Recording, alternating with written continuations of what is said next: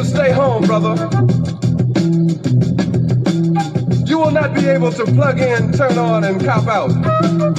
You will not be able to lose yourself on Skag and skip out for beer during commercials because the revolution will not be televised. The revolution will not be televised. The revolution will not be brought to you by Xerox in 4 parts without commercial interruptions. The revolution will not show you pictures of Nixon blowing a bugle and leading a charge by John Mitchell, General Abrams, and Spyro Agnew to eat hog maws confiscated from a Harlem sanctuary. The revolution will not be televised. The revolution will not be brought to you by the Schaefer Award Theater and will not star Natalie Woods and Steve McQueen or Bullwinkle and Julia. The revolution will not give your mouth sex appeal. The revolution will not get rid of the nubs. The revolution will not make you look 5 pounds thinner because the revolution will not be televised, brother.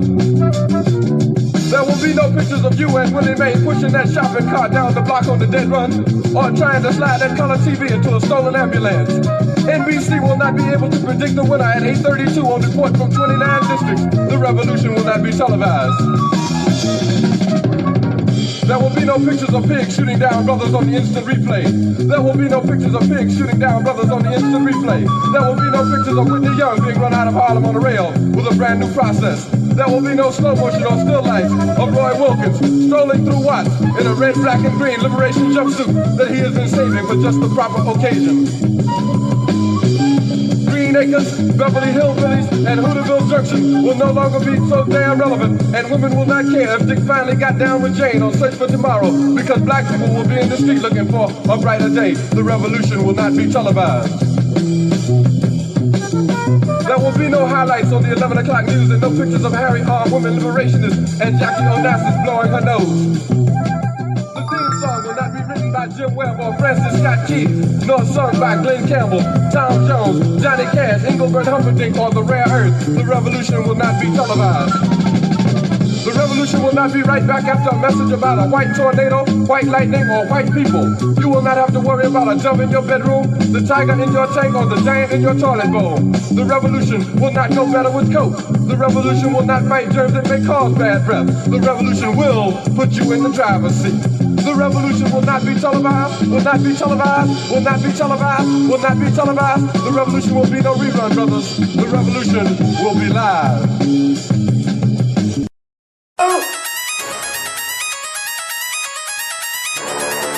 I'm talking about Shabaka going crazy. People going crazy in these motherfuckers. Run that shit back, man. But it means nothing. Nothing. Got a woman on the bed.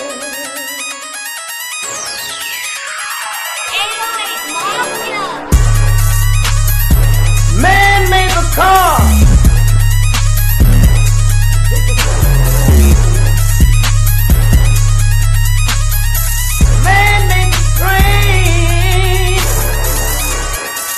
Carry the heavy load.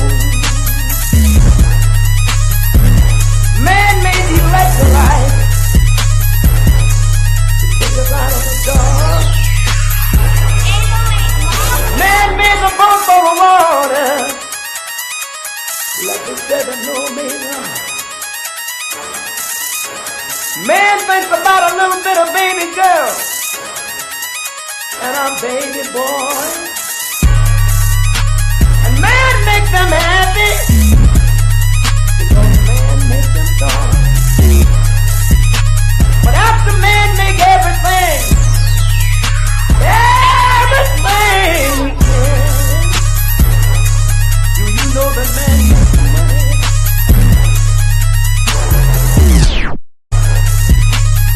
To buy from other men. This is a man's world.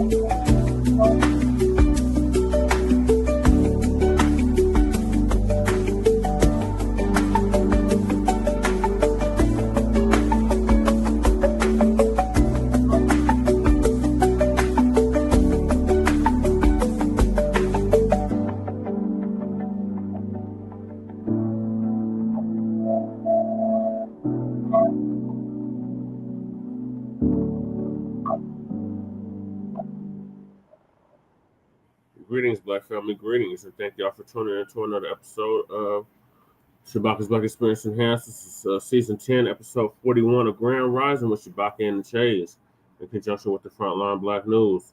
And I'm your host, Chain Krummer, joined with our other host, Shabaka.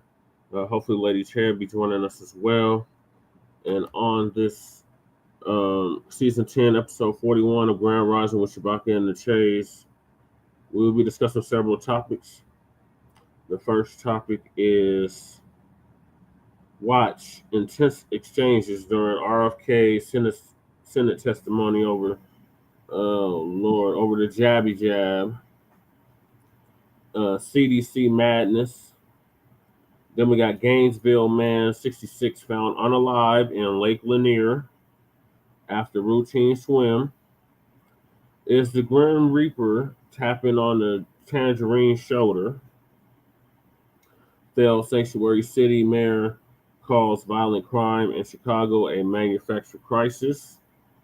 Chicago out of control, 58 people shot in Labor Day horror. And last but certainly not least, did the ancestors claim America as their native land?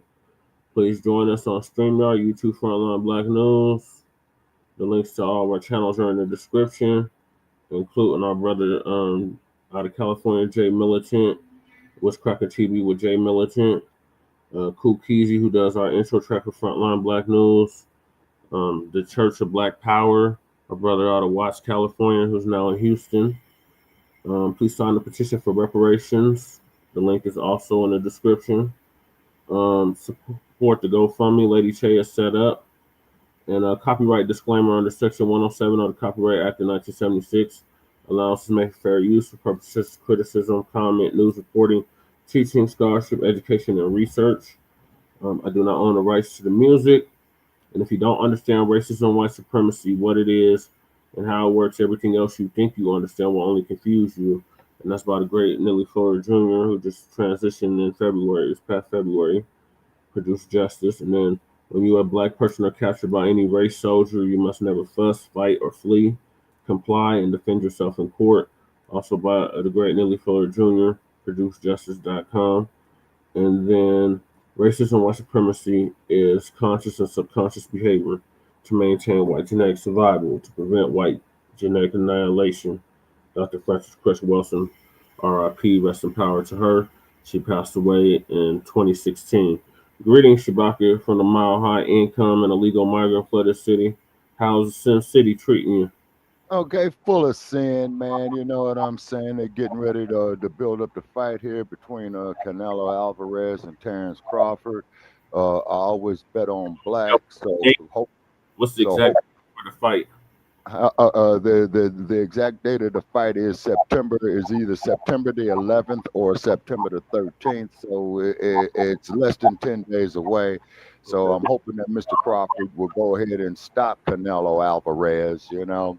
And I'm going to be getting off the street the closer it gets to the fight, because you're going to have all these drunks driving from L.A., man, you know, speeding up and down Highway 15 to get here, you know what I mean, and what have you. So, of course, we definitely wish Mr. Crawford the best. But, however, at the same token, you cannot take anything away from Canelo Alvarez, is because he's a great champion in his own right.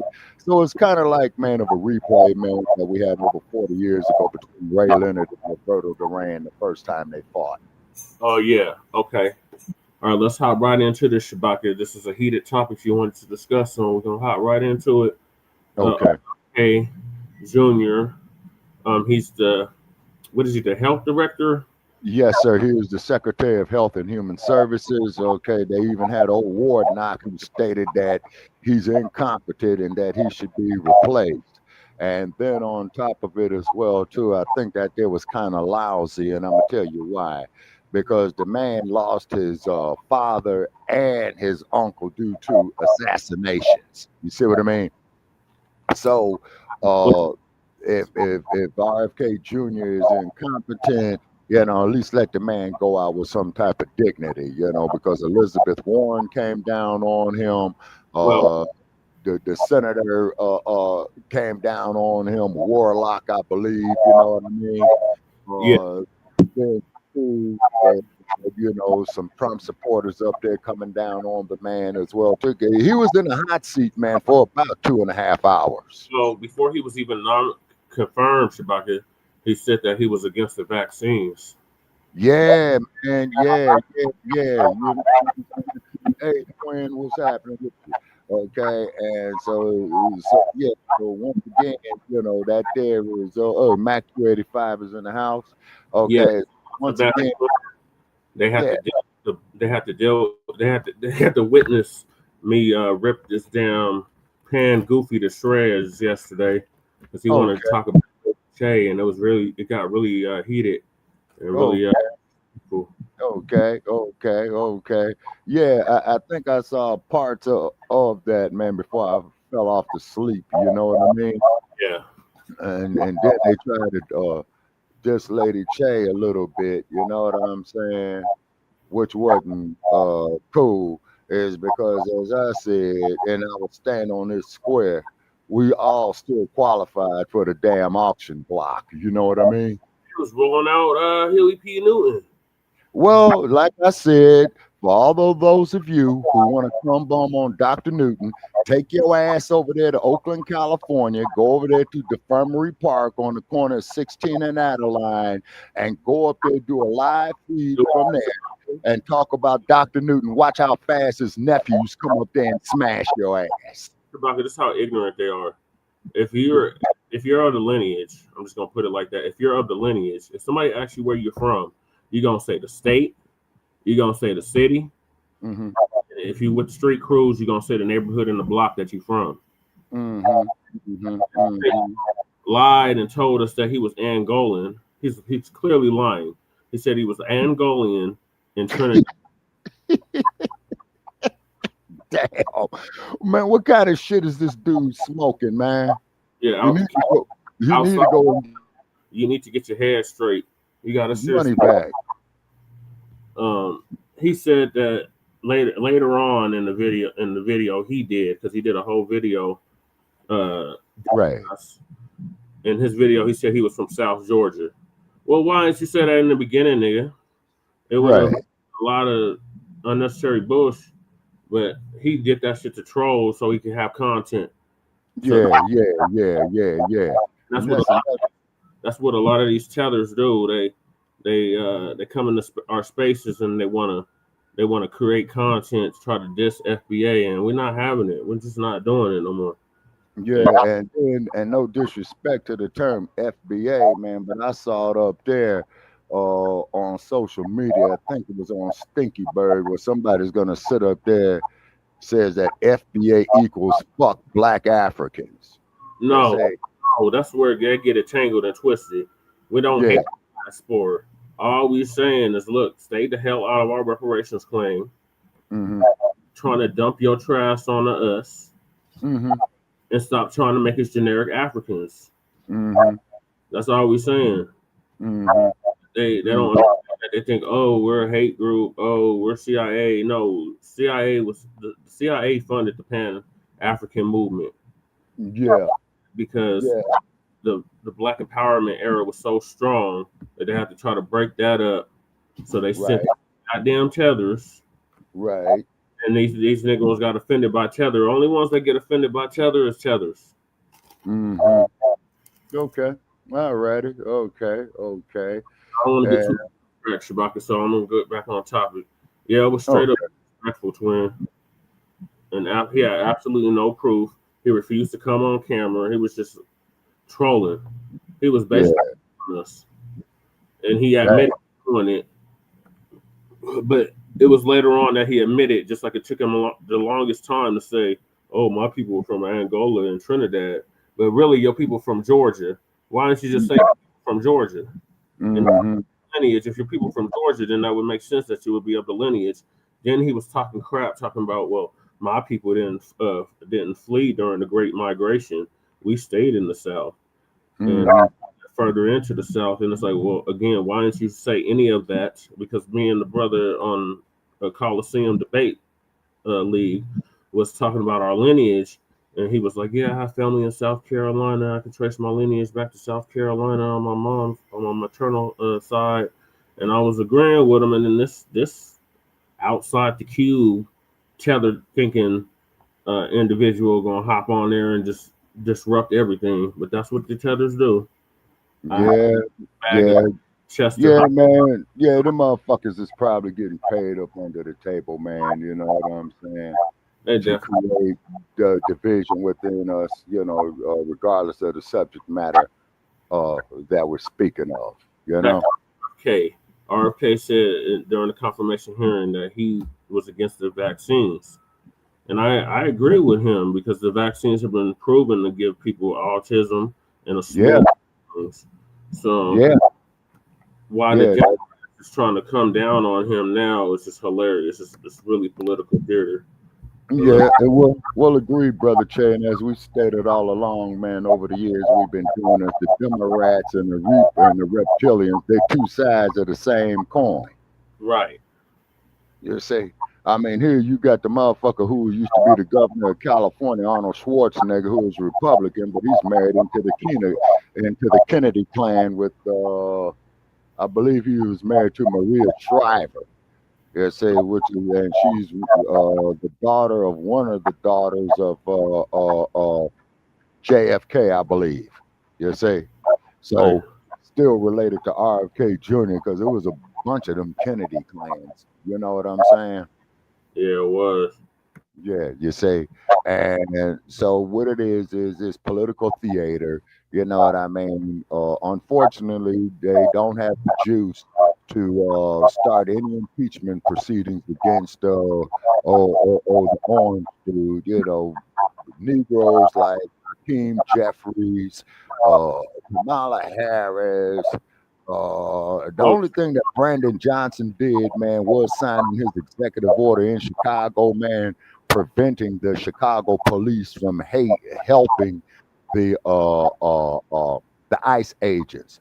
So what did Trump do, man? Then he shifted focus down there to New Orleans. You say? Well, he was in L.A. Shabaka. Yeah. For the ICE raids. Yeah. The ICE protest. Then he switched to Washington D.C. Right. And now his eyes set on Chicago. Right. And Seattle, and we already know Denver, Oakland, San Francisco, Sacramento. Next. So and it's clearly obvious of why he's going to hit Oakland. You know what I'm saying? And we discussed that there before. Connect the dots on why he's hitting Oakland. Yeah.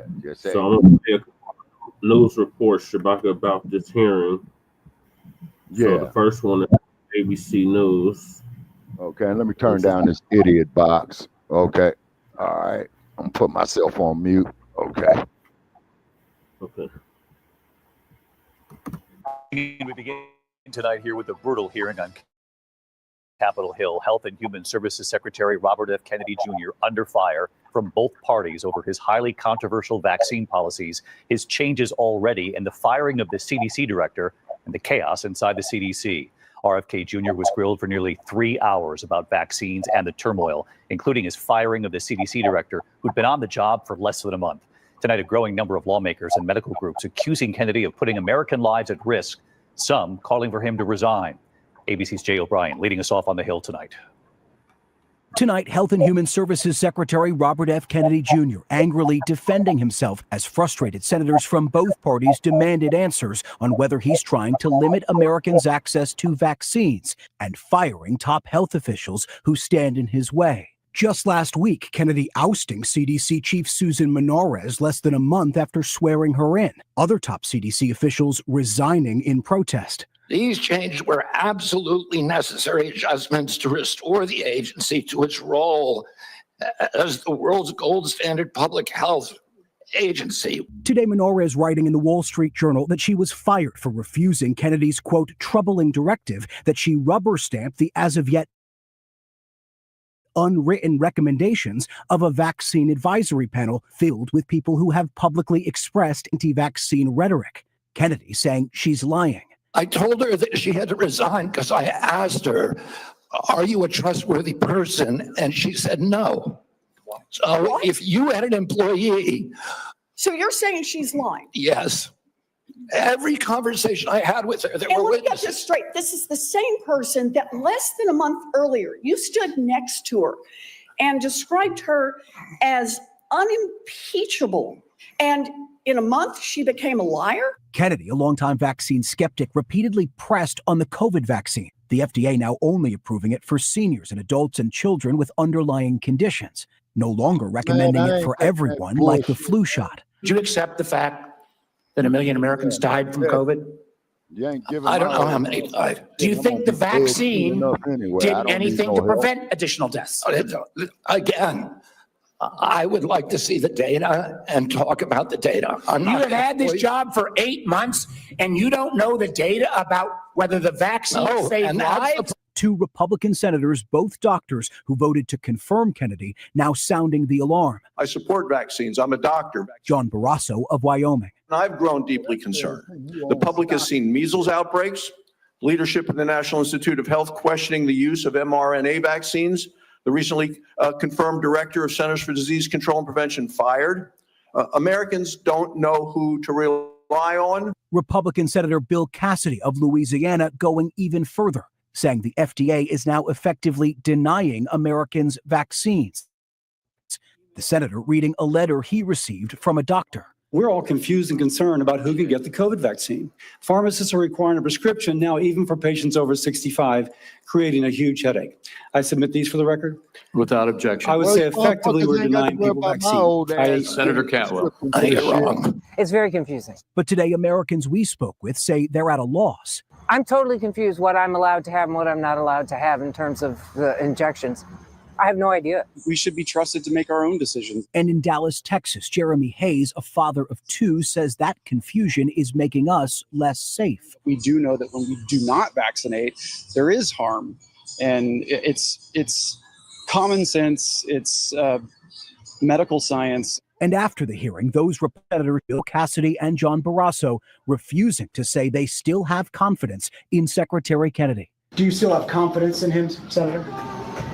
His ability to lead HHS? Do you have confidence in him, Senator? Is there a reason you're not answering? What the President of the United States is doing, and I will not second guess. An extraordinary hearing, David. In total, 3 Republican senators openly questioning whether Robert F. Kennedy Jr. is the right person to oversee public health in this country. But just months ago, those same 3 Republicans all voted to confirm him. David. Jay O'Brien, live up on the Hill. That's what I'm saying. Like, they already voted to confirm his ass. They already knew where he stood in regards to the vaccines. So this is just political theater at this point. Oh, yeah, Democrats ain't got nothing back. And those 3 Republicans that are trying to resign. Hold on, Shabaka. Yeah, share it out. The StreamYard link or the video link? Okay, the StreamYard link. Yeah, if you want to, Shabaka. Okay. No, because I'm letting you know where I'm sharing it to the like page of Shabaka's Black Experience Enhanced. That's the private page. Okay. Okay. So that was, I'm waiting on the computer. It's like freezing up on it. So I'm gonna play the most like intense moments of the hearing next. Right. So like you said, the $5 Indian Elizabeth Warren was lighting him up, saying that he needs to resign. Yeah. So I'm gonna play that clip next, and then I got a clip from MSNBC and a clip from CBS News. Okay. Mr. Chairman, so last November, while you were under consideration to become Secretary of Health and Human Services, I'm not going to take them away. No exceptions, no ifs, ands, or buts. You would not take away vaccines from anyone who wanted them. Then last week, you announced that the COVID-19 vaccine is no longer approved for healthy people under the age of 65. In announcing the change, you said the vaccine will be available for anyone who wants it. Now, obviously, both things cannot be true at the same moment. So let's clear this up right now, Secretary Kennedy. Will you tell America that all adults and all children over 6 months of age are eligible to get a COVID booster at their local pharmacy today? Anybody can get the booster. I'm sorry? Anybody can get it, Senator. Anybody. So you're saying that is now the official rule of HHS. Anybody is eligible to get a booster by just walking into the pharmacy. It's not recommended for healthy people. No. If you don't recommend, then the consequence in many states is that you can't walk into a pharmacy and get one. It means insurance companies don't have to cover the $200 or so cost. As Senator Dr. Cassidy said, you are effectively denying people vaccines. We're not going to recommend a product for which there's no clinical data for that indication. Is that what I should be doing? What you should be doing is honoring your promise that you made when you were looking to get confirmed in this job. You're going like this. That is, you promised that you would not take away vaccines from anyone who wanted them. You just changed the classification of the COVID vaccine. I'm not taking them away from people, Senator. It takes it away if you can't get it from your pharmacist. Well, most Americans are going to be able to get it from their pharmacy for free. Most Americans will be able to get it from their pharmacy for free. The question is everyone who wants it. That was your promise. No, I didn't. I never promised that I was going to recommend products with which there is no indication. When you said. And I know you've taken $855,000 from pharmaceutical companies, Senator. Did you hold up a big sign saying that you were lying when you said that? Because you are the one who said you would not take them away. Now, Senator. Indicate a product for which there is no clinical data. Senator, is that what you want? Secretary Kennedy, you said you wouldn't, and now you did. I'm not taking them away. Everybody can get access to them. No, they can't walk into a pharmacy the way they could last month and get access. It depends on the state. It depends on the states. A year ago, but they can still get it. Everybody can get it. Everybody can get it, Senator. So look, let's move on. You clearly are taking away vaccines. I've seen the list for what's coming up next, and that is the agenda for the next CDC vaccine panel. And first up is ratifying your COVID actions. Second is hepatitis B is on the agenda. So should Americans expect you to take away hepatitis vaccine access as well, even though you promised not to? As I said, I'm not taking vaccines away from anybody. Okay, same answer, right? You're just going to deny that when people can't get access, that you're not taking it away. Then let me ask you, is that the same game you're going to play with me? You want me to recommend every product in the world? No, so that without any clinical trial data. Through on your promises. Yeah, my promise was to give. A month ago, we could get COVID vaccines by just walking. You can still get COVID vaccines, Senator. You are taking that away. No, you are still. You can still get the COVID vaccines, and Medicare will still pay for them, and Medicaid will still pay. The head of the CDC that if she refused to sign off on your changes to the childhood vaccine schedule, that she had to resign. No, I told her that she had to resign because I asked her, are you a trustworthy person? And she said no. So if you had an employee who told you they weren't trustworthy, would you ask them to resign, Senator? So no, I wouldn't. That motherfucker stating how he honestly feels. I might promote the motherfucker. I'm not surprised about that. So you're saying she's lying? Yes.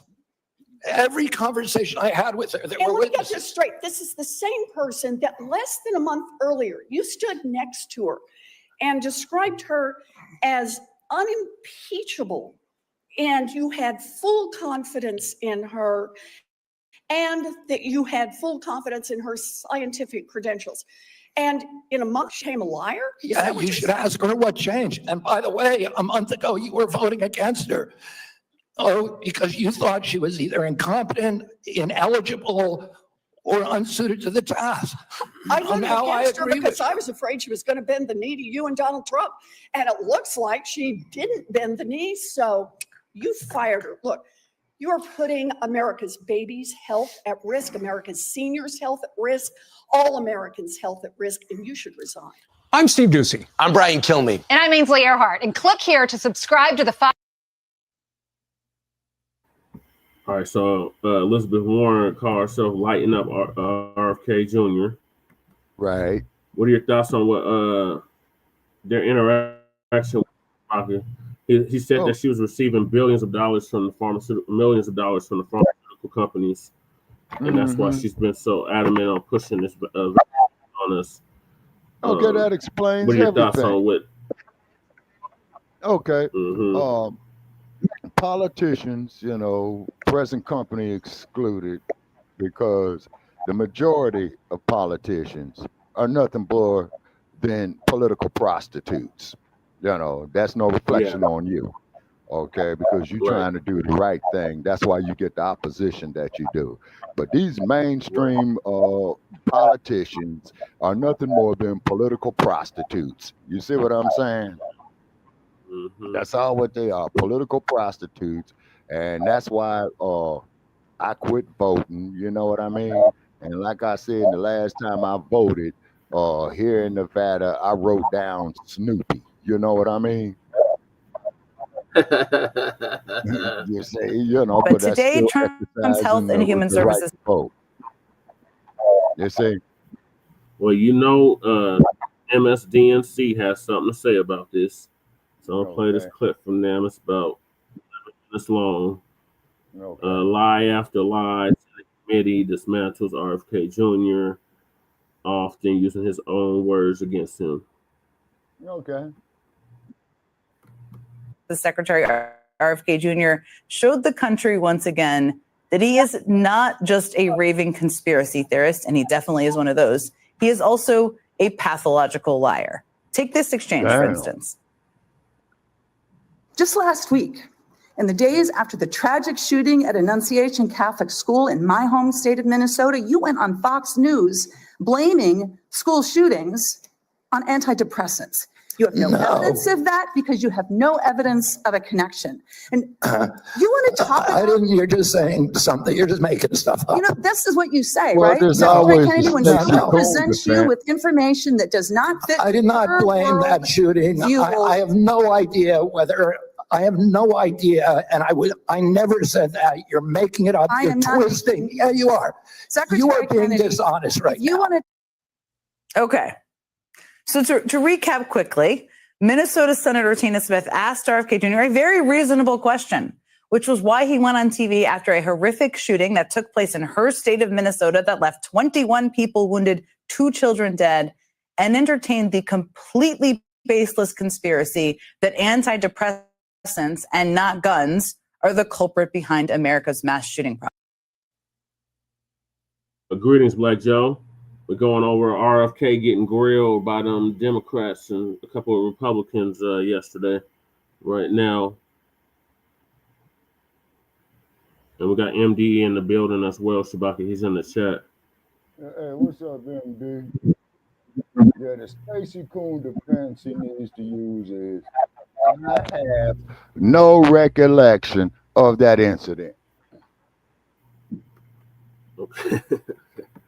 And Black Joe just got in the building, Shabaka. He's in the on the panel. Okay. Yeah. Okay. And Secretary Kennedy's response was, you just heard him do it repeatedly, was that isn't true. Senator Smith is just making it up. She's being... Hey, Black Power, Grand Risings to you. How you be, Black Joe? How's life?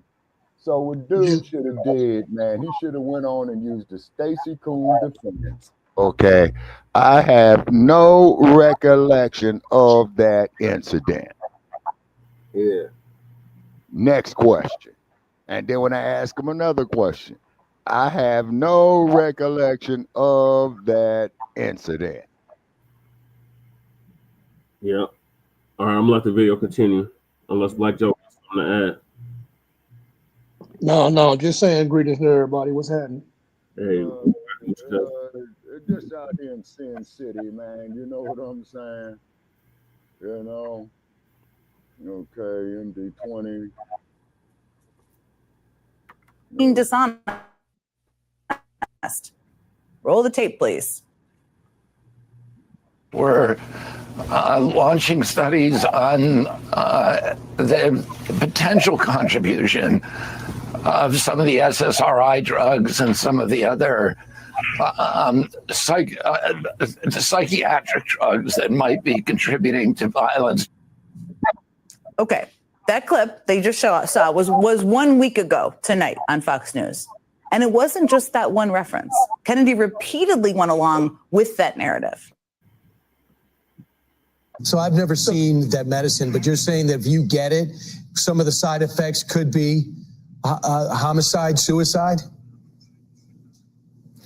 Well, there are black box warnings on some of these psychiatric drugs that warn about in their clinical trials that they saw suicidal and homicidal ideation. Now, to be abundantly clear, and I've already said this, I'm going to say it again, there is no evidence, none whatsoever, linking antidepressants to mass shootings. But still, Secretary Kennedy fanned the flames of that conspiracy repeatedly and then pretended he didn't. And that was far from an isolated moment during the hearing today. I mean, for hours today, RFK Jr. sat in front of the Senate Finance Committee and obfuscated, misled, and brazenly lied about one thing or another. Take this exchange about access to health experts.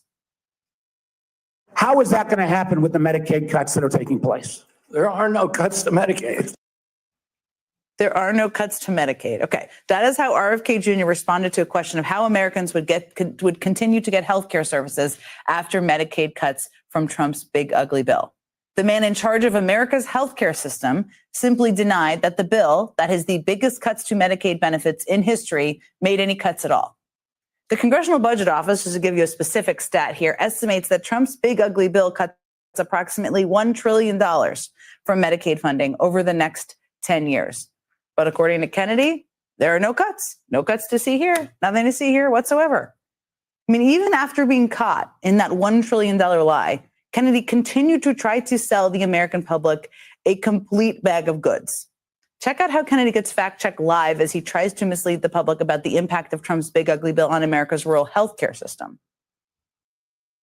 It's going to be the biggest infusion of federal dollars into rural health care in American history. Yeah, you know why? Because you're cutting $150 billion for rural hospitals. You're putting $50 billion back. Sanders, That's not you an full of infusion. shit. That's a loss of $100 billion.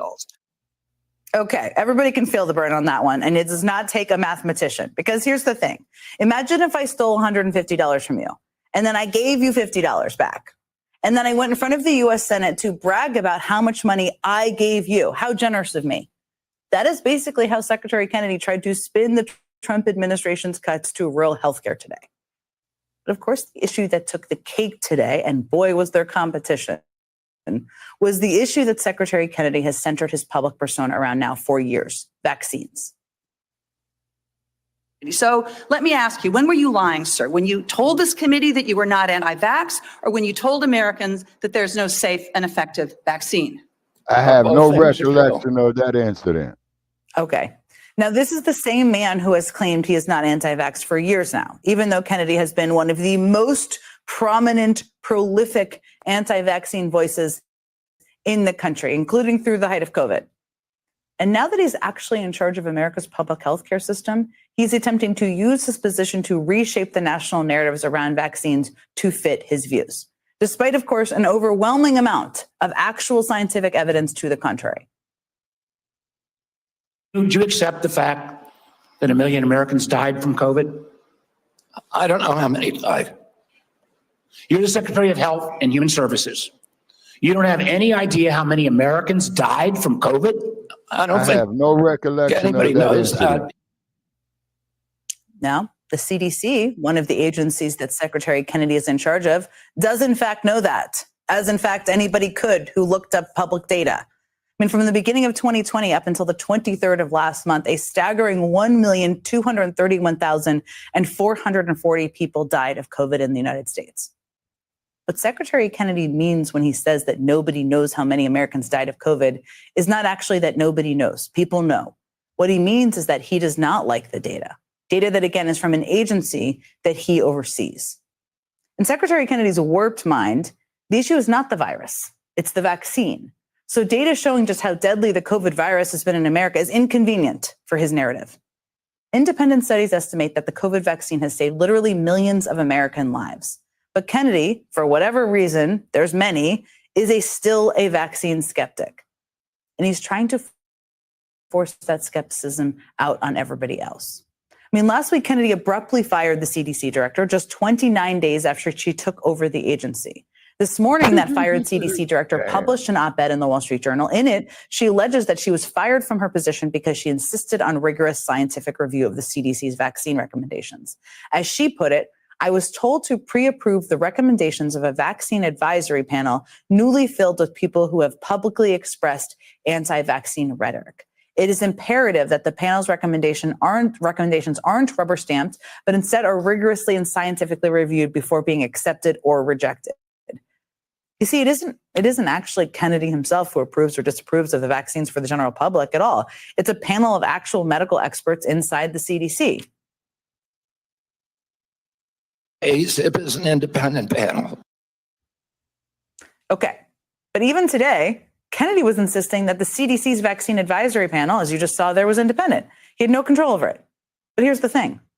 Back in June, Kennedy fired all 17 of the panel's members. He literally got rid of every single person on the panel. And he replaced all of those actual experts with a handpicked panel of his choosing. A panel with, you guessed it, plenty of vaccine skeptics.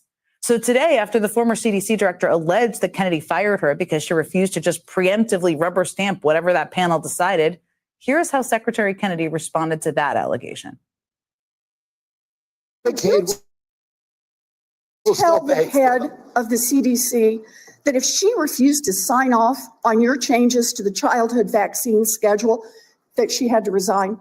No, I told her that she had to resign because I asked her, are you a trustworthy person? And she said no. So if I don't even know where to begin in unpacking that statement and what he just said. On that But one, at least I do he's need to honest. show you Senator Elizabeth Warren's face after Secretary Kennedy said that. Look at her face. We were all Senator Warren in that moment when he said that. This shows. Now, lawyers for the former CDC director put out a statement today saying that Secretary Kennedy's claims are, quote, false and at times patently ridiculous. They said the former CDC director stands by what she said in her op-ed and would repeat it all under oath. Watching RFK Jr. make ridiculous claim after ridiculous claim today was truly a maddening thing to watch. But the lie that actually astounded me a bit today was when he lied about something that Americans all across the country are actually experiencing for themselves right now, firsthand. Will you tell America that all adults and all children over 6 months of age are eligible to get a COVID booster at their local pharmacy today? anybody can get the booster. I'm sorry? Anybody can get it. Anybody. People who want to exercise their freedom of choice are being denied that. No, they aren't. Everybody can get the vaccine. I would say effectively we're denying people vaccine. Senator Cantwell. You're wrong. They are not wrong at all, in fact. I mean, over and over again, Secretary Kennedy insisted that anyone over 6 months old in America could walk into their local pharmacy and get their COVID booster. The biggest pharmacy chain in the country is CVS. Right now, there are 3 states where CVS isn't offering the COVID vaccine at all. In 13 other states, you can only get a vaccine if you have a prescription. And no matter where you are in the country, the FDA, another agency Secretary Kennedy oversees, just restricted its authorization of the new COVID booster to only people over 65 years old or people with underlying health conditions. That means all across the country right now, people cannot, in fact, get the COVID booster. But rather than acknowledging that fact, the fact that millions of Americans across the country will undoubtedly experience themselves in the coming weeks if they haven't already, rather than other former CDC directors that served under both Democratic and Republican presidents, published an op-ed saying that Secretary Kennedy is actively endangering every American's health. Yesterday, more than 1,000 Health and Human Services employees published a letter demanding that Kennedy resign. They also warned that Kennedy's leadership is endangering the nation's health. I know the word unprecedented gets thrown around a whole lot these days, but we have never been here before. Well. The only thing I got to say about that there, people, is hooray for Hollywood. All right, so Black Joe had a bunch of data he shared in the chat. So in regards to this, they were talking about the SSRIs, which are selective serotonin reuptake inhibitors. They're a class of antidepressant medications that work by increasing serotonin levels in the brain. They're commonly prescribed for treating major depressive disorder, anxiety disorders, and obsessive compulsive disorder. It sounds like Trump needs one of those injections. The data came from 9 studies in participants under 18. Just over 1,100 patients received the drug.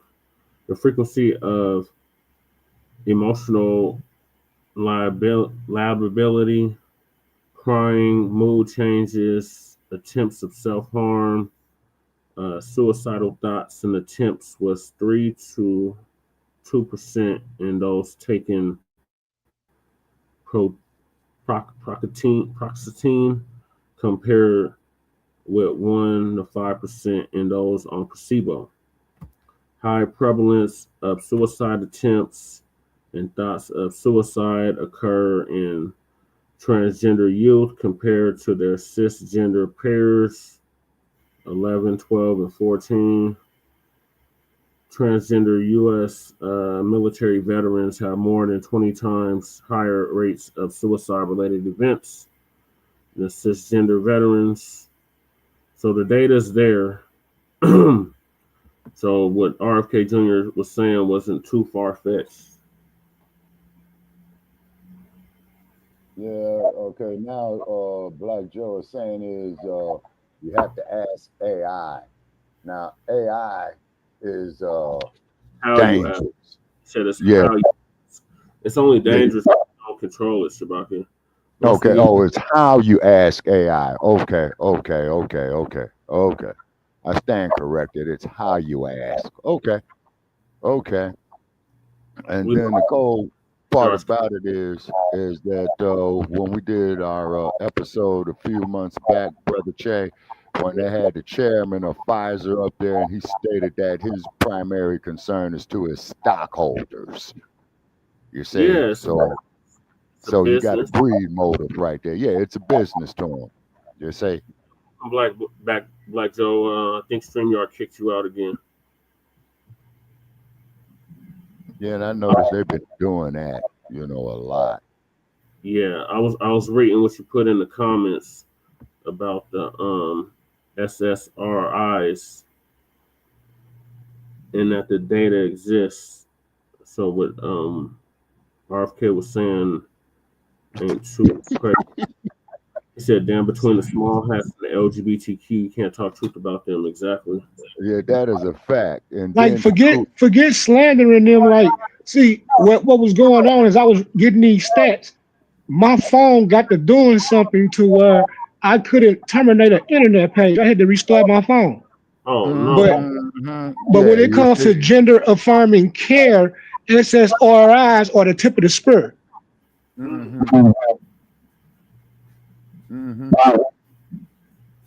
Is that why they're doing all these shootings? The last shooting in Minneapolis was one of those transgender. Between the transgenders and the folk with genetic deficiencies who are born with chemical imbalances in their brain. All right. Okay. I can literally go back to 2006. I had a friend that was taking Prozac, and one of the first warnings was, if you quit it cold turkey, it may cause suicidal or harmful thoughts. Then everything else. Damn. So this is a known fact, and it's been a known fact. But because America is looking a lot like Sodom and Gomorrah, yeah, they are protected like the small hands, man. Yeah, yeah. I mean, man, why don't the motherfucker just go on and smoke him some weed, man? You know what I'm saying? That's exactly what I did to my friend that was on Prozac, and they ain't been back to Prozac in over 20 years. Yeah. Oh, okay. Yeah, tell him to go smoke him some weed, man. You know. Have you heard anything about Abilify? Because they got me on Abilify for my depression. You be careful with that Abilify. Be careful, because it anything that messes with your serotonin or dopamine receptors. Once you no longer get that, you got to compare this to a cocaine addict or a heroin addict. That dopamine release. You don't get high off of it, but your body gets used to a certain amount of dumping. And when you deplete it is when you go into your dark space. Yeah. Okay. So another word for that would be withdrawals, right? That's the withdrawal. Yeah, you get the anger, you get the throwing, you be ready to sprig out. Right. So you, and the killing part is you become dependent on these medicines. They aren't even a treatment. They are the problem. Right. Damn. So yeah, let me get back to looking up this SSRI information, because when I tell you my phone hasn't done this in probably over 6 months. So yeah, that's interesting to me. Well, it seems to me, man, with individuals, man, who have that stuff in their system, they need to get them some purified water, man, and drink it like Kool-Aid to flush out their system. See, that's the catch, though. You look, the dude who just shot up, the last cross-dressing white male mass shooter. Let me say that right. His mama held his hand through everything, and they caught her trying to get on the airplane and leave the state as he was doing the shooting. Like, she allowed him to change his name and she allowed him to go through gender affirming care and all that stuff. And once again, the tip of the spear is the antidepressant, because once you snip yourself, or once you a man and you start growing breasts, like, think about it, a masculine man with too much fat, he feels some kind of way about him jiggling too much. Right. So they got to stay in a certain state of mind. And without these people who are backing them and upping them, this wouldn't be it. Back in the 90s, and nobody cared if you was gay, you went over there. But the issue nowadays is, see, this is the catch too. Since we're in this day and age of everyone can do what they want to do, and don't question me on what I do, you stay out of my business. These cross-dressing men are really getting upset that heterosexual men don't see them in public. They're invisible to heterosexual men. That's a huge part of this. So when I'm online and I'm hearing different groups of people complain about things, like, to know that they want straight men, and when I say stuff like, well, if he messes with you, he's not straight, like, that defeats the whole argument. Right. So I'm sorry. Go. Okay. Well, I was just gonna say, man, in California, if you don't address one of them individuals by their quote unquote preferred status, right, they will hit your ass with a hate crime. And this goes back to these states that I keep on talking about, where you have no stand your ground law. That's part of that. Like, that's a huge part of that. Them kowtowing to them people. But once again, like, just like the gay chef at Obama restaurant that all of a sudden, at Obama house, that all of a sudden came up drowned, and then all of this stuff come out about Obama and his homosexual his ways and his taste. So you gotta, like, cause and effect be there. Sometimes you gotta step all the way out the box and look at everything, man. And it's dangerous out here. And any one of those SSRIs is like I say, after taking them for so long, once your body gets used to a certain amount of dopamine and serotonin release, if it can't get that, you get real agitated real quick. Yeah. So that's just of addiction. It definitely develops an addiction. Like Adderall ain't nothing but meth. It just got a different 1 or 2 different chemical precursors, but the makeup is the exact same as a meth molecule. Yeah, and Ritalin ain't nothing but crack. Exactly. So yeah, you know, the way to kind of do it though, if you want to get off of them, is to wean yourself off of them. You're going to notice your mood changes and stuff like that. But if you could wean yourself off and find an alternative or a hobby, like we all got our own quote unquote ADHDs, you know what I'm saying? Mine was firearms. So I went to school for firearms and it really keep my mind occupied. Right. So it's one of those things. Like I tell parents about their children, if the school or doctor say your children got ADHD, just find out what they're into. And once you do that, the job that they're into, which is actually their hobby, makes them to where if they learn it, they never work a day in their life. Right. So yeah, but the SSRIs, man, it's the tip of the spear of the ubiquitous LGBTQ community, because it's that to suppress feelings, emotions, and attitudes as they're going through all of these different procedures. Right. And then to give you some more cannon fodder there, Black Joe, is like when you go through Silicon Valley, right? Okay. Because I did a story on that a while back, Brother Che, if you recall, is that all you got is these biotech firms, biotech, biology, technology. You see what I'm saying? Which is biotech. And these areas are posh, multi-trillion-dollar industries. You see what I'm saying? So just like what the chairman of Pfizer said, our obligation is to our stockholders, and he's pretty much like saying the hell with the general public. You see what I mean? Yeah, it's all a business.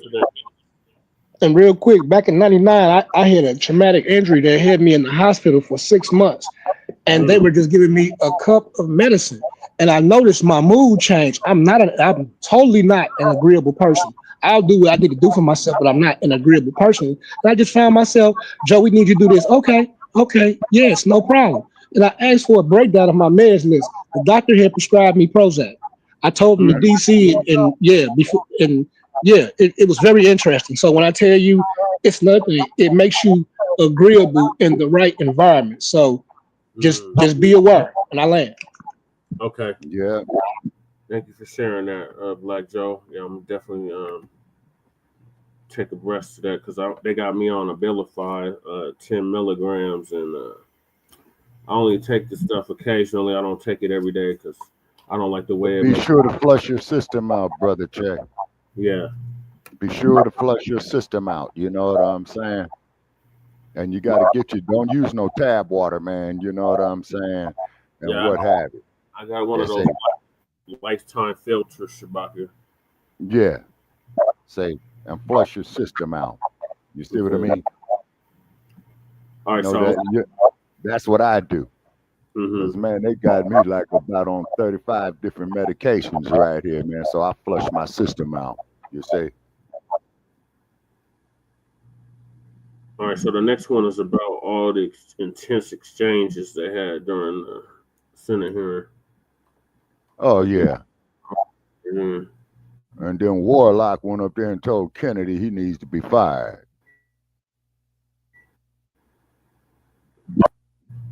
Yeah, he's in here too. Yeah. Newly filled with people who have, I've made it clear, I think that. Come on, computer. Sorry, y'all. Yeah, and you see Kennedy got some goons behind him. You know that, right? Said I'm making it harder for children to get vaccines and that kids are going to die because of it. And Mr. Chairman, I'd like to put in the record today an op-ed written by Susan Monarez, who was fired by Mr. Kennedy. Without objection. So what we know, and Dr. Monarez, was approved by Republicans. She wrote an op-ed today in the Wall Street Journal, which I've just put in the record, and I quote her. She said, "I was told to pre-approve the recommendations of a vaccine advisory panel newly filled with people who have publicly expressed anti-vaccine rhetoric." So it's not some liberal philosopher or something. This is the CDC director who tells the Wall Street Journal, which is not exactly interested in progressive, theories and the like, that she was told to pre-approve the recommendations of a vaccine advisory panel filled with people who've publicly expressed anti-vaccine rhetoric. So my first question, Mr. Secretary, is, did you in fact do what Director Monarez said you did, which is tell her to just go along with vaccine recommendations, even if she didn't think such recommendations aligned with scientific evidence? That is No, I did not. That's a yes or no. So you have an opportunity to call her a liar if you say that you didn't do it, but I'd like to see you respond to this. No, I did not say that to her. And I never had a private meeting with her. So there are witnesses to every meeting that we have, and all of those witnesses will say, I never said that. So she's lying today to the American people in the Wall Street Journal? Yes, sir. Okay. Let's talk now about what's coming up, because I've made it clear what I've thought about the 203 days with my colleague, Senator Also Brooks. In 2 weeks, CDC's Advisory Committee on Immunization Practices will meet to make decisions about critical vaccines that protect us against hepatitis B, measles, and more. The committee's got a profound impact on vaccine access, but these aren't ordinary meetings. You stack the deck to ensure the panel bends to your views. In June, you fired all 17 committee members who were respected scientists and doctors. You replaced them with non-experts, vaccine skeptics, and conspiracy theorists. As a result, this critical advisory panel has lost scientific credibility. After years, colleagues, we spent so much time not looking at this as Democrats and Republicans, but as good science and scientific credibility. And now the American Academy of Pediatrics has warned that the committee is being politicized at the expense of children's health. American Academy of Pediatrics, you think they're lying too? I think the American Academy of Pediatrics is gravely conflicted. They get their biggest contributors are the 4 largest vaccine makers. They run a journal, Pediatrics, which they make a lot of money on, that is completely dependent on pharmaceutical companies. So I wouldn't put a big stake in what they say that benefits pharmaceutical interests. Senator, I didn't politicize ACIP, I depoliticized it. The Congress has been investigating ACIP. All over the country, Mr. Secretary, scientists and doctors are saying otherwise. They're all wrong too. They're all lying, according to you. The scientists and doctors are supporting me all over the country. There is division on opinion. I don't get letters from thousands of people who are not political saying that this set of changes is going to damage American healthcare, and particularly these healthcare agencies, for decades to come. I don't get any letters from people saying, hey, this is going to make a big difference forever. And maybe you're listening to a selective group of people. Well, you get me. Yeah, and I will. Fine. I will tell you what, Senator. I will put my mailbag against your mailbag any day of the week. 30 seconds. Dangerous respiratory viruses like RSV are on the agenda for the next advisory meeting. Countless parents have been awakened in the dead of night by a wheezing kid gasping for air, forced to rush their little one to the ER. There's no worse heart-wrenching fear. The RSV vaccine offers these kids protection against the worst effects of the virus. But now it looks like you're on a crusade to make infants and babies more vulnerable to the terrible illness. That's what we're doing with the COVID changes. And please make your answer brief, Mr. Secretary. I've said that position is indefensible. I think it's possible. Congress has been investigating that committee for 23 years because it is pervaded with conflicts of interest. What we did is we got rid of the conflicts of interest. We depoliticized it and put great scientists on it from a very diverse group. Let me close with very pro-vaccine. Let me close with this, because like Senator Crapo, I'm a few seconds over. I don't think, Mr. Secretary, this is about you and me. This is about kids being pushed in harm's way by reckless and repeated decisions to get scientists and doctors out of the way and allow conspiracy theories to dictate this country's health policy. I don't see any evidence that you have any regrets about anything you've done or plans to change it. And my last comment is, I hope that you will tell the American people how many preventable child deaths are an acceptable sacrifice for enacting an agenda that I think is fundamentally cruel and defies common sense. Thank you, Mr. Chairman. Do I got a reply? Or Senator, you've sat in that chair for how long? 20, 25 years, while the chronic disease in our children went up to 76%. And you said nothing. You never asked the question why it's happening. Why is this happening? Today, for the first time in 20 years, we learned that infant mortality has increased in our country. It's not because I came in here. It's because of what happened during the Biden administration that we're going to end. I'm going to let Senator Wyden respond briefly to that, and then we're not going to go over like we just did. This committee on a bipartisan basis. Colleagues, my cabinet secretary says that we have no interest in chronic care. Mr. Secretary. Mr. Chairman, could we have regular order, please? We are in the process of turning around the Medicare program with the chronic care bill that Chairman Hatch, when he was chairman in this committee, put together on a bipartisan basis. All right, we're going to proceed. And I just want the rest of the members to know, I gave Senator Wyden as ranking member some leeway there, but we're going to stick to the 5 minutes. Mr. Secretary, in June, you fired every member. Mr. Secretary, Mr. Secretary, may I have my time back, Mr. Chairman? Thank you. Mr. Secretary, thank you for your attention. In June, you fired every member of the well-qualified panel that was charged with recommending vaccines to the CDC. No one in your job.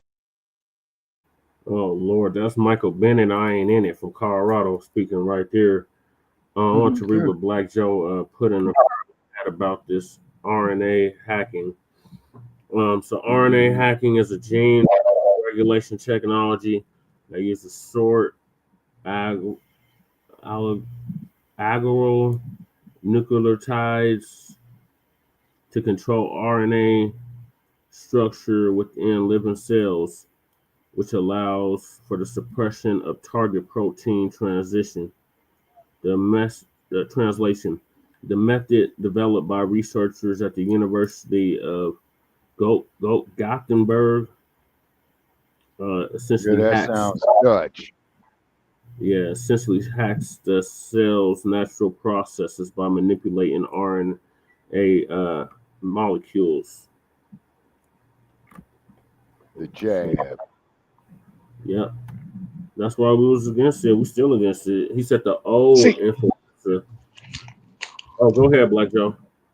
See, about that RNA hacking, what you got to understand, though, is what they did with the jab is something that they've never done to the human body before.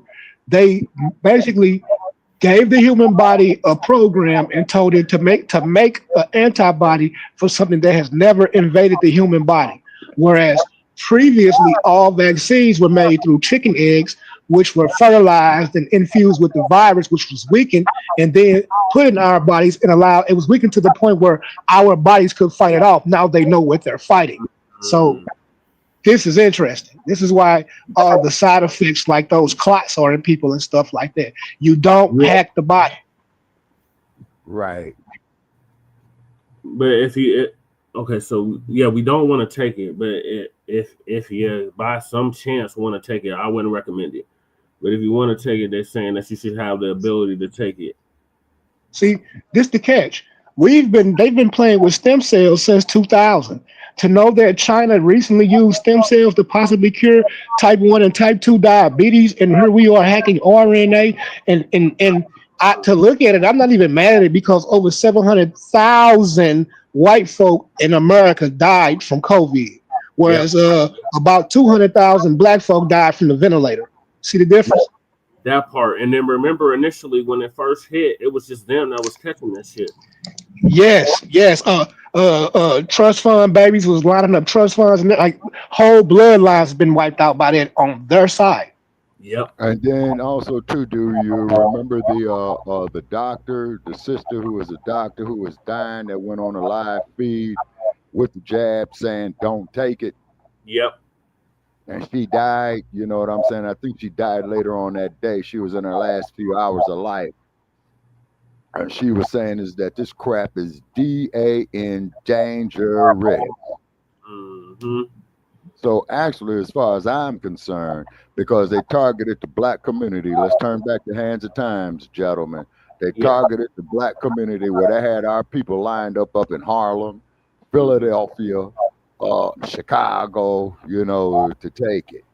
But I mean, and then remember they yeah. 100 years ago, Shabaka, with the red summer. Yeah, and then they was talking about these cell towers. Mm-hmm. Yeah, you see, so I'm not going to get on that, man. You know what I'm saying? Is because everybody's cell phone is on these off these cell towers and what have you. You say the scariest thing is about 10 years ago. Hold on, 25, about 10, 15 years ago, Bill Gates did a TED talk. And in his TED talk, he said they can depopulate the earth by at least 10% through vaccinations. Yeah, exactly. That's part of Agenda 21, the depopulation. Yeah, I remember that.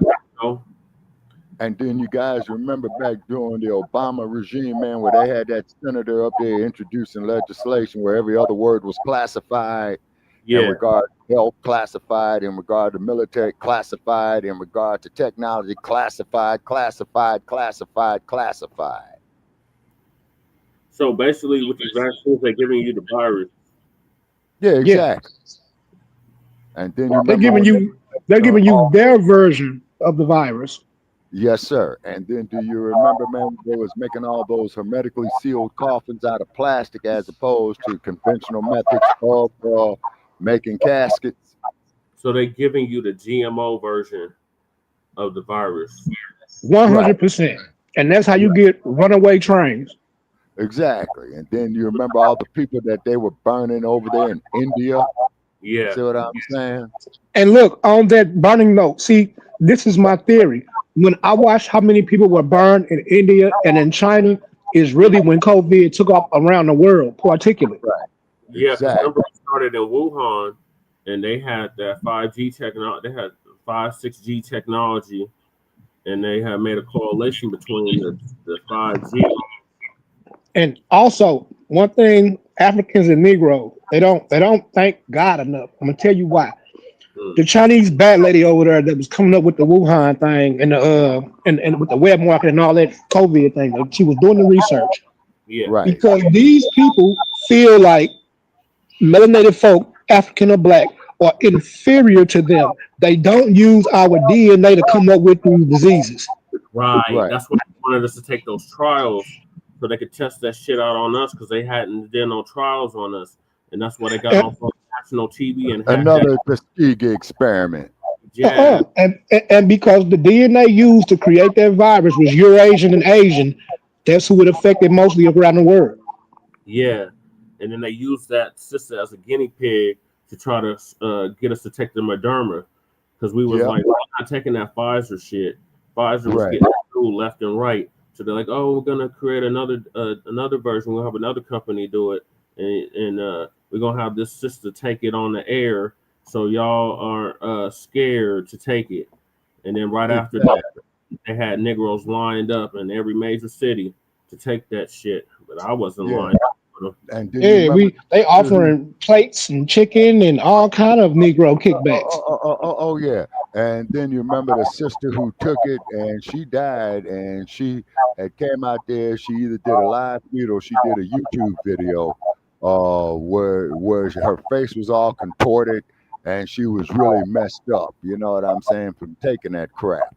And I had that shit twice. Remember, Shabaka, me and Lady Che had caught it twice. Yeah. Oh, I caught it 3 times. Okay, did you flush it? Okay, did you flush your system out with the water? The kids. Yes, I pushed hydration. Okay, and also to get you some natural lime juice. You see what I'm saying? This is what brought my folk through this.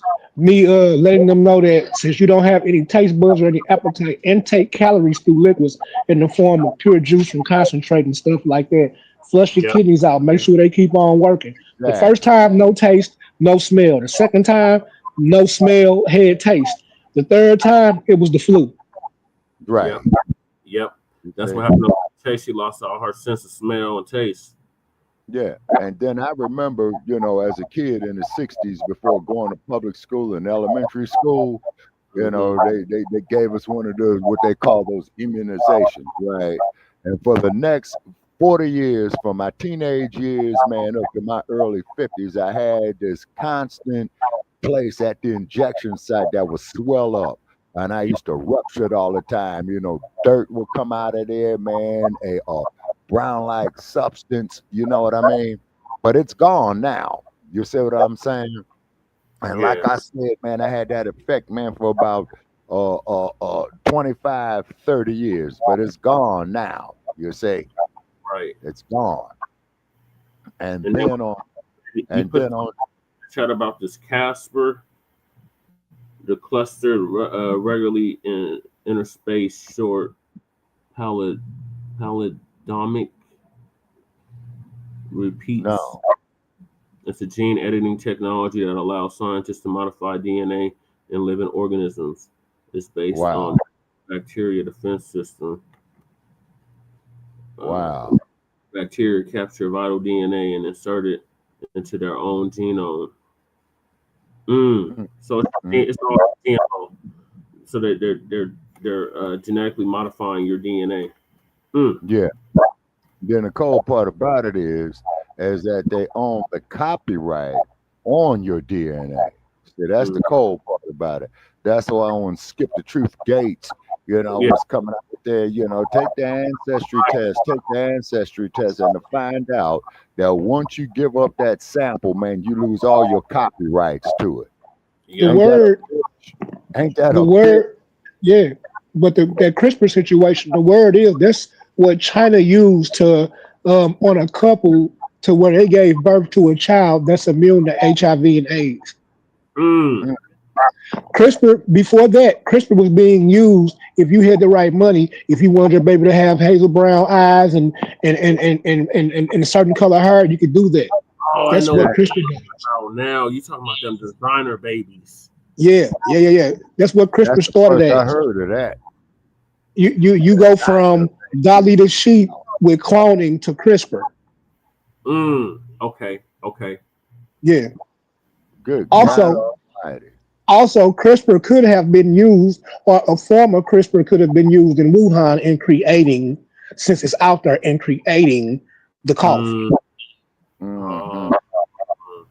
Because they modified the bird flu. Yeah, some kind of bat disease. They modified it and made it transferable to humans, but they use Asian and Eurasian and European DNA. So that they the Chinese were pissed Africans wasn't dying over there to the point where they started deporting them. Yes, Yeah. I remember that. Yeah, they were doing that to the Nigerians in particular. And we were like, is this a white disease? That's what I remember seeing that in 2019. Yeah. Like in 2020, is this a white Remember, disease? They were the main ones catching that shit.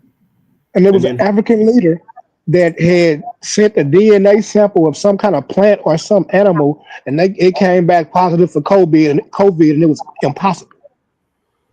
Right. And then remember Hank Aaron get the jab, that Moderna shit, and then he ended up dying shortly after. Yeah, that's right. You notice that almost everyone that shamed people for not taking that situation died? Yeah. And so, like I said, man, I just load up on my lime juice, man, and drink that lime juice like water. So RFK Jr. is onto something, and they didn't want that information to get out, so now they're grilling him. Yeah. So what they're trying to do is smear him in public, so don't nobody put no regard on what he's saying. You see what I'm saying? But this bastard on the screen, this is Michael Bennett. He called himself running for governor next year here in Colorado. This is Mr. Bennett. I ain't in it. I remember I ran into his ass at the farmer's market. He was shocked. I knew who the hell he was. Damn. Because he was responsible for the charter schools out here. Okay. He was part of that defer movement. Yeah. Because I know in California they had an initiative that they was trying to get on the ballot to take away the funding for public education and take that funding and put it off in the charter schools. And basically what you do, the charter schools, the administration can decide who attends the charter schools. You see what I mean? Yeah. So quite naturally, of course, you know, they had them out there in these rich areas of California like Arcadia, which is mainly Chinese, where Santa Anita used to be, San Mateo County, ritzy areas of that. But places like Los Angeles County, Alameda County, of course, you know, they didn't want them going up there, you see. Yeah. And parts of San Francisco County and stuff like that. Yeah. All right, let me finish the clip. Fuck my head. I just wanted to get that out. Has ever fired every committee member all at once. That month, you told the American people that you were, quote, going to bring great people onto the ACIP panel, not anti-vaxxers. Are you aware that one of the people you put on the panel, Dr. Robert Malone, claimed that the commonly used mRNA vaccine, quote, causes a form of AIDS and can damage children's, quote, brains, their heart, their immune system, and their ability to have children in the future? Yes or no, Mr. Kennedy? And Dr. Malone is one of the inventors. Yes or no? Yes or no? Were you aware that he had that view when you appointed him to this panel? Dr. Malone is one of the as I said, Dr. Malone is one of the inventors of the mRNA vaccine, not so he knows a lot more that about statement, it than I do. Mr. Chairman, that statement is not true that Dr. Malone made, just as it wasn't true when you wrote that, quote, African AIDS is entirely different from Western AIDS. Are you aware that another one of these new members, Dr. Levy, wrote that, quote, evidence is mounting and indisputable that mRNA vaccines cause, including death, especially among young people? Yes or no? Are you aware that he said that? I wasn't aware he said it, but I think I agree with it. You agree with it? It's not true. It wasn't true when he said it. It is not true when you said it. Secretary Kennedy, later this month, your new panel will meet to consider changing vaccine recommendations for American children. In addition to the COVID-19 vaccines, they are set to review recommendations for the hepatitis B vaccine, for measles, for mumps, for rubella and varicella vaccine, and the RSV vaccine. These are common back-to-school vaccinations for children all over the industrialized world. If you change that, you owe parents in Colorado and across the country the benefit of some transparency, I think. If your panel recommends changing the vaccine schedule for children, do you anticipate that fewer children will receive these common vaccinations, yes or no? What I would say, Senator, the obvious answer is yes. Should parents and schools of Colorado be prepared for more measles outbreaks as a result of that, Mr. Secretary? Senator, how about more? You fucking Democrats should be responsible for that shit. You allowed these goddamn illegals to flood our goddamn state and city. And they brought all that shit over here. We had already been vaccinated for all that shit. Like Shabaka said, we had to get all those vaccinations when we was in grade school. So y'all are the black for that shit, Democrats. You open up the gates. You open up the border and let these mugs in from these countries where these diseases is running rampant and they don't have no immunity to the shit. So they bring that shit over here, and now they got our whole damn school system and health system infected with that shit. Yeah. You say, yeah. Mumps outbreaks. I do not anticipate a change in the MMR vaccine. ACIP is an independent panel. So well, it's a panel you just put those folks on. Far from what you said, there are people with ideas that are completely outside the mainstream. You mean out of the pharmaceutical paradigm? Let me just say, Mr. Secretary, all these vaccines that we're talking about today are free and accessible to parents today in America who have the freedom to be able to make that choice for their children. Will that be true after your handpicked panel makes their judgments about these vaccines? I think that parents should be free to... I know you said that before. I do too. To make their own choices. So will they be just as free after these? I assume they will be. I will hold you to that, Secretary Kennedy, because this is not a podcast. It is the American people's health that's on the line here. This is the last thing, by the way, our parents need when their kids are going back to school, is to have the kind of confusion and expense and scarcity that you're creating as a result of your ideology. I think it's critical for you to share the evidence that this panel will rely on. Will you give the American people 6 months or 6 weeks in advance the record that they're going to rely on to make these decisions? Will you make it transparent for the American people? All the evidence is transparent. Will all you the make evidence- it in advance transparent for the American people so they can comment on it? All the evidence is transparent for the first time in history, and you were never there complaining when the pharmaceutical companies were picking those people and then running their products through with no safety testing. You can characterize it any way you want. I quoted them today. What I said was accurate. What you said were lies. You Are you described saying, people Senator, moving the Titanic. Are you chairs saying on the that the Titanic mRNA with- vaccine has never been associated with myocarditis or pericarditis in teenagers? I am simply. Is that what you're trying to tell us? I am simply trying to say that the people that you have put on that panel, after firing the entire. You're evading the question. No, I'm asking the questions here. You're Mr. evading Kennedy. that question. I'm asking the questions, I Mr. asked you a Kennedy. question. I'm asking the questions for Mr. Kennedy on behalf of parents and schools and teachers all over the United States of America who deserve so much better than your leadership. That's what this conversation is about, Mr. Chairman. Senator, they deserve the truth, and that's what we're going to give them for the first time in the history of that agency. And I'm approaching this as a doctor, not as a senator. I am concerned about children's health, seniors' health, all of our health. And I applaud you for joining the president in a call for radical transparency. Thank you for that. I said yesterday, I believe it, that President Trump deserves a Nobel Prize for Operation Warp Speed.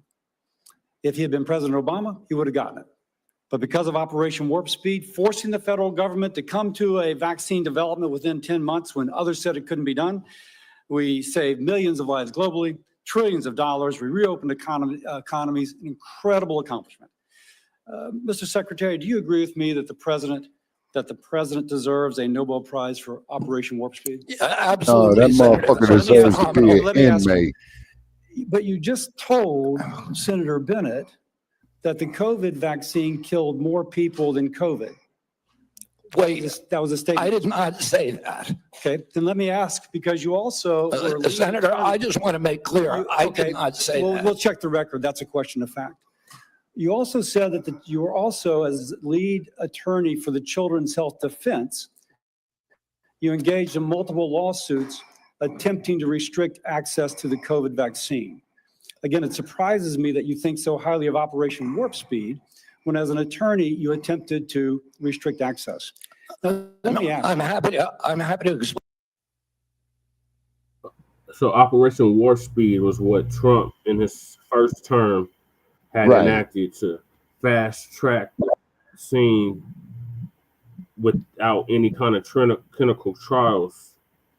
Right. And we kept, remember back then, Shabaka, we kept saying something ain't right, something ain't right. Exactly. And then keep in mind, where was the first places they started putting this shit? Harlem, the south and west side of the Chi. You see, in the black communities of St. Louis. You see what I'm saying? And then when the shit hit the West Coast, the first case was up there in Seattle. It came in Washington State, and I said within 2 weeks, this shit is going to be all over the fucking West Coast, and lo and behold, it was. That was patient zero. Yeah. In Washington. See, the catch though about the whole either take the jab or don't work thing. A lot of Negroes had jobs that wasn't requiring them to take the jab, but the majority of Caucasians had jobs that was mandatory. You take the jab or lose your job. Who can afford that in a job making $150,000 a year with $100,000 worth of bills that year? Right. Exactly. That's extortion. That's exactly better them than us. Yeah, exactly. That's extortion. My mom is a nurse, and she's a transport nurse, and she was telling me how they was making her having to take that shit in order for her to get a job. And I was like, this is bullshit. Yeah, you know. And then I've had loved ones who took it, and I says, I need to know the name of the doctor who administered this injection or what for. I said, I got my reasons, connect the dots. There was portions shit on our brothers and sisters in the prisons and the jails too. Oh, see, now that part right there, sir, is even worse, like the damn Tuskegee experiment. Yeah. No, see, you gotta understand. Everyone that I know here that died under the COVID umbrella, they died because that vent was forced on them, and they fought that vent helping them breathe. Yeah, that ventilator, and it was getting $36,000. I remember for each one of those ventilations. You want to know something? You're right, because Cuomo, when he was the governor of New York, was talking about that. And then remember, we had Dr. Christina Parks on Shabaka's Black Experience Enhanced, and she was telling us about that too. Yeah. And I'm gonna reach out to the doctor again. You know what I'm saying? So at least half of the Negroes in America that died under the COVID umbrella was basically suffocated. Yep. Yeah, exactly. And then look who they targeted in the Black community: the homeless. Yep. Well, I remember being ironically enough, at a hearing at the state capitol, and this cracker broad got up there, and she was like, we was talking about a bill to basically get rid of the urban camping ban that had been on the books at the city level for, at that time, it had to have been about 6-7 years. And this white chick got up there and she was like, I fear for the unhoused. They're all going to get COVID. And this is like a month or two before it became like a big thing. And I was like, what the hell is this broad talking about? And right. And exactly like a month later, all these unhoused ended up catching COVID out of nowhere. Yep. And then I remember when Gruesome Newsom, man, put the state of California on a lockdown, man, in 2020. They put California on lockdown. Colorado was on lockdown. Several states were on lockdown. And then they put the whole state of Nevada on lockdown too. I remember because when they put the state of Nevada on lockdown, they showed the Las Vegas Strip, man. It was completely dark. Mm-hmm.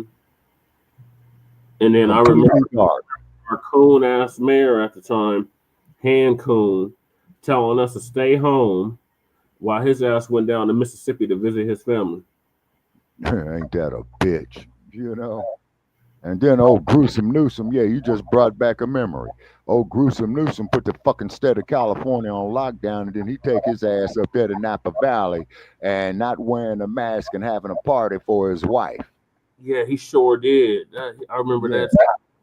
Oh, yeah, and bad news for you winos out there. You know, Napa Valley is getting burned, so it's going to cost more money for you all to get Shorty out of jail. Now, keep in mind is that the wino is a taxpayer, so is the drunk. Is because that there's a government seal he's cracking on his booze. You see what I'm saying? So that makes his ass a taxpayer too. So this what Black Joe just put in the chat confirms what we've been saying about how they genetically modified the coronavirus. 4 insertions in the spike of glycoprotein S, which are unique to the 2019 nCoV, which is the COVID, are not present in other COVID coronaviruses.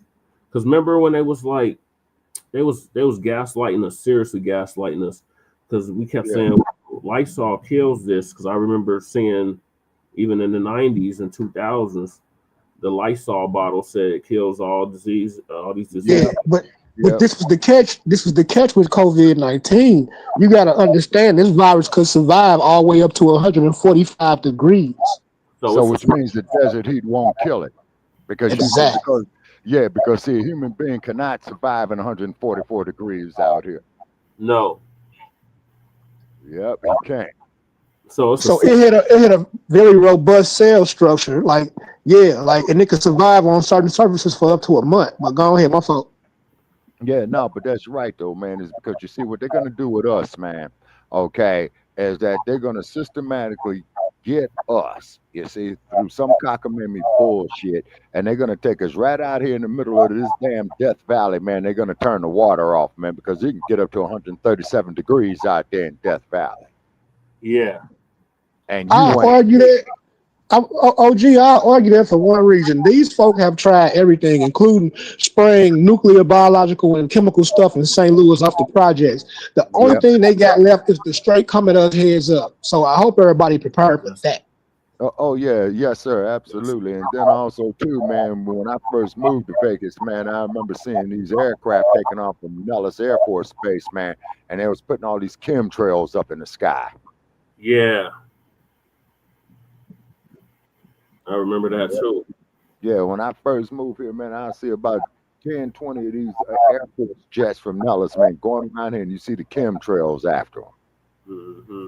Importantly, amino acid residues in all four inserts have identity and similarity to HIV, GP20, and HIV-1 gag. Interestingly, despite the inserts being discontinuous on a primary amino acid sequence,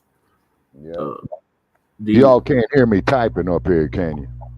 No. 3D modeling of the 2019 COVID suggests that they converge to constitute the receptor binding site. Airborne HIV.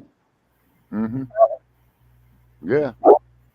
So basically, you gotta look at it like this. For humans, damn. So it's going to you gotta look at it like this. If you're in a city where it's a lot of sick people with COVID, you gotta worry about viral load, just like a person with HIV do. Yeah. But if you're somewhere where there's not a lot of sick people, you ain't gotta worry about viral load, and you can fight it off. Yeah, and San Francisco and Oakland, man, you know, this winter, you're gonna have a whole lot of sick people. Because it can go below freezing in the Bay Area. I've witnessed it. Yeah. And remember when they released the shit, it was in the spring. Yeah, exactly. Exactly. See, I was watching Chinese folks. See, my child and my old lady into Asian culture, and I was literally watching Chinese folk suffocate to death without a tube being in them in the hospitals in 2019 before it came over here. Now, really, the U.S. could have declared war on China because China used people as biological bombs. I was watching Asian people here in the States and also Caucasian people doing things like spitting on the handles of shopping carts and subway poles and spitting on people's doorknobs and stuff. So when I tell you they played a biological warfare game, and that's the biggest threat to not just black folk, the entirety of humanity. But like I keep on saying, we got psychopaths in charge that are in the world before they give up power. We got to be prepared for that. Right. Yeah. And then remember Trump, and it's China. It's China. And then too, another thing that we really got to put checks and balances on, man, is these raccoons. You see what I'm saying? Oh yeah, big time, Shabaka. Well, that's the boule. We gotta do right. what I've been saying. Yeah, the raccoons are very, very dangerous. Mm-hmm. And what they're gonna do? Okay, they're gonna have sports figures come out here, and I ain't saying no names. Okay, they're gonna have sports figures coming out here advocating this bullshit. They're gonna have sports figures, entertainers, rappers. Right, right. And in 2020, you had Juvenile do a whole song called "Backs That Thing." Oh yeah, man, I remember that, man, because I had Juvenile, man, on. It was either Twitter, man, or Facebook, and he was down there in Louisiana, man, talking about backs that thing up, backs that thing up.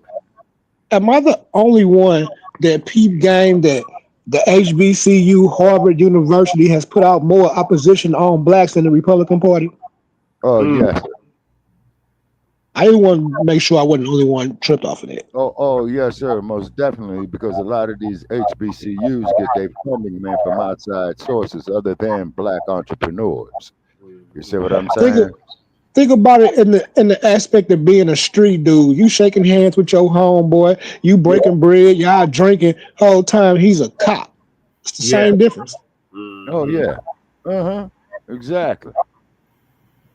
Exactly. You see? An informant. Yeah, and then I'd had family members asking me, "Have you been vaccinated? Have you been vaccinated?" And I told them, "Hell no." You know what I'm saying? And I got tested for it because I think I was getting ready to get on a flight going across the country, and they said, "No, you're negative. You're negative. You're negative." So people are asking me, "Well, how come you're negative?" Keep drinking this damn Simply Lime juice right here. Yeah, my mom tried to convince me to get that shit too, and I was like, hell no. And then she sent me my shot records from when I was a kid, and I said, I'm still not getting that shit. Yeah. Yeah. And then not to mention the fact is that they like with the Tuskegee experiment, they always are going to experiment on us first. Yeah. But check this is the crazy part for me. Up until about the early 2000s is when a lot of side effects and different and new vaccines started happening to the children. But up until that point, them using fertilized eggs and weakened cells had been golden. Yeah. We survived that and shook polio and everything off for what, over 60 years to go into DNA hacking? Yeah. Like this the kind of thing that creates a cascading effect, like a Trojan horse. Like if you don't believe in zombies, they keep playing. You're gonna mess around and see one. Oh yeah. Like our brother, what was his name? Shabaka? Aziz.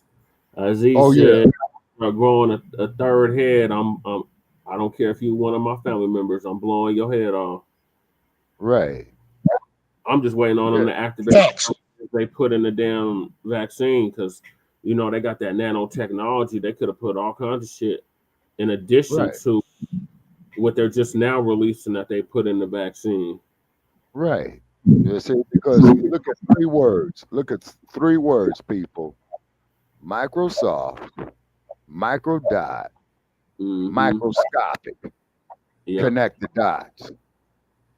So I'm just waiting on them to turn that chip on, and then we really have the zombie apocalypse. I mean, it's bad enough this fentanyl is running rampant, and you got around like zombies right now.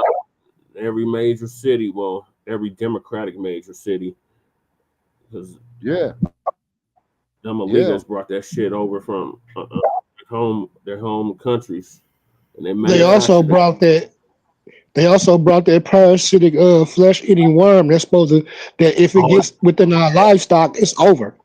Yeah, I've heard about that. Because that shit eats from the inside out. All right, let's hear some more of this bullshit. Gotta laugh to keep from crying. I have 3 minutes and 30 seconds left. It also surprises me because you've canceled, or HHS did, but apparently under your direction, $500 million in contracts using the mRNA vaccine platform that was critical to Operation Warp Speed. Again, an accomplishment that I think President Trump should get a Nobel Prize for. You canceled $500 million in contracts. Now, I grew up in a middle-class family, so $500 million seems just to cancel. It seems like an incredible waste of money, but it also seems like a commentary upon what the president was attempting, what the president did in Operation Warp Speed, which is to create a platform by which to create vaccines. So this just seems inconsistent that you would agree with me the president deserves a tremendous amount of credit for this. Is this a question, Senator Cassidy, or is this the speech that you don't want me to answer? Because I want to answer that question. Please. If it's a question. But be tight, please. First of all, the reason that Operation Warp Speed was genius is it did something nobody had ever been done. I don't think any president, but President Trump could do it. It got the vaccine to market that was perfectly matched to the virus at that time when it was badly needed, because there was low natural immunity and there were people getting very badly injured by COVID. And then, but it was also brought in therapeutics like hydroxychloroquine and ivermectin and protocols for treatments. And there were no mandates. And then Okay, I have another question, so please, about 15 that's when I began litigating against President Biden's mandates. Now, I'm sorry, let me go on because in terms you've of covered me the mandates canceling those before. contracts, I have limited time, Mr. Secretary, I'm sorry. You've called for, and rightly so, that we should restrict participation in agencies for those with conflict of interest. I would like to submit for the record a evaluation of the conflict of interest of those who are on the ACIP and the Vaccines and Related Biologic Products Advisory Board. It was not 97% as alleged, rather it was 6.9%, and it was 1.2%, I think, for the other panel. Without objection. Now, I am concerned, though, because many of those whom you have nominated for the ACIP board. Senator, Excuse me, you have the facts excuse me, wrong in there excuse me, because- can I have my time back? Yes. Yeah.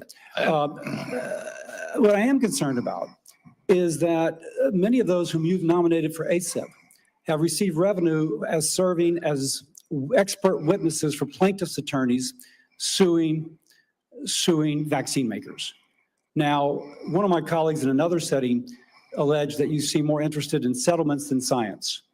If we put people who are paid witnesses for people suing vaccines, that actually seems like a conflict of interest. Real quickly, do you agree with that? No, I don't.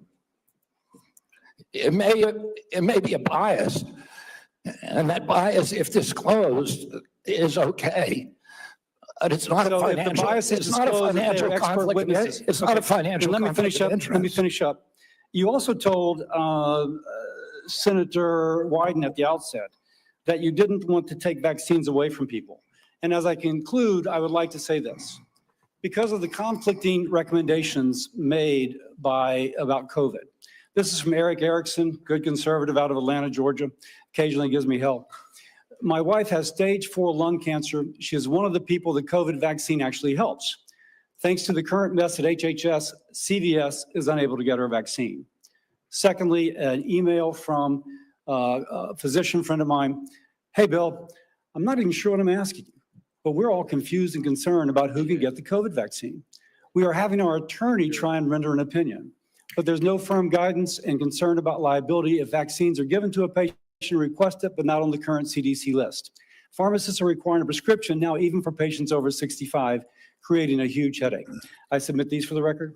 Without objection. I would say effectively we're denying people vaccine. Senator Cantwell. You're wrong. You know, I represent one of the most science-based states in the country. That is percentage of scientists per capita. And at your confirmation hearing, we asked about this, whether you would follow science. You've made a statement here today in your testimony that you would follow science, and yet you're not following science, and that's what Senator Cassidy's question was. It's a simple yes or no answer. Do you think the president deserves to get a prize for warp speed in the mRNA technology that saved so many lives? And you won't answer that question. I answered it. No, you're saying that there are problems with what was interpreted. You could say yes. You should say I yes. said the Yeah, you president say- also deserves a Nobel Prize, but our mRNA vaccines that we're working on, the ones that we canceled, which are for upper respiratory infections alone, are those. You canceled $500 million of research because the mRNA technology is about continuing the research to be ready for the next flu, influenza, the next pandemic, and you have to do the research. I'm happy to have a detailed discussion with you about it. You're so wrong on your facts. You're interrupting me. And sir, you're a charlatan. That's what you are. You're the ones who conflate chronic disease with the need for vaccines. The history on vaccines is very clear. This is the 20th century. That's how many people had vaccines and had illnesses. This is the 21st century. This is the decrease, 99% down to 100%. This is what was delivered with vaccines. And you don't want to support that. You don't want to support that evidence. So yes, the governors of the West Washington, Oregon, and California will take up the efficacy of science. Yes, the University of Washington will deliver the science that America will depend on, because you don't want to depend on it. And his own Surgeon General of the Trump administration said over 2 million lives were saved because of the mRNA technology, and you don't want to continue that. You don't want to continue that technology. So what country is going to now take up that technology lead? What country is going to do that? Leaving us more vulnerable to some other country, keeping the advantage on having the best technology. So I'm telling you, I represent a state that's about technology. I have two other quick questions for you. These questions or statements? Because I can answer that question if it's actually a question. Do you believe in having the ACA and the support for the ACA that is about to expire? Do you believe in doing something about that? In terms of the enhanced premium tax credits? Yes. Well, the Democrats had two chances to make them permanent, and they didn't. And they didn't for a reason. We're the ones who delivered it. So I'm just asking, yes or no, do you want to do something about this? Yes or no? I want to fix the system, and that's what we're doing, fixing systematically to make premiums lower. That's what President Trump wants to do. Do you think the women on the steps of the Capitol were a hoax yesterday? I don't know about any women on the steps of the Capitol. The women who were talking about Epstein, do you think they were a hoax yesterday? Do I think they were? You think they were perpetrating a hoax yesterday? Perpetuating a hoax? Yeah. I have no idea what they were saying. This is the first I'm hearing about it. You're hearing about the women on the Capitol steps saying that they believe that the Epstein information should be made public. That's the first you're hearing about it. What I'm saying is you are perpetrating hoaxes. You, as this Secretary of Health, so you're undermining the whole healthcare delivery system, and you keep trying to point to chronic disease, but you're not putting solutions on the table to cover more Americans, and you're taking away the science and technology that has made us the leader that has saved, according to the first Trump administration Surgeon General, millions of lives, and you don't want to keep that going. So no, I don't support your continued efforts as Secretary, and I definitely think that our colleagues need to rally around science. If you want the Northwest to continue to lead on all innovation and all healthy people, okay, we'll do that. But it's a sad statement for the rest of America and America's leadership on technology. Thank you, Mr. Chairman. I actually hoped, I didn't support you. I thought taking on chronic illnesses was going to be important. I've got 2 kids, as we discussed when you met, that have chronic illnesses. I'm not sure that the focus on red dye and seed oils are going to fully solve that problem. Of course they won't. I would say this, that seems where your emphasis is. I want to go back to just, again, some basic facts. Do you accept the fact that 1 million Americans died from COVID? I don't know how many died. You're the Secretary of Health and Human Services. You don't have any idea how many Americans died from COVID? I don't think anybody knows that because there was so much data chaos coming out of the CDC, and there was so many perverse incentives. And these are modeled. You don't know the answer of how many Americans died from COVID. This is the Secretary of Health and Human Services. Do you think the vaccine did anything to prevent additional deaths? Again, I would like to see the data and talk about the data. You have had this job for 8 months and you don't know the data about whether the vaccine saved and lives? that's the problem, is that they didn't have the data. The data by the Biden administration, absolutely dismal. So who is politicizing? You're saying the Biden administration politicized all the data? Go back to what Senator Cantwell just said. Fired Dr. Go to the Trump Surgeon General. They fired Dr. Krauss. They fired all the people who questioned the orthodoxy. They fired Dr. Gruber, Dr. Krauss. So, Mr. Chairman, the Secretary of Health and Human Services doesn't know how many Americans died from COVID. Doesn't know if the vaccine helped prevent any deaths. And you are sitting as Secretary of Health and Human Services? How can you be that ignorant? I remember when we went through the hearing with you, I asked you about community health centers. You didn't know what role they play. I've been visiting community. I'm glad you've got to one. I think in April. I tell you what I hear on community health centers, they are terrified. With all due respect to my good friend, the chairman, of the big awful bill. Because they are going to lose health care across the board. They already live in food deserts. They can't get to a nutritionist because Medicaid doesn't do enough reimbursement. If you're going to want Americans to get healthier, should they have access to nutritionists? Should they have access to good science about healthy food? Absolutely. Well, then how is that going to happen with the Medicaid cuts that are taking place? There are no cuts to Medicaid. Sir, that is an absurd. There is not a single, some of my Republican colleagues, but there's not a single study that does not, and I can tell you, I was in Franklin, Virginia a couple days ago. The rural hospital is going to close. The hospital system was so afraid they wouldn't even let me have the meeting there. But that rural hospital is going to close. And they are looking for where those folks are going to go. I mean, you're supposed to be doing healthcare policy, not being the doctor in.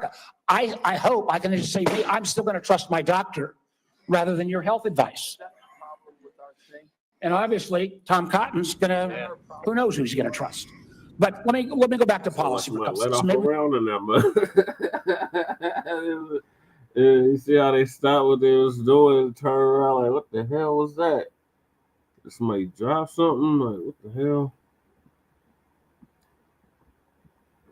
Oh, let me finish this. Lower the temperature a little bit. I got a bipartisan bill that would be a systemic fix, not a vote buying mechanism when Medicaid's getting cut, what was put in on the rural hospitals. One of the things we could do, Mr. Secretary, is make sure that the folks who work in rural hospitals get an 80% reimbursement of what folks get in more urban centers. Would you support that legislation? Are you talking about the area wage index? I'm talking about the area wage index and moving that up to 80%. So there is actually ability to get rural providers. President Trump supports that, and we support. Do you support? You support. Good. So you will work with us to get that passed. Yes. That will increase costs on both Medicaid and Medicare. So you are committed to that. I appreciate that. What about Senator Wyden and I've got a bill because across America, what about what? Hospitals are shutting down on their OBGYN services. Try to have a baby. I don't know about all of my other friend states, but in Southside Virginia, you can't find a hospital. Will you work with us to make sure that before OBGYN services are taken out of a rural hospital, there has to be a process and procedure?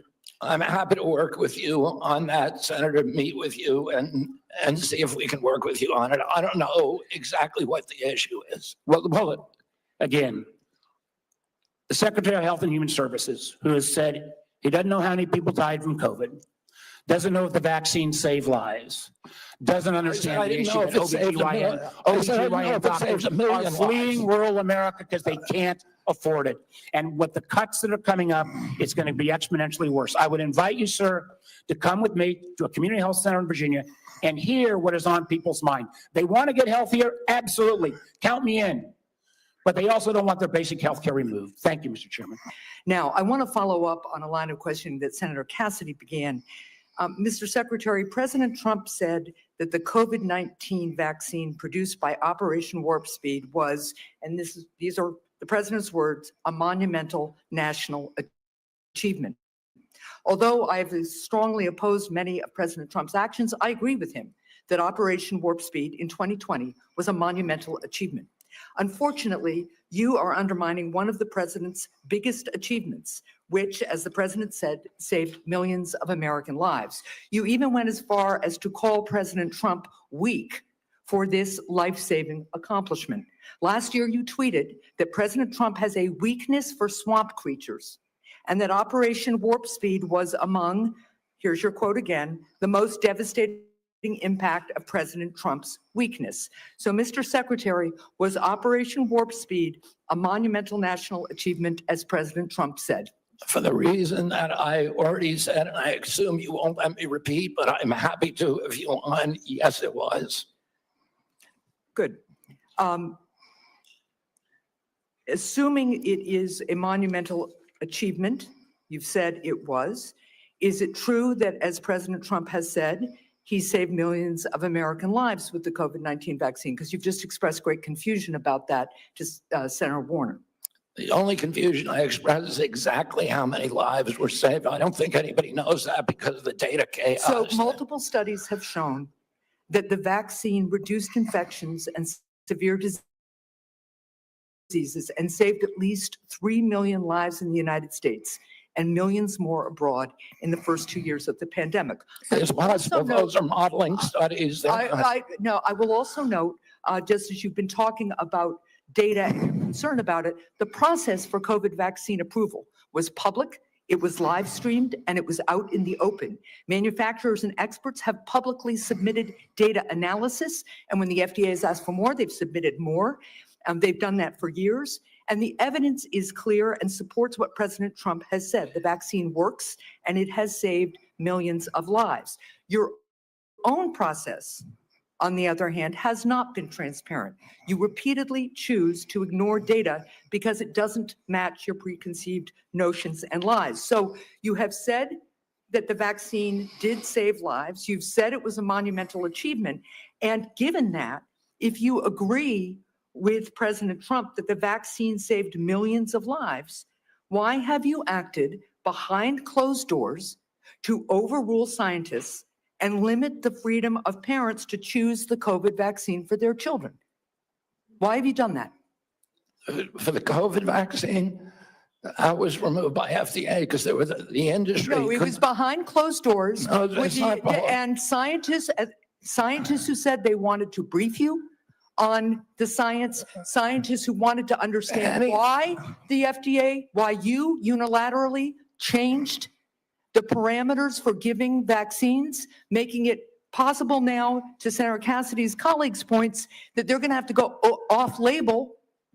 This is crazy talk. You're just making stuff up. To prescribe a vaccine for children. I'm not making things up. Do you know how the FDA approval process works and what? Yeah, I do. I know exactly. What an off-label? Do you know what an off-label prescription is? I know exactly how it works.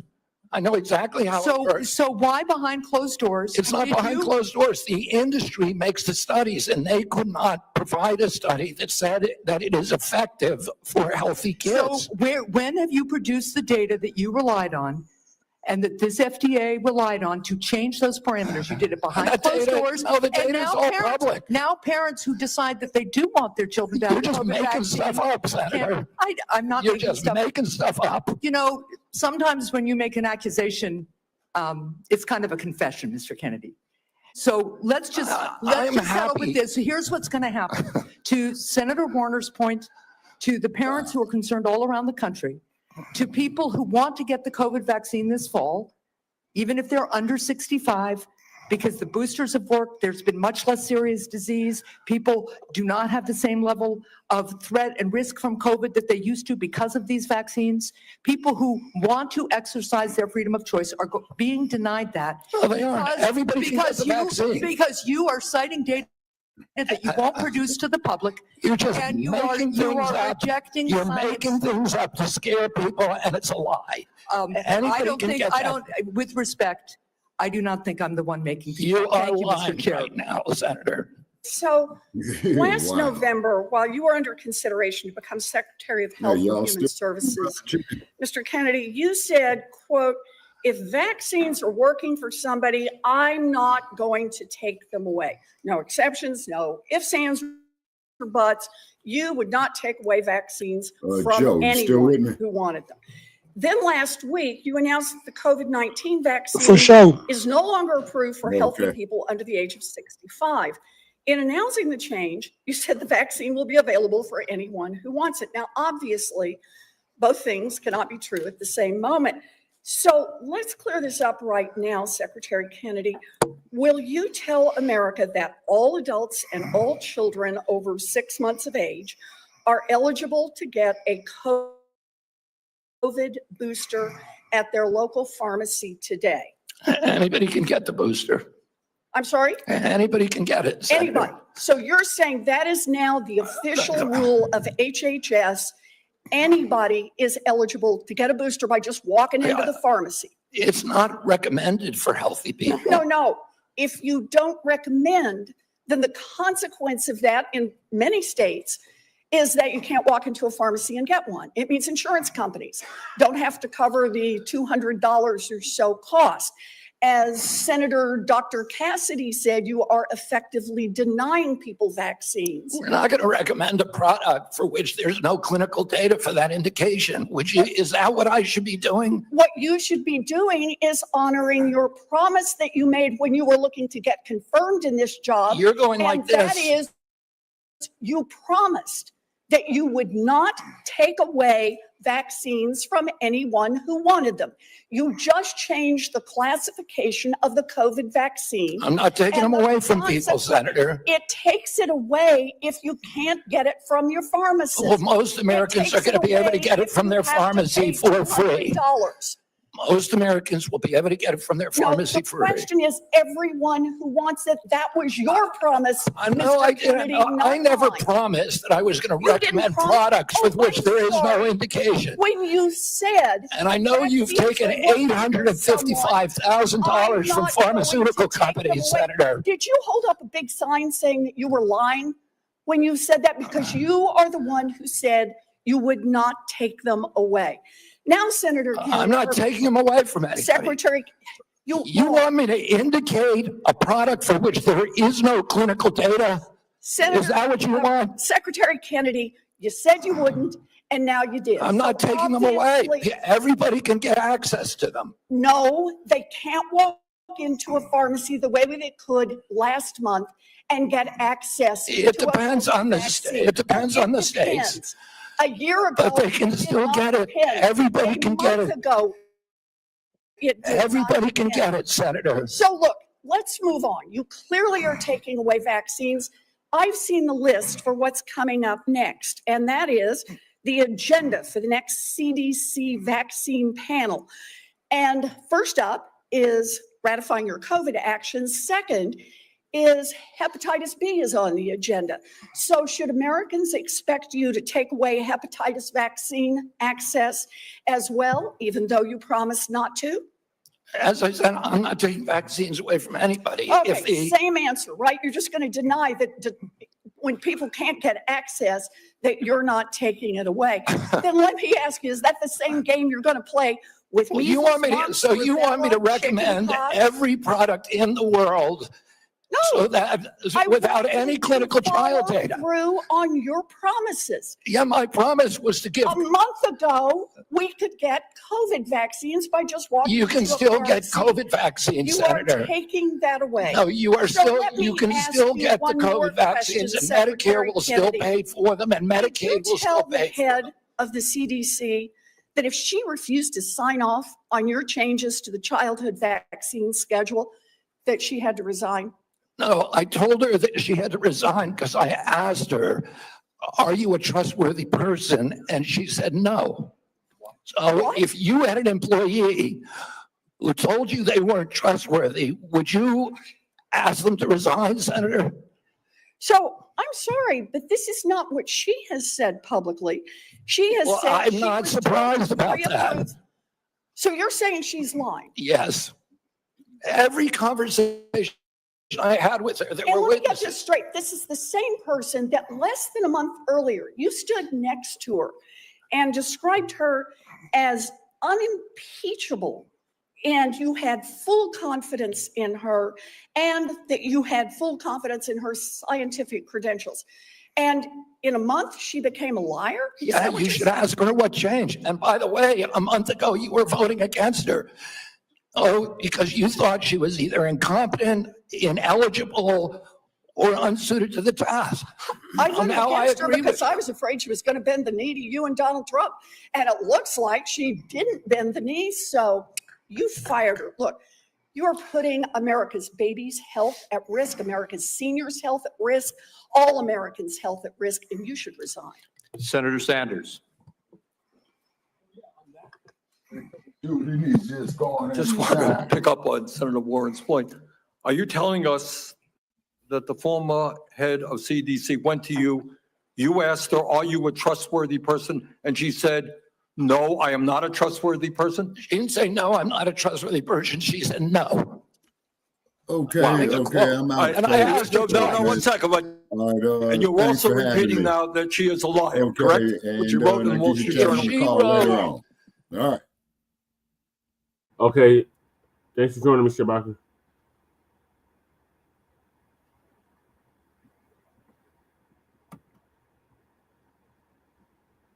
All right. Okay, how do I exit? I just push end stream or just click No, out?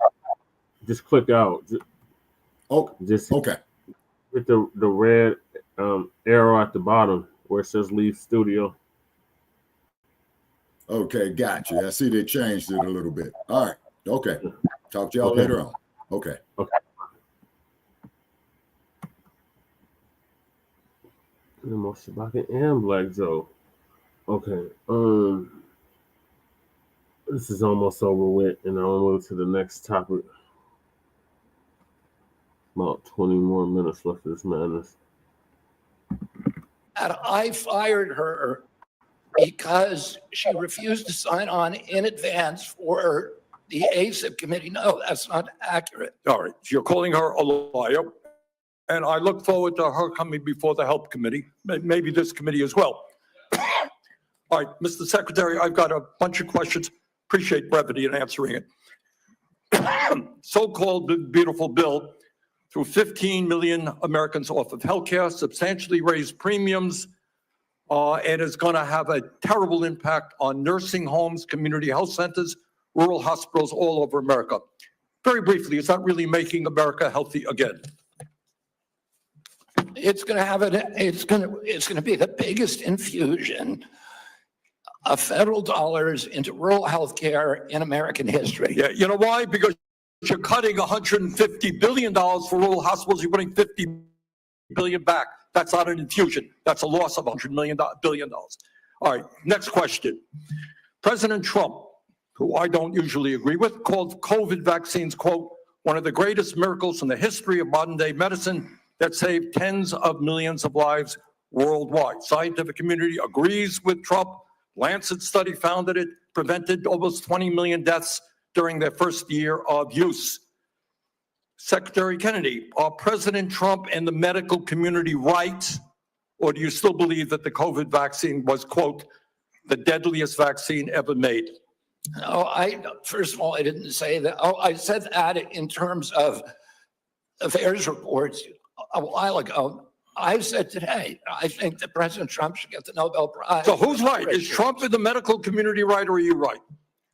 President Trump did an extraordinary piece of leadership. Is he right or wrong? Did COVID save millions of lives? As I said, he got Americans back to work. At that time, that particular vaccine, which perfectly matched the virus that was circulating then, and I have no idea how many lives it saved, but it saved quite a few. You know, what I find a little bit weird in this discussion, I'm hearing it over and over again this morning, Mr. Chairman, is we've got the entire medical community on one side. You got the AMA representing hundreds of thousands of doctors, the American Academy of Pediatrics, the American Public Health Association.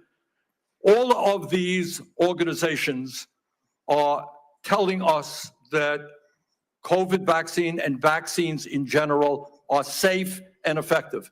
You are casting doubt on that. Who are your who are the organizations that are agreeing with you and casting aspersions on vaccines? The primary advisors are Marty McCary, Jay Bhattacharya, Dr. Oz, Vinay Prasad. So you got a few doctors who agree with you, and I'm giving you the Not a few doctors.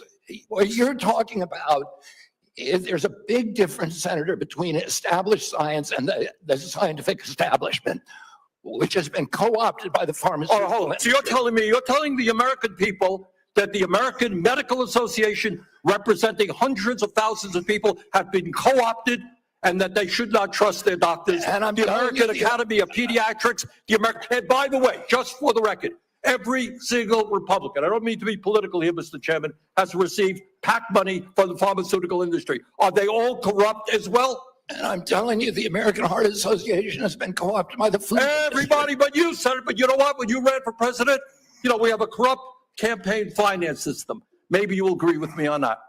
Okay, you were already president, you got a billionaire behind it. You received $300,000 from people, not from the industry, people in it, as I did, from individuals. You corrupt. President Trump got $3 million. Every Republican got corporate PAC money for the pharmaceutical industry. Democrats as well. Everybody is corrupt, but you?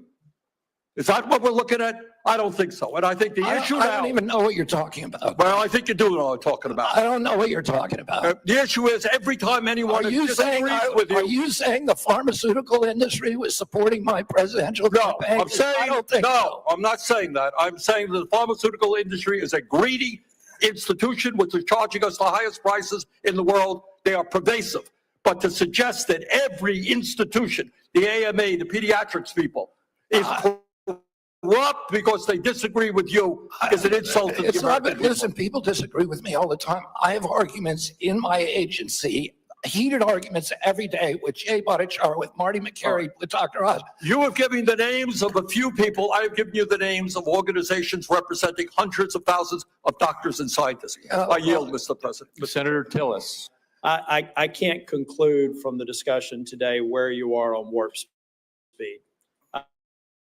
So I would like the definitive statement on exactly where you would. Was it bad? Were the things that worked? Were the things that didn't work? I can't discern that from what you said here. I, for one, think that it was a signature accomplishment of President Trump, and the mRNA platform is something. I agree with that.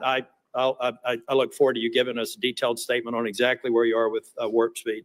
I'm not a doctor. I'm not a trial lawyer. I'm a boring management consultant. Another question that we'll submit in the record, I'll give you directionally where we're going. I don't see how you go over 4 weeks from a public health expert with unimpeachable scientific credentials, a longtime champion of MAHA values, caring and compassionate and brilliant microbiologist, and 4 weeks later, fire her because at least the public reports say because she refused to fire people that work for her. So as somebody who advised executives on hiring strategies, number one, I would suggest in the interview, you ask them if they're truthful rather than 4 weeks after we took the time of the U.S. Senate to confirm the person, just for the future nominee that we're going to have to consider. But I do also believe that some of your statements seem to contradict what you said in the prior hearing. You said you're going to empower the scientists at HHS to do their job. I'd just like to see evidence where you've done that. And I'm sure that you will have some. You will do nothing that makes it difficult or discourages people from taking vaccines. There seem to be several reports that would seem to refute that, but I'd rather you just respond to it. I'm not going to come here and impose my belief over any of yours. That, again, seems to be contradictory to the firing of a CDC director, the canceling of mRNA research contracts, firing advisory board members, attempting to stall NIH funding, eliminating funding for the I think $500 million for further mRNA research, and just want an answer for it. On HR1, I believe you know my concerns about HR1. I've had several meetings with, and HR1 is the big beautiful bill, OB3, whatever the brand is.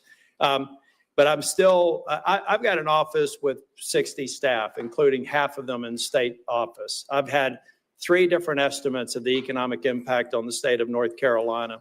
Can I get your commitment? And I have been looking for somebody that's far more resourced than an office of 30 people up in here in DC to disprove my estimates with respect to the impact on North Carolina, period.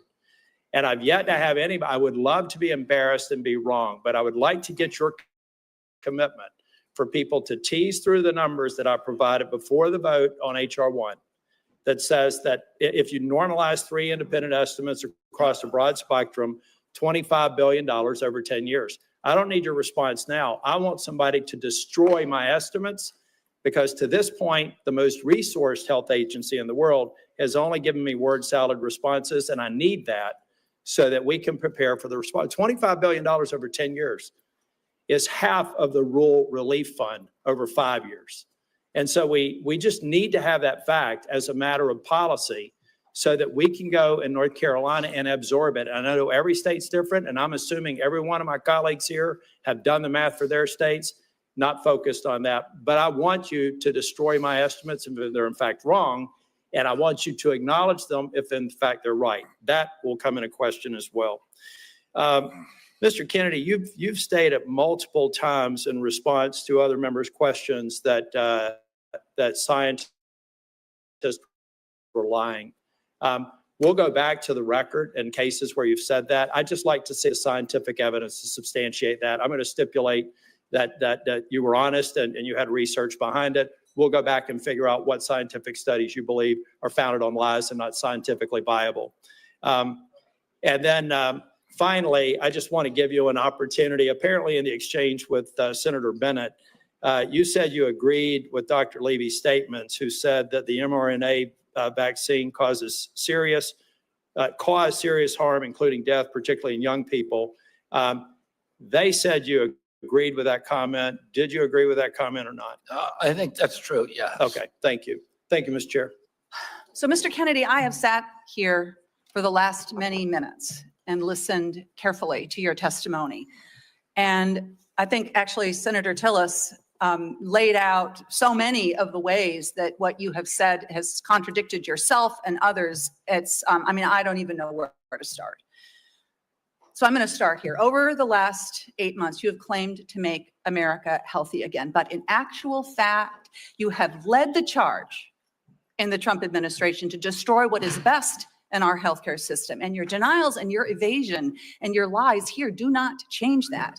You are the Secretary of the Health and Human Services, yet you're trafficking in these fringe idea and discredited theories that are completely out of step with the scientific consensus. And you seem to be willing to say anything in the moment, even if it's untrue. So last time you were before Congress, Secretary Kennedy, you claimed, and I quote, "I have never been anti-vax. I have never told the public to avoid a vaccination." But in a podcast, you said the opposite. You said there's no vaccine that is safe and effective. So that sure sounds anti-vax to me, Secretary Kennedy. So let me ask you, when were you lying, sir? When you told this committee that you were not anti-vax, or when you told Americans that there's no safe and effective vaccine?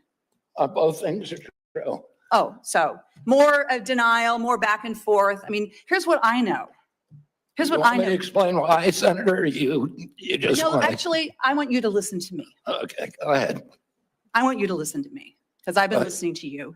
You said that ACIP is an independent panel after you stocked it with your picks. You said that you want evidence-based science, but it seems that what you mean is evidence that supports your view, not the scientific consensus. I mean, you dared to sit there and call my colleague from New Hampshire a liar when she presented you with facts that don't support your view of the world. It's incredible. But let me move on. Just last week, in the days after the tragic shooting at Annunciation Catholic School in my home state of Minnesota, you went on Fox News blaming school shootings on antidepressants. You have no evidence of that because you have no evidence of a connection. And you want to talk about— you're just saying something, you're just making stuff up. You know, this is what you say, right? Secretary Kennedy, when someone presents you with information that does not fit— I did not blame that shooting. I have no idea whether— I have no idea, and I never said that. You're making it up. You're twisting. Yeah, you are. Secretary you are being Kennedy, dishonest right if you now. want to talk about mental health and gun violence in this country, if you want to talk about mental health and gun violence in this country, we should be talking about that because that's what the parents of Annunciation School You don't want to talk. want to You talk want to about. harangue, and you want to politically. You want to have partisan politics. That is I want to actually solve these problems. Ms. Secretary Kennedy, what the Trump administration is doing right now is making it harder for people in this country to get access to mental health care. So don't talk to me about solving the mental health care crisis when you are making it harder. You cut Medicaid, which is the #1 payer for mental health care services in this country. You decimated the agency at Health and Human Services that focuses on mental health and substance abuse. That's what states count on. They're cutting their services to schools as a result of that. Several years ago, in a bipartisan way, Congress came together and passed the Safer Communities Act, which made important investments in mental health care and did some important, though small things to reduce access to guns. What do? You propose cutting that funding. This is what we're talking about in your leadership in the Department of Health and Human Services. If you want radical transparency, as you talk about, I mean, take a look at what you are doing. And, you know, I've heard a lot about MAHA today while we've been here. There's a lot of Americans, Secretary Kennedy, who trust you, who believe what you say, especially when you say you're standing up to corruption. And I think that they need to know, you apparently have a lot of influence with President Trump. Did you ask him not to roll back these regulations that are stopping the big corporations from dumping heavy metals and endocrine disruptors into our soil and water? I mean, there's no evidence that you have been even opposing that. Did you do anything to stop the Trump administration from rolling back this handout to big pharma that makes it easier for the big drug companies to charge more for cancer drugs? No, you presided over that. I mean, it's stunning, really, what's happened over the last 8 months. It's stunning to me. And I just hope that in this moment, our colleagues, there's hardly anybody left in this room, are going to think about what it is that you've done, what your legacy is going to be at the Health and Human Services Agency, and pay attention to the damage that is being done here.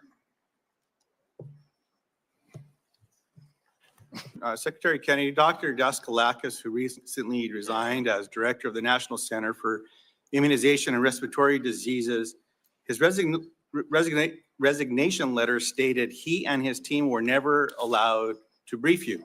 I'm curious who you're listening to, since it's clear you're not listening to qualified experts like Dr. Daskalakis. Can you give the committee the name of the person? I don't consider Dr. Daskalakis. Mr. Secretary, the question that I have for you is, can you give the committee a name of who you're getting briefed by? I'm getting briefed by all the time by CDC. Just a name. Well, Dr. William Thompson's one name. Thank you very much, sir. Now, but I can get you a whole list of others. It's on my schedule. Mr. Secretary, that's not a hard question. You know a lot of answers. I'm not being evasive. Okay, then you answered it. Let's go on. Now, you said that you're soon going to release a study claiming to reveal the cause of autism, timed unsurprisingly with the upcoming ACIP meeting to justify taking vaccines from Americans. Now, as you know, autism affects millions of children, so I guess you'd have the nation's top medical experts working on this.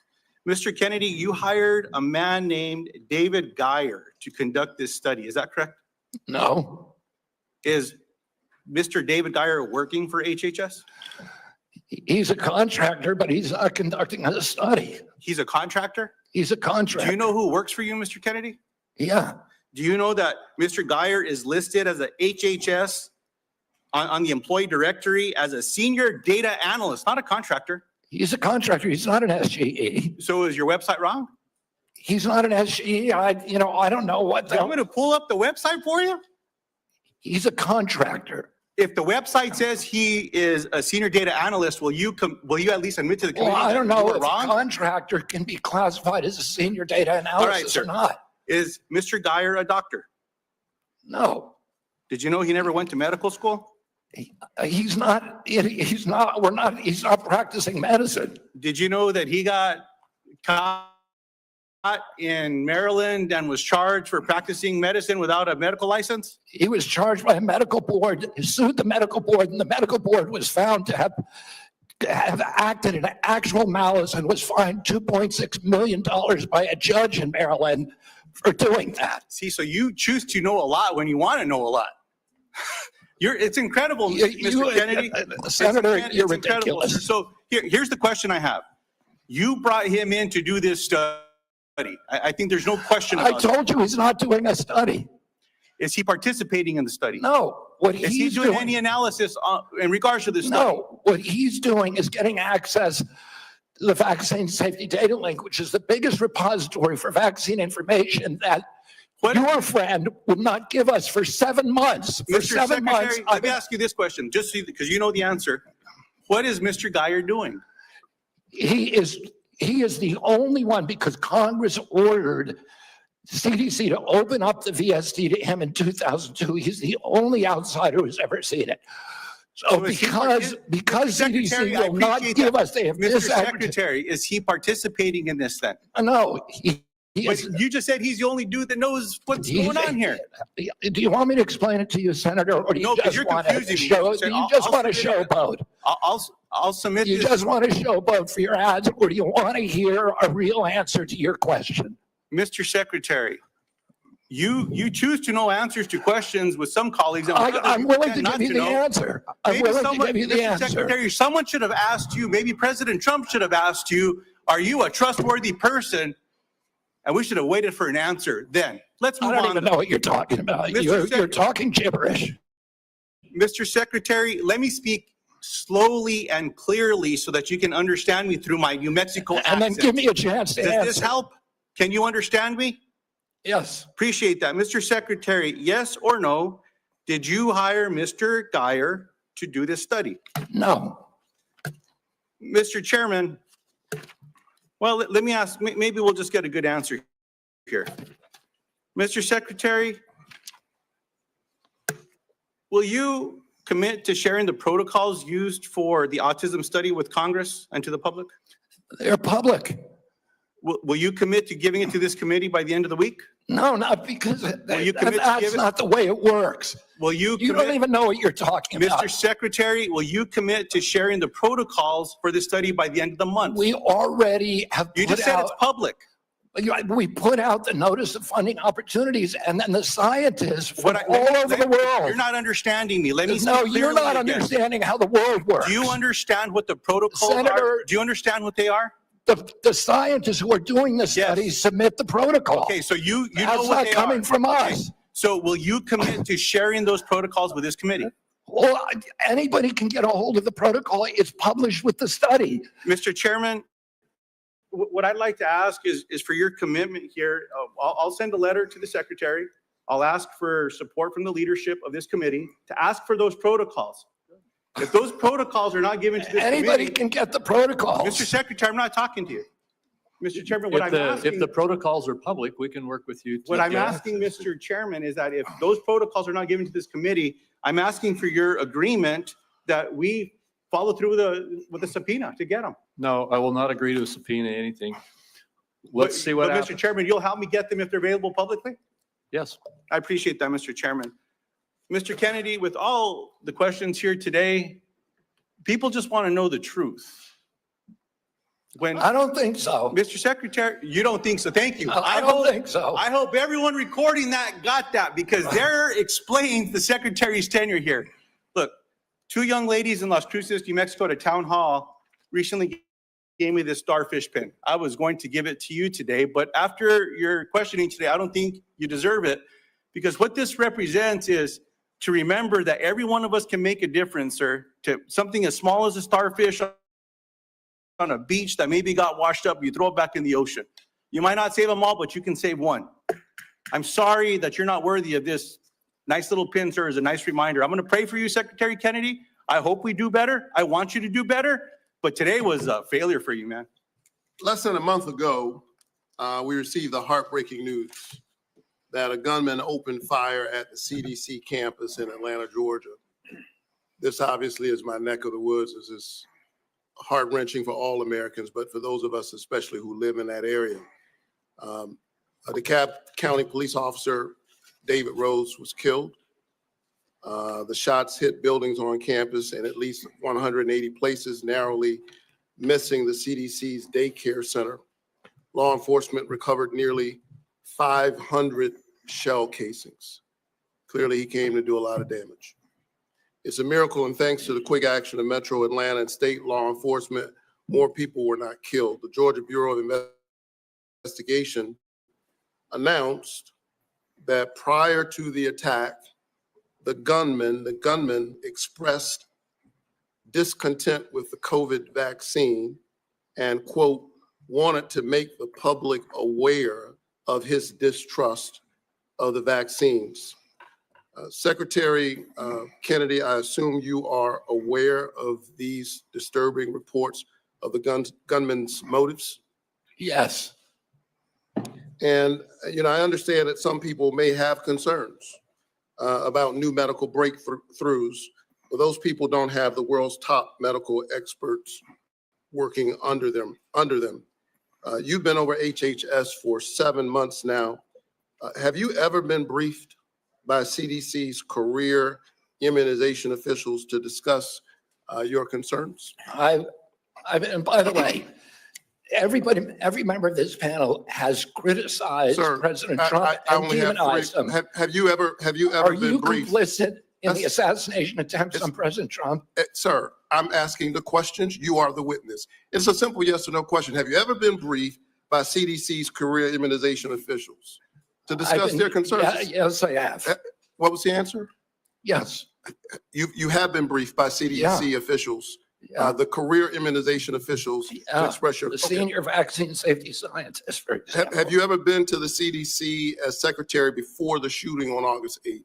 Have I ever been there as secretary? Have you been there as secretary before the shooting? No. Okay. Let's return to the shooting and the aftermath. Secretary Kennedy, I'm about to ask you a series of yes or no questions about the events of the past month. And I would appreciate just a yes or no response. You called Dr. Menarez to your office on August 25th for a meeting. Is that correct? Yes or no? It could be. I just don't know the date. I'd have to check my calendar. Was Jim O'Neill the man you just appointed as acting director of CDC in the room on whatever date you met with him, since you can't recall? Was he in the room when you met with Dr. Menarez? In that meeting, did you criticize Dr. Menarez for her statements to CDC following the shooting where she said, quote, misinformation can be dangerous? I don't believe so. I have no recollection. You don't believe you criticized her? Oh, I criticized her. Did you criticize Not her? for that. Did you criticize her? I don't even. Did you I don't know criticize her anything for her about that statements to CDC workers following the shooting? Did I what? Did you demand that she fire career scientists or public experts at the CDC? Yes. Did you demand that she accept the recommendations of your hand-picked vaccine advisory panel without further review by career CDC scientists? No, I did not. You didn't ask for her commitment ahead of time that she would accept the recommendations from the advisory panel? You're denying what that? I asked her about is she had made a statement that she was going to not sign on, and I wanted clarification about that. Did you tell her to accept the advisory panel's recommendations? I told her I didn't want her to have a rule that she's not going to sign on to it. Did you say that the CDC was, quote, the most corrupt federal agency in the history of the world? Not the history of the world, but definitely Did you within say- HHS. Did you I mean, say that? I did not say that, but I did say it's the most corrupt agency at HHS and maybe the government. So you called the CDC corrupt. Did you say that CDC staff are, quote, horrible people? Horrible people? Did you say that they're killing children and they don't care? No. Okay, I think that we all have a history of listening to you and these answers, but you're on the record for a number of these statements. Despite your lack of credentials and expertise, clearly you have an agenda. It is a threat to the public health of the American people. It's clear that you are carrying out your extremist beliefs, which is why you attempted to fire Dr. Senator, we're the Menarez. sickest Sir, people in the sir, world. We're the sickest people on earth. I'm speaking. How am I a threat? Secretary Kennedy, for the first time, we're seeing deaths from children from measles. We haven't seen that in 2 decades. We're seeing that under your watch. You are a hazard to the health of the American people. Can I respond to that, Senator? No, I claim back my time. We need to wrap You are up. a hazard to the health of the American people. I think that you ought to resign. And if you don't resign, the President of the United States, who put forward Operation Warp Speed, which worked, should fire you. Thank you so much.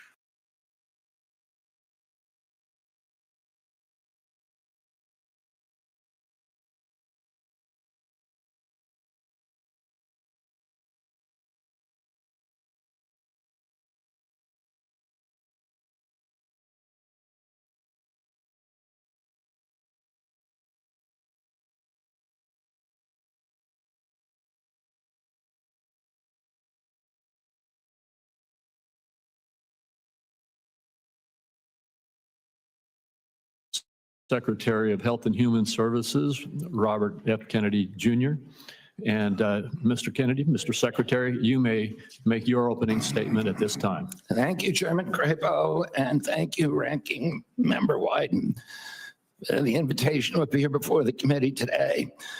Before I summarize what we've accomplished this year at HHS, I want to express my deepest condolence to the family of DeKalb County Police Officer David Rose, who gave his life to stop the gunfire attack on the CDC on August 8th. Officer Rose was a veteran. He was a husband and the father of 2 children. Officer Rose's widow, whom I visited, is expecting their 3rd child. I'd like Officer Rose's family to know that he remains in our prayers and that he will continue to be in our thoughts.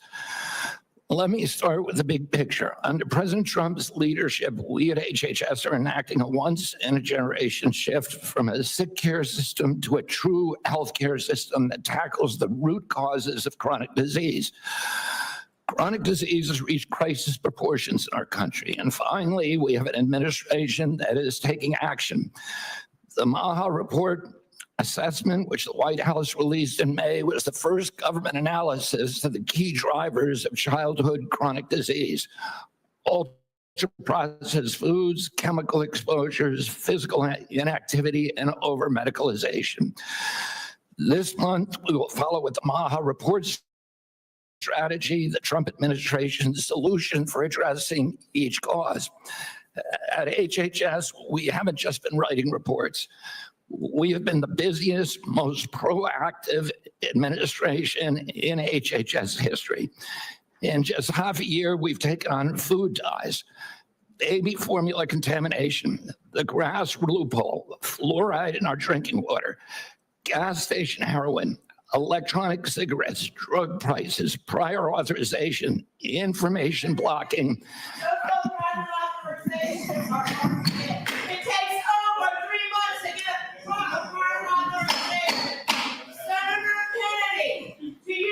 The committee will come to order.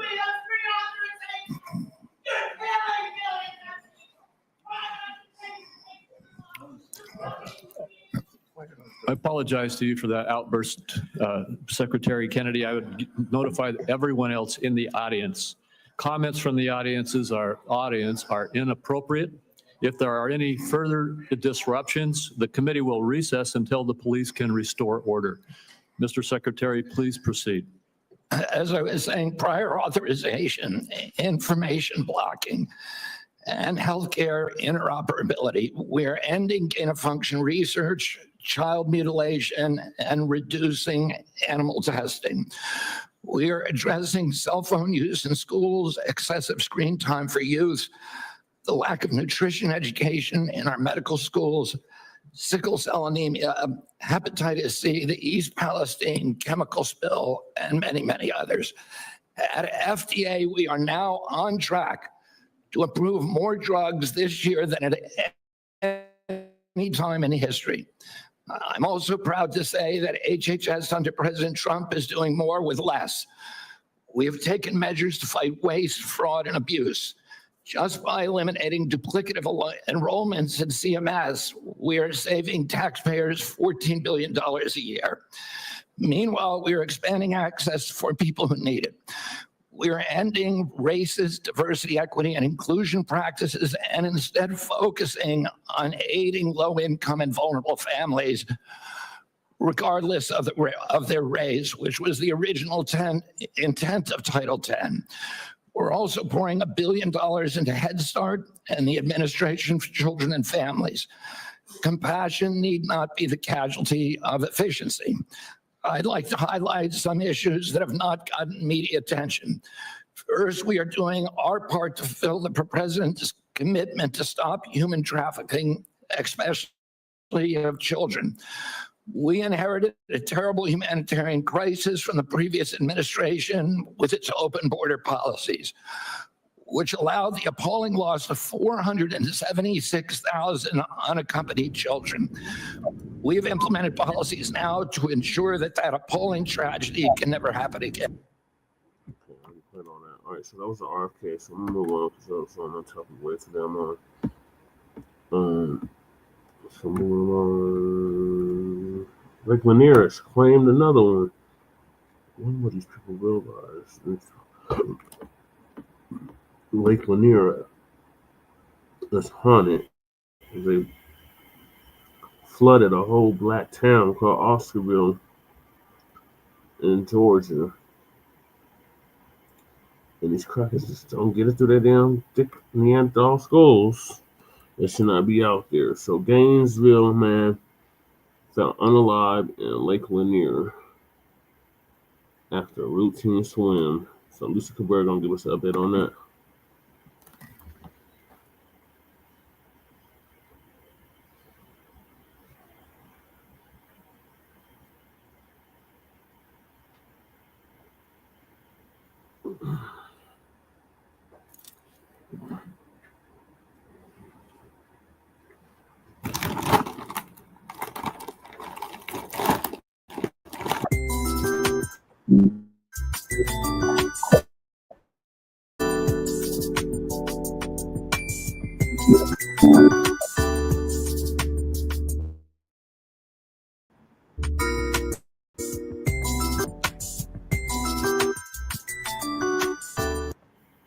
What's up, world? Let me tell you about this beard growth oil I got from 12 tribes on Earth. 8 ounces of oily goodness with a nozzle that prevents sprays and spills, and soft ingredients that make addition to anyone's morning routine. From coconut to castor, all these oils are hand chosen. After using this herbal blend, the biggest thing I noticed is how soft, how strong my hair was, and how good I feel. Pick up your bottle today and make your beard the star of the show.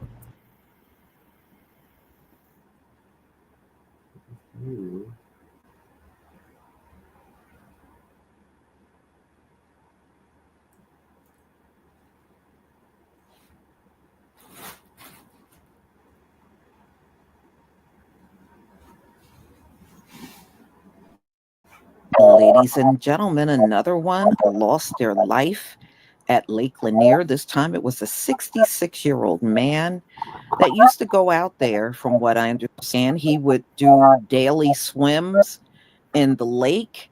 And Thursday, he went out there in the morning and never returned. So a resident called 911 around 9 p.m. telling authorities that her landlord was missing. She was worried because he failed to return to the residence after going swimming in Lake Lanier. And the sheriff department, did a search looking for him. And it was the Gainesville Fire Department that found him near a private dock at a Sportsman Club Drive just off of Dawsonville Highway. So Brent James Williams, 66 years old, routinely went swimming in the lake every evening between 5 p.m. and 6 p.m. This is according to the sheriff's office. He was last seen on the dock around 7 p.m. So they said they saw him walk to the dock, but he failed to return to his residence. They found Williams' belongings, but no sign of him. So his body was found in the early hours of Thursday morning, 12 feet by the water. And this is according to Hall County Fire Marine Rescue.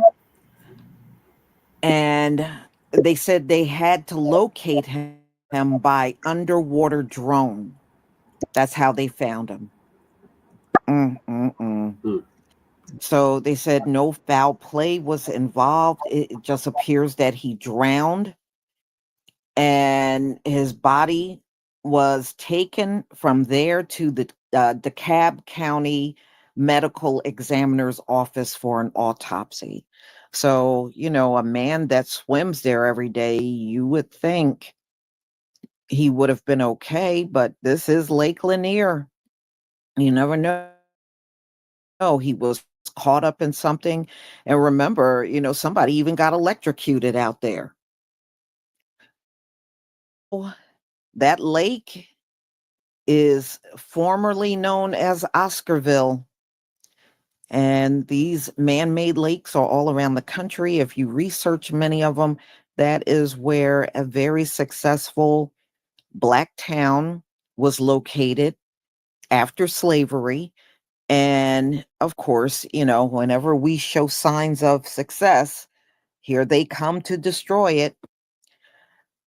So y'all, tell me what you think about this latest victim. So I have another story that has more details. I'm going to let you listen to that before I conclude the video. Gainesville man found dead in Lake Lanier. A 66-year-old Gainesville man identified as Brent James Williams was discovered dead in Lake Lanier early Thursday morning in what authorities are treating as a tragic accident. Late Wednesday evening, just before 9 p.m., a concerned tenant called 911 after Williams failed to return to their shared residence following an evening swim in the lake. According to the Hall County Sheriff's Office, Williams was known to swim routinely at Lake Lanier between 5 p.m. and 6 p.m., but on this occasion, he had not returned by nightfall, and his belongings remained on the dock. Law enforcement responded swiftly. Deputies, Gainesville police officers, and Marine crews from both the Hall County Fire Rescue and the Gainesville Fire Department were dispatched to the scene. Their search efforts concentrated near a private dock on Sportsman Club Drive, just off Dawsonville Highway, where the tenant had first raised the alarm. In the early hours of Thursday, rescue teams located Williams's body approximately 12 feet beneath the surface of the lake. The body was found just 10 feet from the dock, in the area where he was last seen. Authorities have indicated that no foul play is suspected, and the initial investigation suggests that Williams likely drowned. Following the recovery, Williams's remains were transported to the DeKalb County Medical Examiner's Office. This incident marks another sorrowful chapter in Lake Lanier's history of drownings. As of 2025, Williams is the 6th person to drown in Lake Lanier this year alone. That figure contributes to a larger, long-standing pattern of tragic incidents at the lake. Lake Lanier, a man-made reservoir completed in 1956, is a popular destination for recreation, but has earned a reputation for peril. Since its construction, an estimated over 200 people have died in or around the lake, many by drowning. Some local folklore even suggests that the lake is haunted, due in part to its grim history and submerged remnants of the former town of Oscarville. The submerged ruins left over from the Black community of Oscarville, combined with debris, underwater hazards, and heavy boating activity, contribute to the lake's dangerous conditions. Summary: Brent James Williams, 66, believed to have drowned during a routine evening swim, was tragically found in Lake Lanier's shallow waters near a dock. The rapid response, guided by both Marine crews and drone technology, underscores modern rescue tools, yet the incident echoes the lake's ongoing dangers. As the community awaits autopsy results, this case also serves as a reminder of the importance of lake safety and the need for caution around popular but unpredictable bodies of water. Wow, y'all. I guess people are just not going to stay away from that lake. They are determined to go there and swim no matter what the history is. They're getting in that water and they're sure paying the price, aren't they? I don't think there's a year that don't go by where somebody or a bunch of somebodies drown in that lake.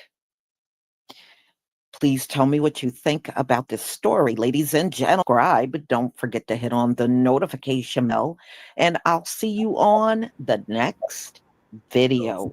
Peace, family. Black news. This guy's gonna learn to stop messing with Lake Lanier. That place is definitely haunted.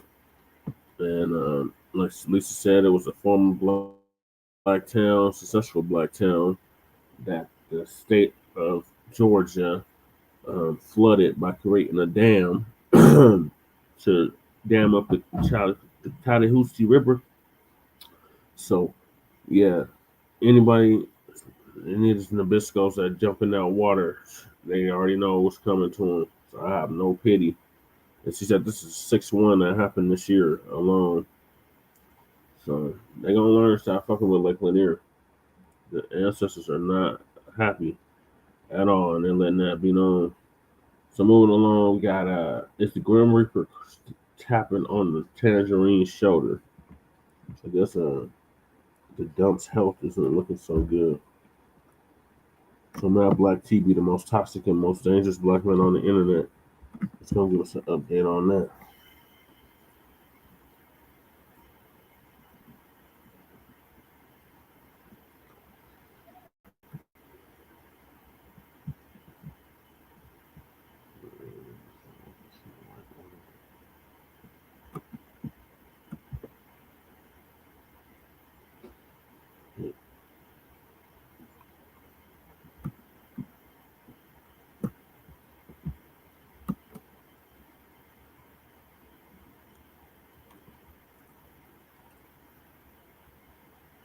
Sorry, the computer is being real sluggish right now.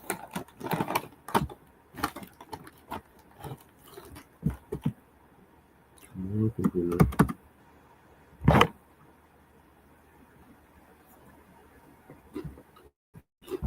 What's good, everybody? It's your brother Mad Black, the most dangerous and the most toxic black man on the internet.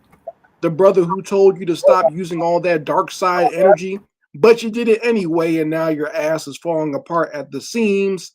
And I am black up in your face again with some more pro-black commentary. So very interestingly, I've seen a lot of social media posts and a lot of news reports.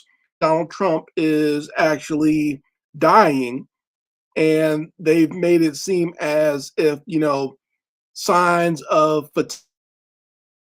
fatigue and the way his face looks and the way that his skin looks when he gets these IV treatments, that he might be heading towards an early grave. And well, I guess technically it's not an early grave based on his age, but with his lifestyle, it is looking more and more like he's probably not going to make it all the way to the end of his presidency. And it's through his own doing. It's not going to be because some fake ass assassination where someone clips him on his little ear. Is going to be because he is just an unhealthy and really a scummy individual.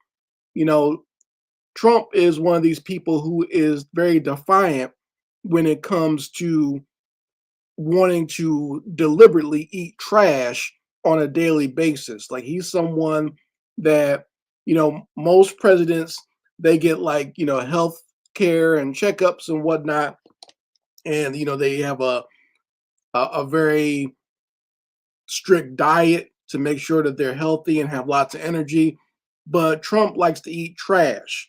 He loves to eat McDonald's and all this other stuff. I think he even had McDonald's at the White House or whatever, right?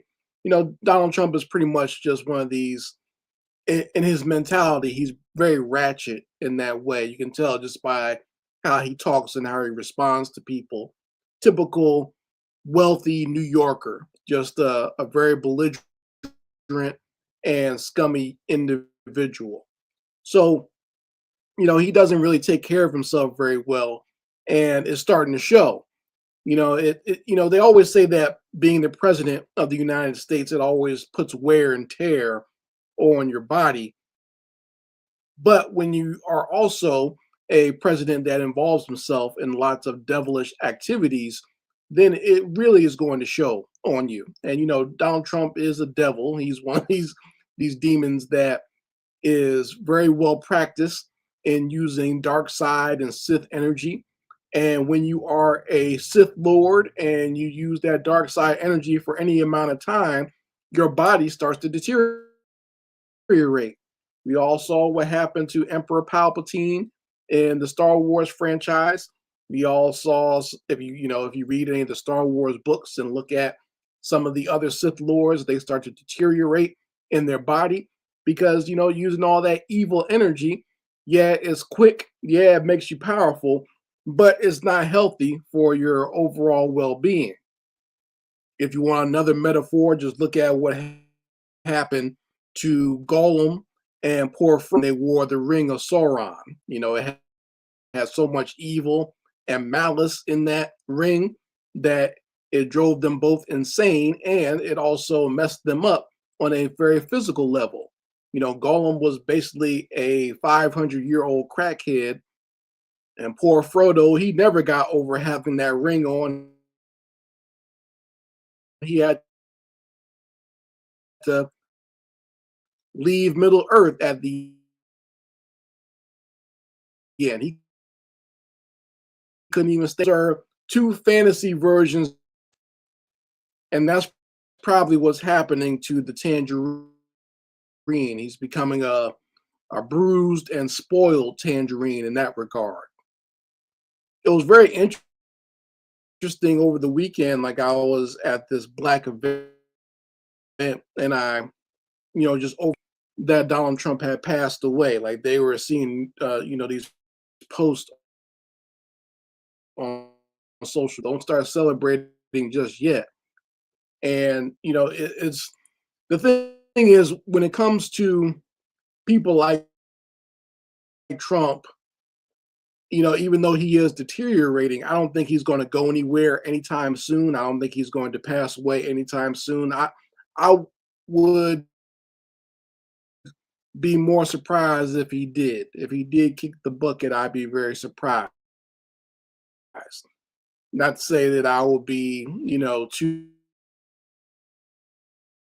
too upset about it, but I would not celebrate it either. Mainly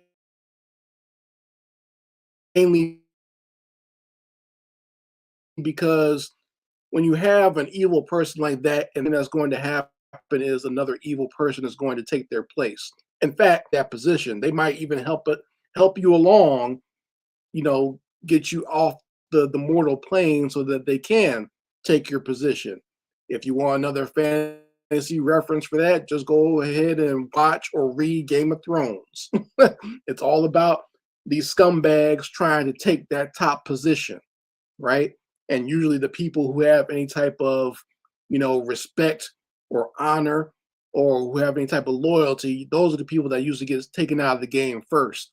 And it's usually these very disgusting and corrupt people who make it to the top. And once again, I don't think anything bad is really going to happen to him. People like that seem to live for a long time. Like, the more evil you do and the more terrible things you're involved in, the longer you stick around for some reason. We saw how long the Queen of England lasted, and her consort, Prince Philip, how long that demon lasted, But, because I think they last a long time because basically these types of people are social parasites. I know that the prevailing thought and the propaganda tells you that poor people or people who need any type of public assistance, like, they're the social parasites, when the truth of the matter is the people at the top are the ones who are the social parasites, because they live off of the blood, sweat, and tears of the people underneath them. It is the people that, have this so-called wealth and sit on top of people and have other people doing labor for them. They are the ones who are the true social parasites. It's not poor people at the bottom. Poor people at the bottom are not hurting anybody. They're not taking anything from you. It's these scumbags at the top who are sucking off all of your wealth and your resources to enrich themselves and their future generation, right? So that's something that people need to actually think about when they hear that term, social parasite. And the tangerine with the lace front, he is one of the biggest ones. But, sucking up all that energy and living off the blood, sweat, and tears of people and taking land and just being an overall despicable human being, just being an overall despicable mutant that he is, it's causing his body to fall apart. And we'll see if he lasts long, but once again, I wouldn't be celebrating it because all that means is that the scumbag second in command, JD Vance, is just going to be step in there and be just as bad, if not more terrible than Trump. JD Vance is someone who is woefully incompetent. So it'd be even worse to see someone like him in that position. So you folks can let me know how you feel about it. Do you feel Trump is deteriorating at this point? Or do you think it's just all this is mad Blacc? And I will be back with my foot on a devil's back. So, thank you, Mad Blacc TV, otherwise known as Chris Crazy House, for that update on the dump as in human shit. And we'll make that perfectly clear. Or I want to make that perfectly clear. So, yeah, troubles afoot with like the dump's health is deteriorating there. And if he does unfortunately kick the bucket, JD Vance will become the president. So, and like you said, he's very incompetent, so we'll really be in for some shit. But we'll see, and we'll keep y'all updated on the dump's health. In regards to the dump has deployed the National Guard to two major cities so far. LA being the first for the ICE protests, then Washington, D.C. being the second, and now Chicago's on the list. So Chicago, which has been known to, it's a mob town, has a lot of crime going on, and over Labor Day weekend, 58 people were shot in two unrelated drive-by shootings. So TD Media Group's gonna give us an update on that.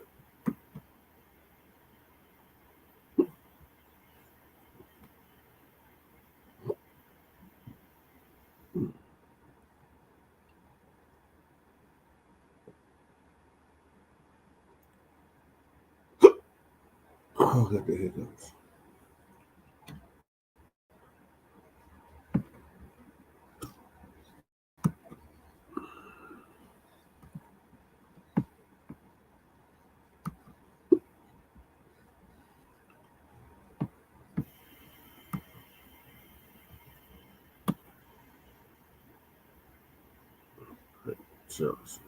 Doing it together. Let's get it.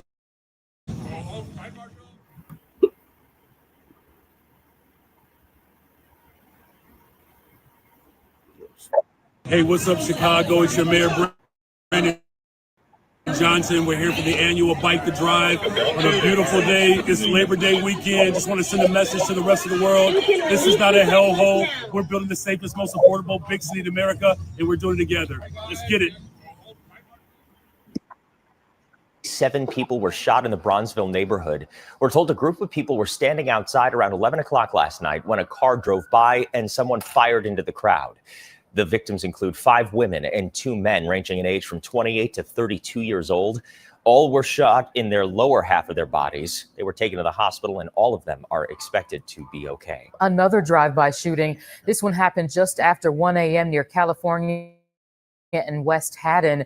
Chicago police say 2 cars drove past people standing outside when several shooters fired into the crowd. The victims range in age from 26 to 39. All are expected to be okay. Police are still looking for the shooters. What's going on, everybody? Thank you all for joining me today. If you haven't already, please make sure you hit the like button, subscribe to the channel if you're new to the channel, and most importantly, please make sure that you are following me on Telegram at TD Media Group to help circumvent social media censorship and shadow banning. And with the introduction out of the way, let's get into today's news. And today we have to head back on over to the People's Republic of Chicago because once again, another holiday weekend, another bloodbath, right? Another one. And to start this video out, what I really want to do is that I want to really focus in on the mental health crisis that liberals of Chicago are actually dealing with when confronted with the reality of violence in Chicago. The extreme denial that they suffer from is truly something to see. Let's start here. Look at this from Jamal Green. Many of you are familiar with Jamal Green. He put breaking. This was early this morning. Chicago has had the most violent Labor Day weekend in years. 51 shot, 9 dead. The youngest victim was a 14-year-old boy in North Lawndale, and the oldest was a 63-year-old man on the lakefront. 9 teenagers were shot this weekend. Let's stop pretending we don't have a problem. It's time to actually do something about it. Too much blood on our streets. Pray for our city. Now, shout out to Libs of TikTok for screenshotting this response, which is pure insanity. I want to zoom in a little bit more so you can read this. Once again, shout out to Libs of TikTok. But look at the response that Libs screenshotted here and put underneath Jamal Green's tweet, right? Yeah, the vast majority of Chicagoans didn't get shot this weekend. But we did go to restaurants and street fests. If you think otherwise, it may be legit time for a mental health check-in. So because this person didn't get shot and they don't know anybody who was shot or lost their lives, those who did get shot or lose their lives, it doesn't mean anything because it didn't happen to the majority of the population. Imagine if we applied that logic to any and everything else in life. That would be completely ridiculous and absurd, especially when you're talking about applying that kind of logic. Let's apply this logic to the LGBT community, right? As it pertains to their portion size of the American population versus how much that lifestyle is promoted through Hollywood and promoted through movies and television shows. Well, those who are not LGBT make up the overwhelming majority, right, of the American population. So you should stop pushing this lifestyle on everybody and forcing it down our throats. You should stop doing that. Now, if you say that on the side of the liberals, I sound like a horrible person. But when I say that, this isn't in regards to people's lives that have been lost. This is towards a lifestyle that I don't want pushed on my child, more personally my son, via cartoons. But when it comes to people's lives being at stake or at risk, they don't care. They will apply this logic and disregard those who have been harmed. Now let's carry on because I want to show you how sick these people are. Many of you have seen this, but if you haven't, look at this here. Mental illness, liberals in blue cities like Chicago are sending public messages to President Trump that they're victims of violent crime, but don't want Trump to lower the crime rate in their city. This is what he's referring to here. Look at this DNC lunatic. Look at this liberal crazy woman. She put real Donald Trump. I carjacked in Chicago with my arm broken. I still don't want you or your red hats here. This is mental illness at its highest form. You cannot help this. You can't help this. This woman is a victim of the violence that they're pretending doesn't exist. Yet, even while being a victim, she's saying, I don't want the help. We don't want the troops. We don't need you here. You can't help crazy. You can't help stupid. You can't help insanity. And that's what we're seeing here right now. But it looks like the help might come regardless, okay? It looks like it might come regardless because President Trump did respond to the violence that occurred in Chicago over this weekend. And he stated on Truth Social, at least 54 people were shot in Chicago over the weekend. 8 people were killed. The last 2 weekends were similar. Chicago is the worst and most dangerous city in the world by far. Pritzker needs help badly. He just doesn't know it yet. No, he knows it. He's just a douchebag. I will solve the crime problem fast, just like I did in DC. Chicago will be safe again and soon. Make America great again. Now, speaking about Pritzker needing the help, I want to play this clip for you from MSNBC where Joe Scarborough, he really lays it in on Pritzker over the fact that you need the help. You know you do, but you're being stubborn and stupid when you should take it. I want to play that clip for you next. Let's get into that now. concern is you have leaders in Chicago that see this, as you say, we've been reading about this for years now, every weekend, and maybe crime has gone down. But, we had the mayor of Chicago on last week saying, oh, we don't need any more police officers. Police officers aren't the answer. No police officers. I think he said no 5 times. You look what's happening this weekend. You look so, I actually think that J.B. Pritzker should do something radical. I think he should pick up the phone, call the president, and say, and I know, you don't have the constitutional authority to deploy the National Guard here and to police you can do that in D.C., you can't do that in Chicago. But let's partner up. These are the most dangerous parts of my state. We would love to figure out how to have a partnership that's constitutional, that respects the sort of balance of federalism between the federal government and the state government. And let's work together to save lives. Because right now, just hey, nothing to see here moving along. No problem here. Hey, Donald Trump, we don't need you. And, the mayor talking about we're going to protect people's dignity in our city. We'll protect their lives. That's protecting their dignity. It would be radical for us to figure out a way to actually do what I've been saying from the very beginning on Washington. And that is seeing politicians creating partnerships that protect their people. Yeah. Joe Scarborough, in my opinion, is desperately trying to save the Democrat Party. He's desperately trying to save them. By no stretch of the imagination is he, conservative, Republican, MAGA, anything of that nature. But he's just trying to apply a common sense approach towards a problem that everybody sees in plain sight, but everybody, at least liberal lunatics, are pretending like they don't see and that doesn't exist. And even when it does turn around to bite them in the butt and they get carjacked and get their arm broken, they still say, no, I don't want Trump's help. We don't need it no matter what. Even if I get my life taken, I still don't want it. It's truly insane. It's truly insane and a serious mental health issue that's going on with these liberals. And you have people like Emperor Brandon Johnson leading the charge. I want you to take a listen to what he has to say, right? Because ultimately what all this comes down to is that they don't want the help. They just want the money. Everything comes back to money with these people, man. Everything comes back to the dollar bill. Listen to what Emperor Brandon Johnson had to say at a recent speech that he gave during the Labor Day weekend in Chicago. And it all comes back down to that paper. It all comes back down to it. Let's get into this clip next. Are you prepared to defend this land that was built by slaves, a land that was built by... You all knew that was coming. Oh my God. This man cannot open his mouth and say anything without bringing up slavery, the Civil War, segregation, Jim Crow, black codes, lynchings. Nothing. There's nothing.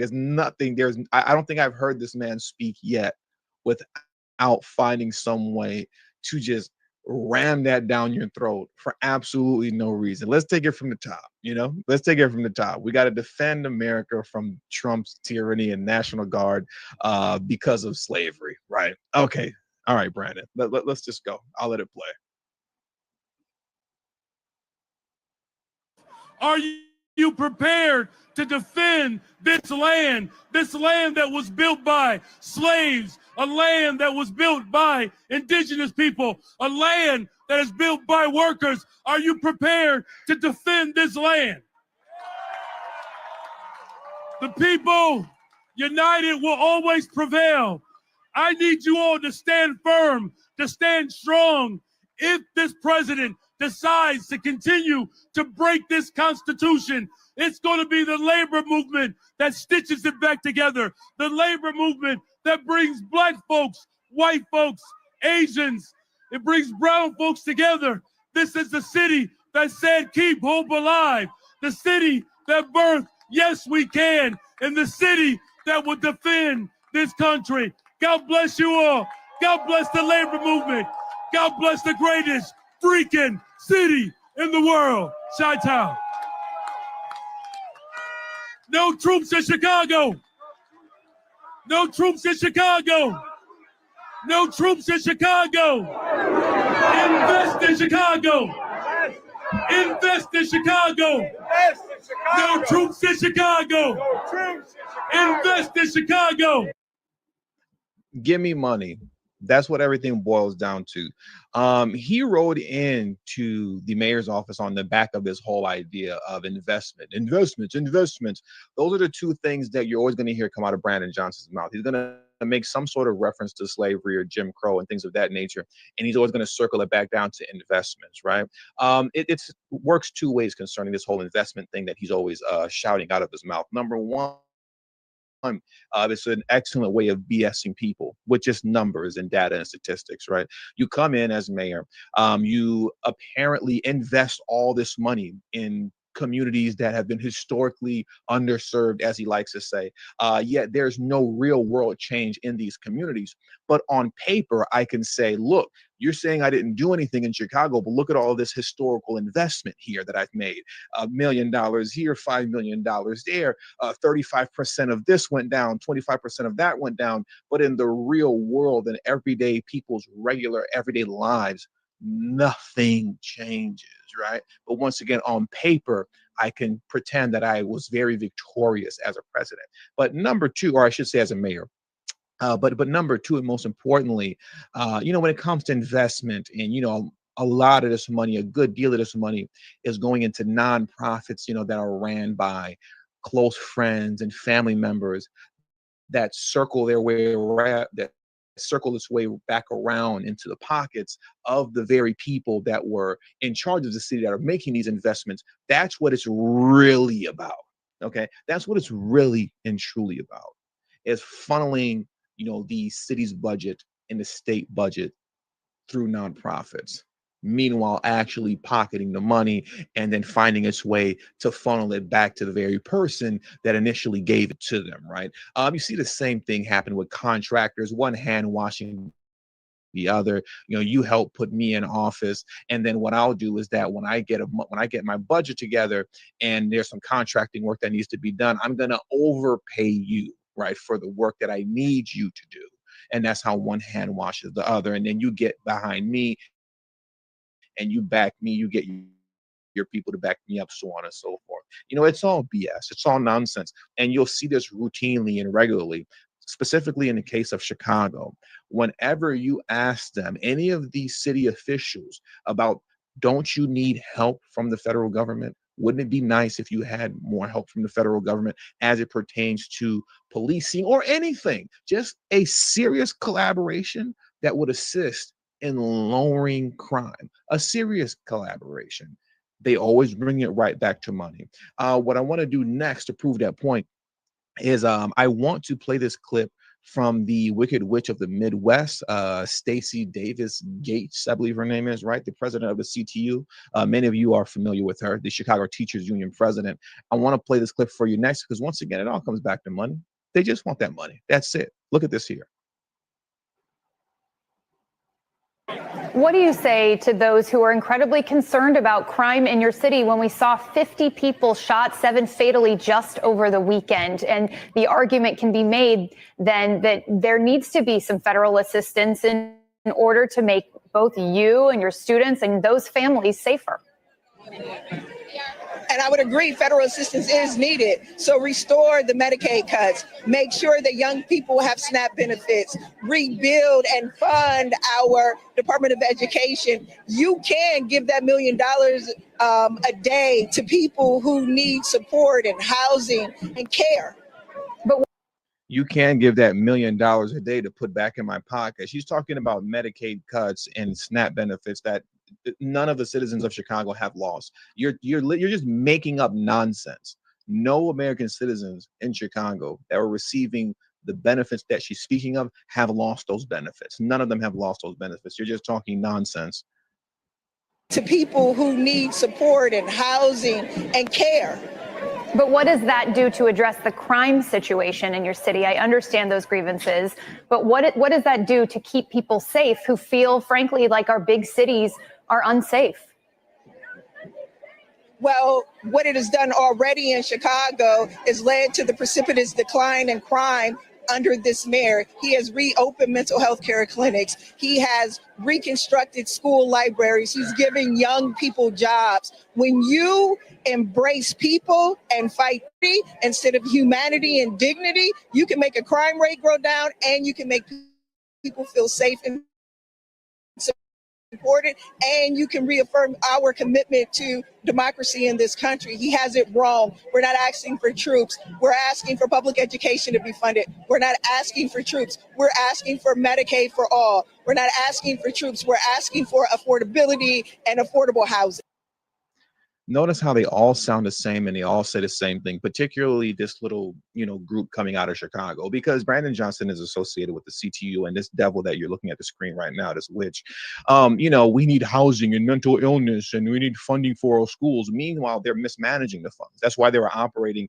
That's why they started out the school year with a $735 million deficit, and then asking the state for $1.6 billion so that they can properly educate the children, to which J.B. Pritzker said, I don't have $1.6 billion to give you. You want funding from the federal government while you're mismanaging the funds that you already have because you find ways to reroute that money back into your pockets, right? That's what these people do. These people are devils. And they're sitting here talking about how the city is safe and it will be more safe if you would just give us more money.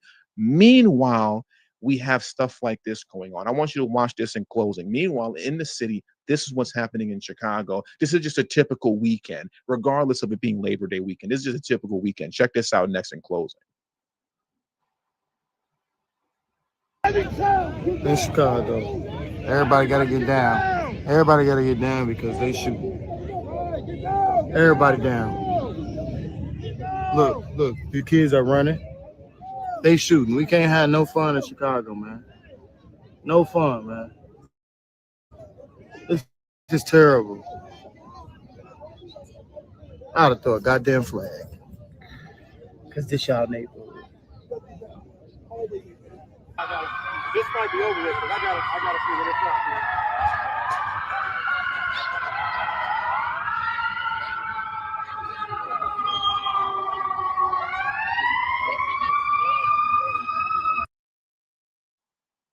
I want to play that one more time, but just full screen for you guys so you can see it better. In Chicago, everybody got to get down. Everybody got to get down because they shoot.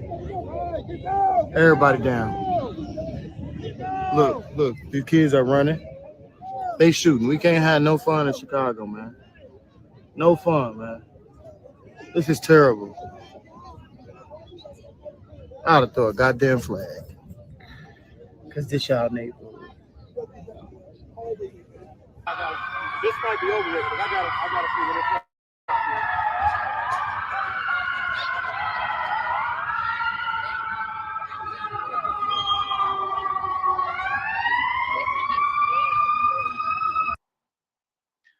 What you're looking at when you see that is a very literal cry for help. Just a very literal cry for help. So in the middle of gunshots firing off, at what appears to be, a kid's, football game or a little soccer league or something like that, in the middle of a shootout where your life is on the line, you're video recording in that moment so that you can expose what's really happening in the city, in these neighborhoods that are impacted the most. This is very much the equivalent of whenever there's any war going on in part of the world, right? Let's just be honest. It doesn't matter. You pick the war at the moment in time. It doesn't matter if you're talking about, Russia, Ukraine. It doesn't matter if you're talking about wars in the Middle East. There's what mainstream media tells you. But then when you go to alternative news outlets, there's videos like this where they show you the carnage that's actually happening on the ground versus the rosy picture that the mainstream media tells you about what's happening with the war and how things are going and how it's not really that bad. But then there's the reality of it. That's what you're seeing here. You have this man trying to expose the reality of what's happening every weekend in the face of mainstream media, in the face of CNN, MSNBC, and all these other news outlets, in the face of the local officials that's supposed to be governing the states and city, telling you that there's nothing to see here. Meanwhile, you have a man who seems like he's a good man. I mean, he's wearing the referee outfit. He's there to help the kids, and I want to referee the game and be here with these children so that they can have fun, and I'll ref their game for them. Like you said, we can't even have fun out here, man. We can't even have fun with the kids because gunshots just ring out repeatedly, regularly, every weekend when we're trying to have fun. But DNC lunatics will sit here and tell you that there's nothing to see here. One, there's plenty to see. These videos like this are in abundance on social media where people are trying to expose the truth. But at the end of the day, man, it comes down to the people of Chicago just having to do better. Because at the end of the day, Trump can only do so much. He can only do so much. And to the degree that he can do anything, it's going to be temporary, right? Once he's out of office, even if you're talking about, another 4 to 8 more years concerning JD Vance, and, if he runs and he wins 2 terms or whatever, it's temporary. As long as you keep voting into office, DNC lunatics like JB Pritzker for governor, lunatics like Emperor Brandon Johnson, lunatics like the Wicked Witch of the Midwest, Stacey Davis Gates, I believe her name is, then this stuff is going to continue. Because while you're trying to protect and save your life, begging for help, they're worried about their pockets. JB Pritzker is worried about trying to become president of the United States, and Stacey Gates and Brandon Johnson are worried about this here. All right. So you guys in the city, you got to do better. The people that this impacts the most, at a certain point, you just got to stand up for yourself, man, and vote differently. And if you're not going to do that, I'm going to keep reporting on this, but I don't know what you want me to tell you at the end of the day. With all that being said, that does it for today's news. So I want to thank you guys for joining me today. Please hit the like button on your way out. Subscribe to the channel if you're new to the channel. Share this video on your social media platform. And please do not forget to follow me on Telegram at TD Media Group. The link to my Telegram is in the description box below and in the comment section as well. Thank you all for your time. And to the next video, peace and have a great afternoon.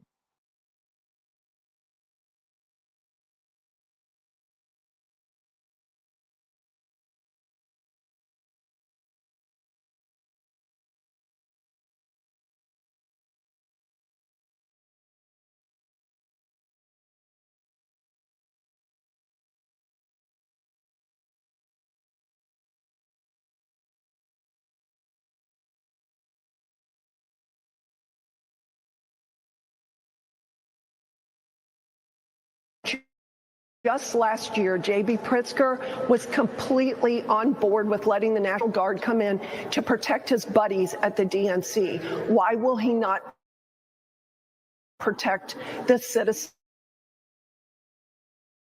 that live in Chicago, protect the businesses and the visits? Absolutely President Trump's response, which is what he will be showing up. Hold on, everybody. Thank you all for joining me today. If you haven't already, please make sure you hit the like button, subscribe to the channel if you're new to the channel, and most importantly, please make sure that you are following me on Telegram at TD Media Group to help circumvent social media censorship and shadow banning. And with the introduction out of the way, let's get into today's news. And today we have to head back on over to the People's Republic of Chicago. Why is that? Because in the midst of having a mayor like Mr. 6.6 Brandon Johnson, the emperor of the People's Republic of Chicago, in the midst of having him just being an epic failure and just unable to articulate a point without expressing the fact that he's a black man who's a descendant of slaves and are survivors of Jim Crow and yada, yada, yada, when it's not necessary or relevant to do so, the DNC decided, you know what? It's time to bring in the big guns. Who is that? They blew the dust off of Lori Lightfoot, ladies and gentlemen.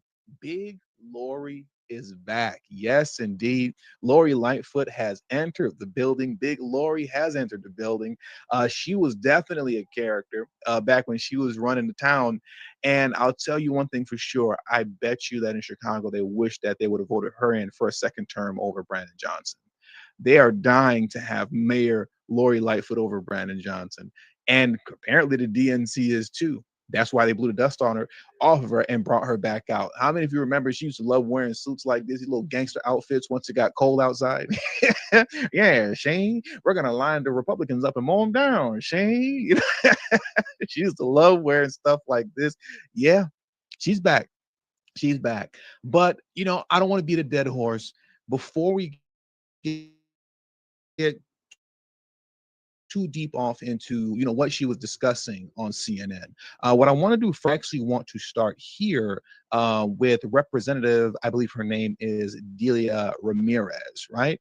I want to take a moment to play this clip from Delia Ramirez in which she's discussing openly obstructing justice as it pertains to ICE raids that are scheduled to happen in Chicago, right? I want to play that because I think it's very important that we get this on record, that this is the type of rhetoric that's coming from the DNC. That's causing their own constituents to put themselves in harm's way, to which they can find themselves, on the wrong side of the law concerning federal law enforcement. And then all of a sudden, you're getting slapped with Fed charges because you decided to listen to a DNC lunatic that told you to obstruct, when you should have just at best observed. So now let's get into what she had to say, and then we're going to unpack a little bit more of her and then get into Big Lori after the fact. But first, let's jump into this clip. We have to continue to resist, and this moment demands courage. It demands us to understand that we must obstruct and do everything we can to oppose any of these authoritarian actions against our cities. So I don't, she just said it as clear as day. She's telling Democrat constituents to obstruct justice, to get in the way of federal law enforcement, whether they be ICE or eventually at some point the National Guard. That's really all there is to say. These people are putting their own people in harm's way. And for those of you who don't remember who this woman is, let me remind you, this is the same woman here that stated, and I should say she pledged her allegiance to Guatemala over America. And mind you, this woman is a congresswoman out of Illinois. She's a congresswoman. Many of you may remember this here. Democrat Representative Delia Ramirez at a summit in Mexico City this weekend tells the audience while speaking in Spanish, quote, "I'm a proud Guatemalan before I'm an American." This is what she stated out of her own mouth. And when she had an opportunity to clear that up, do you think she did it? No, she didn't clear it up at all. She put out a statement, and she talked around it, but she didn't deny it. And this is what she had to say in her statement here. I'll read it very quickly. It's a relatively short read. She stated this: "Let's call it what it is. Today's attacks are a weak attempt to silence my dissent and invalidate my patriotic criticisms of the nativist white supremacist authoritarians in government. It is the definition of hypocrisy that members of Congress who betray their oath each day they enable Trump are attacking me for celebrating my Guatemalan American roots." You got to love how they flip the script and play victim. That is not what you said, and you're not denying it either. You clearly stated, "I am a proud Guatemalan before I am an American." You weren't celebrating your Guatemalan American roots.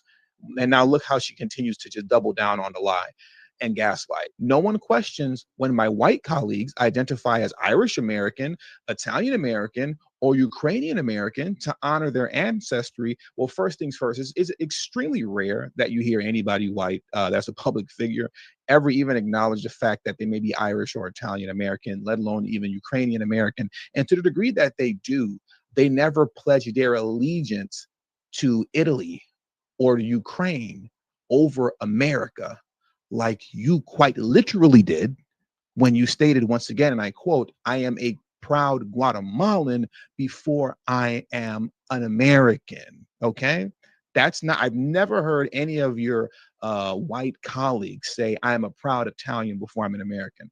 I am a proud Ukrainian before I'm an American. I am a proud Irishman before I'm an American." None of them have ever said that, and you have no evidence of that. You're gaslighting and talking stupid. Let's carry on. "I've consistently expressed my pride in my heritage and history, a pride also often reflected in the origin stories of my colleagues." Once again, you're lying. "Only those who believe America should not include children of immigrants or be diverse would attack me, and Americans like me honoring my roots. We don't have to carry on. There's more to what she stated here, but once again, you just see how much of a disingenuous piece of garbage liar that she is, because she's gaslighting. None of these people that you're making mention of have ever stated that they are anything other than proud Americans. You're the one that's running around here saying that you are Guatemalan before you are an American. And this is who's sitting in Congress right now, instructing her constituents in Illinois to obstruct justice. That's what she did. And that's what we just heard from her, right? So it's no wonder so many of you guys are out here getting hit, with Fed charges, looking at 10, 15, 20, even up to 40 years because you're listening to idiots like this woman here. But I digress. Let's carry on and move over to Lori Lightfoot. Lori was recently on CNN giving an interview in which she stated a whole lot of nonsense that I just wanted to take a moment to unpack. I think one of the most foolish things that she stated, that Donald Trump is engaging in a manufactured crisis, that apparently, violence in Chicago, homicide in Chicago, which is out of control, apparently is not real. It's a manufactured crisis, according to Lori Lightfoot. And I want to play that first before we dive a little bit deeper into what she had to say. That I want to take a moment to dissect. But first, let's get into this apparent manufactured crisis going on in Chicago. If he comes to Chicago, he's going to be in court, and he's going to be sued by the state. He's going to be sued by the city, and I believe that there will be private interests that also sue him. This is not about violent crime, and I don't think we should pretend that this manufactured crisis and his attempt to provoke people in Chicago is legitimate exercise of power. It is not. Imagine telling the people over the weekend who lost family members in Chicago during Labor Day weekend, was it between 8 and 9 or between 7 and 9 people that lost their lives, that the lives of your family members that were lost, it's not real.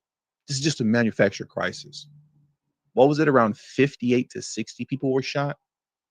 Those victims of gun violence, that's not real. It's a manufactured crisis. What Donald Trump is talking about isn't real. It's not real. Your lives don't matter. The fact that you were shot and survived and you're a victim of gun violence, that doesn't matter. It's all manufactured. It's fake. And this messaging issue is most likely, to be quite honest with you, the primary issue with Democrats. Their inability to step back from their talking points, drop their hate for Donald Trump, and then just actually acknowledge, take in, and address what the American people are talking about and what they're saying, particularly in your own city and your state. They dismiss it completely and tell you that it's all just made up. It's all in your mind. Because look at the data, stupid. The data says that you're safe. And you don't believe that you're safe, probably because you're dumb. That's what they think. They say this stuff all the time. They say this stuff openly all the time. We've covered this so many times. Democrats think that their constituents are stupid. And, to a degree, hey, right? But you're not supposed to say that if you're trying to win office.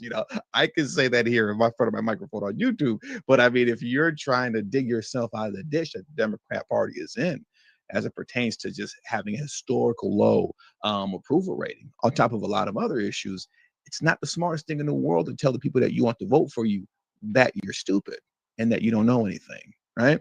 But here's where it gets even worse.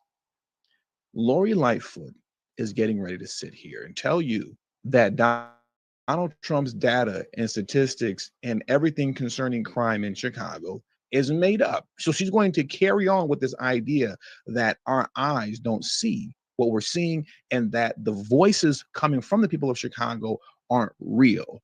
Apparently, all of this is fake and it's all made up. Let's get into this next. She's carrying on with this foolishness.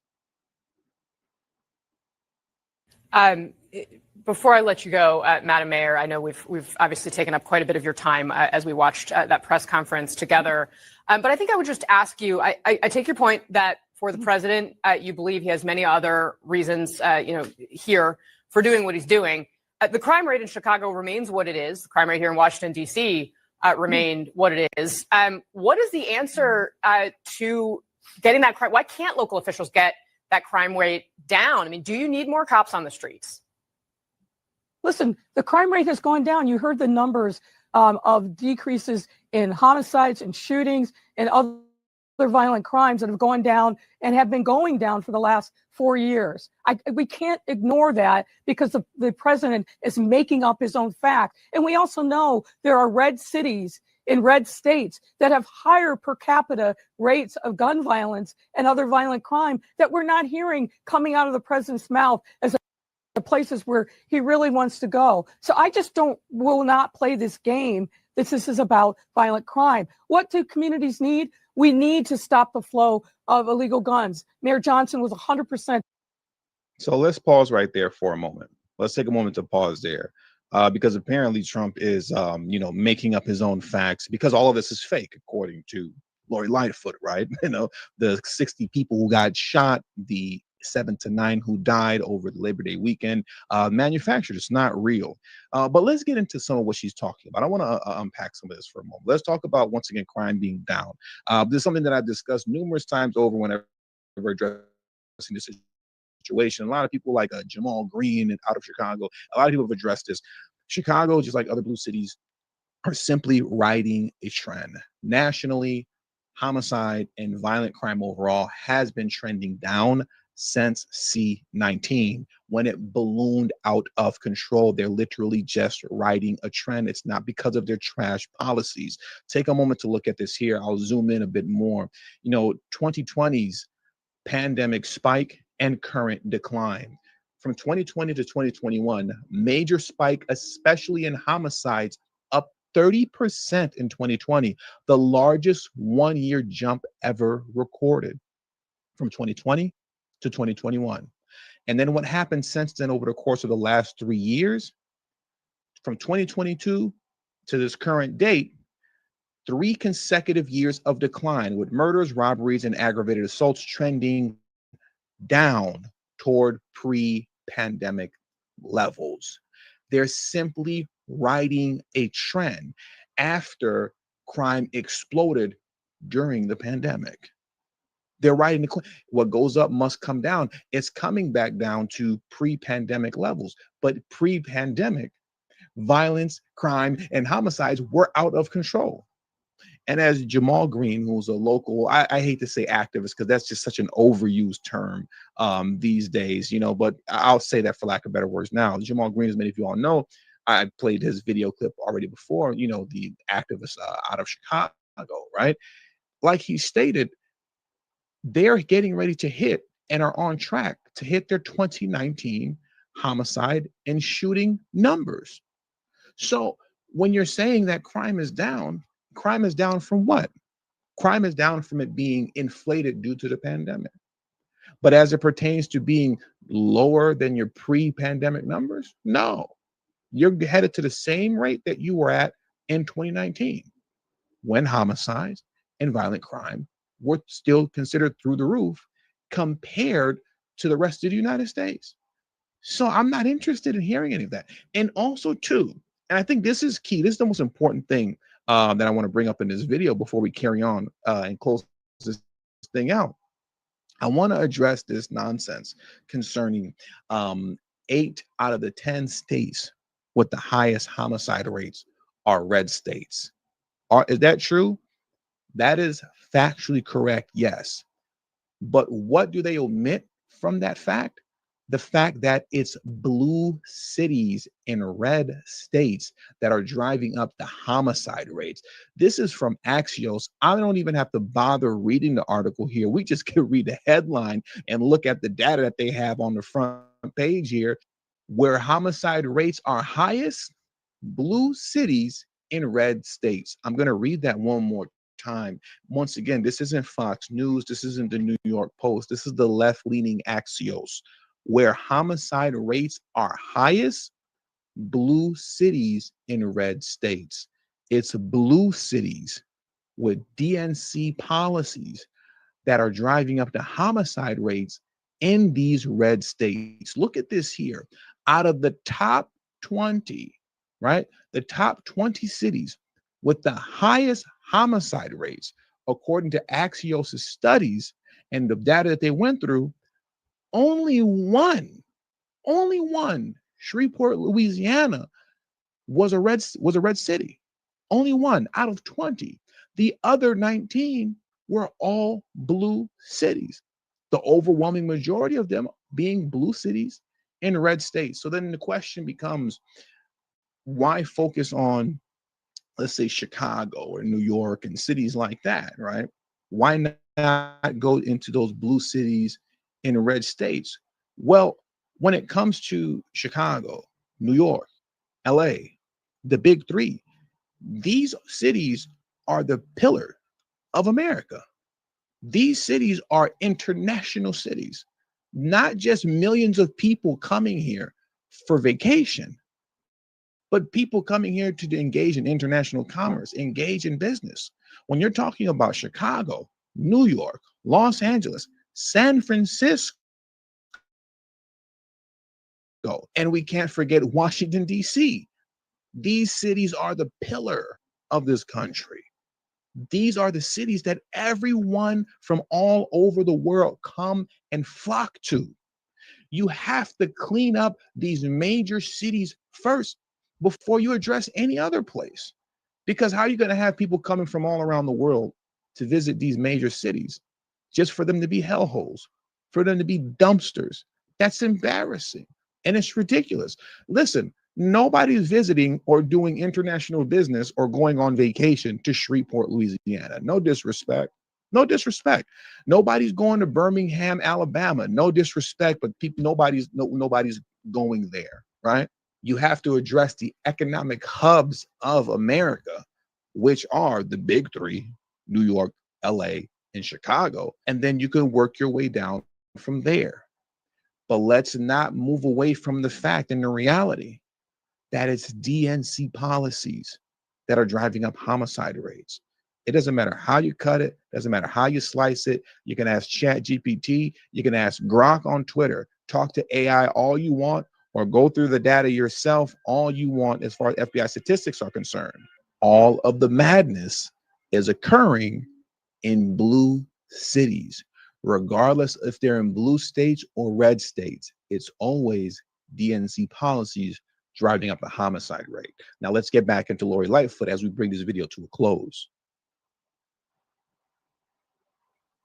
If he really cared about violent crime, go after the gun manufacturers who are just mass producing these weapons and have no liability or accountability. Go after the gun stores that know that they're selling to straw purchasers that flood into our city. Pass common sense gun reform that we have been begging for decades. Those are the kinds of things that actually would make a meaningful difference in violent crime. He's not talking about any of those things. He will not do any of those things because this is not about violent crime. It's about something else. Go after gun manufacturers, go after gun stores, go after everybody but the actual criminals. That pretty much says all that you need to hear concerning the Democrat Party. They blame everybody but the criminal. Typical DNC nonsense. And with all that being said, that does it for today's news. Just want to thank you guys for joining me today. Please hit the like button on your way out. Subscribe to the channel if you're new to the channel. Share this video on your social media platforms. And please do not forget to follow me on Telegram at TD Media Group. The link to my Telegram is in the description box below and pinned in the comment section as well. Thank you all for your time in today's video. Peace and have a great afternoon.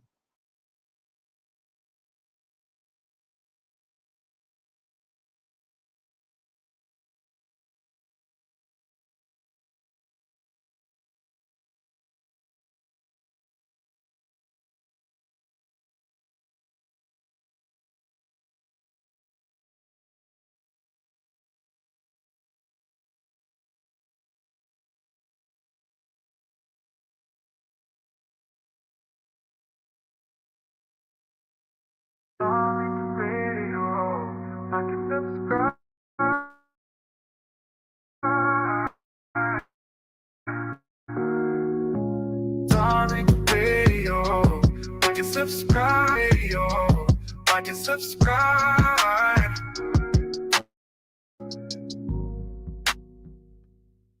What's up, Josh? Oh, what's up?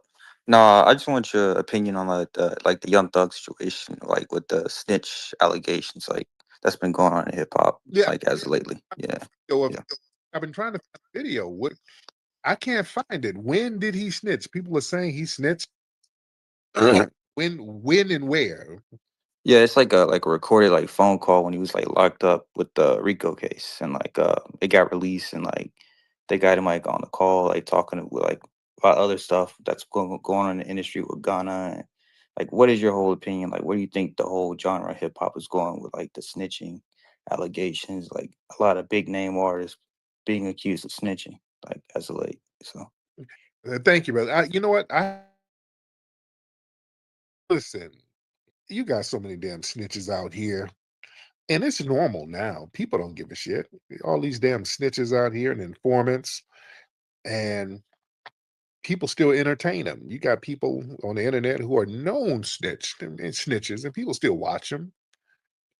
Because right now we're in the internet age, so people ain't really they ain't out there in the streets like that. People can kind of still get out there and get their face and name out there.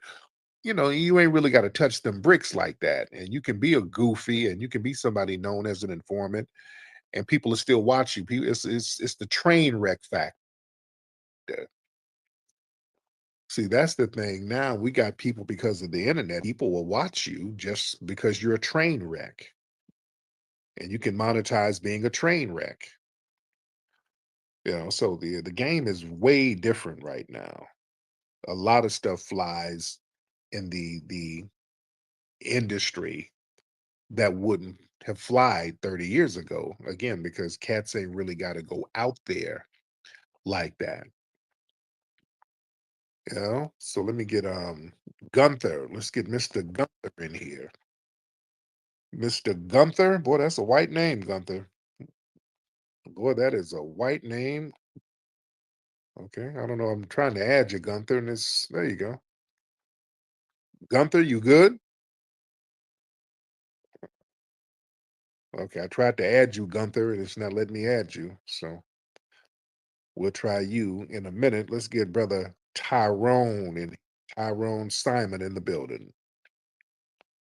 Mr. Tyrone.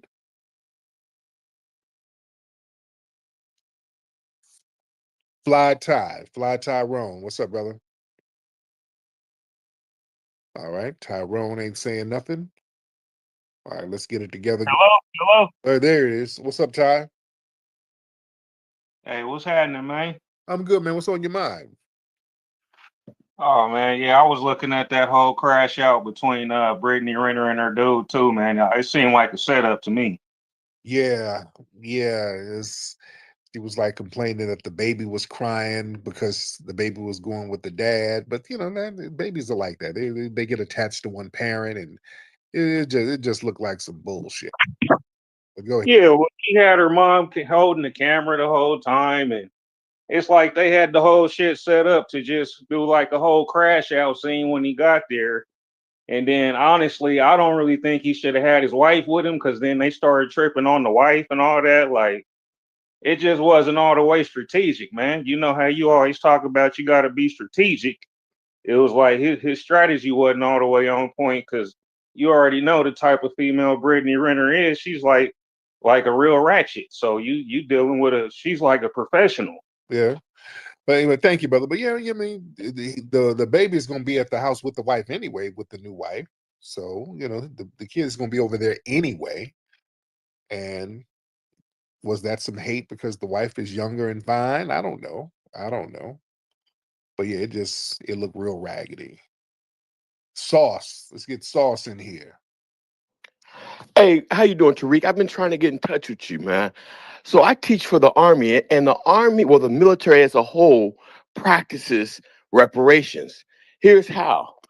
If a soldier dies, it takes a little time, takes about 2 to 12 months.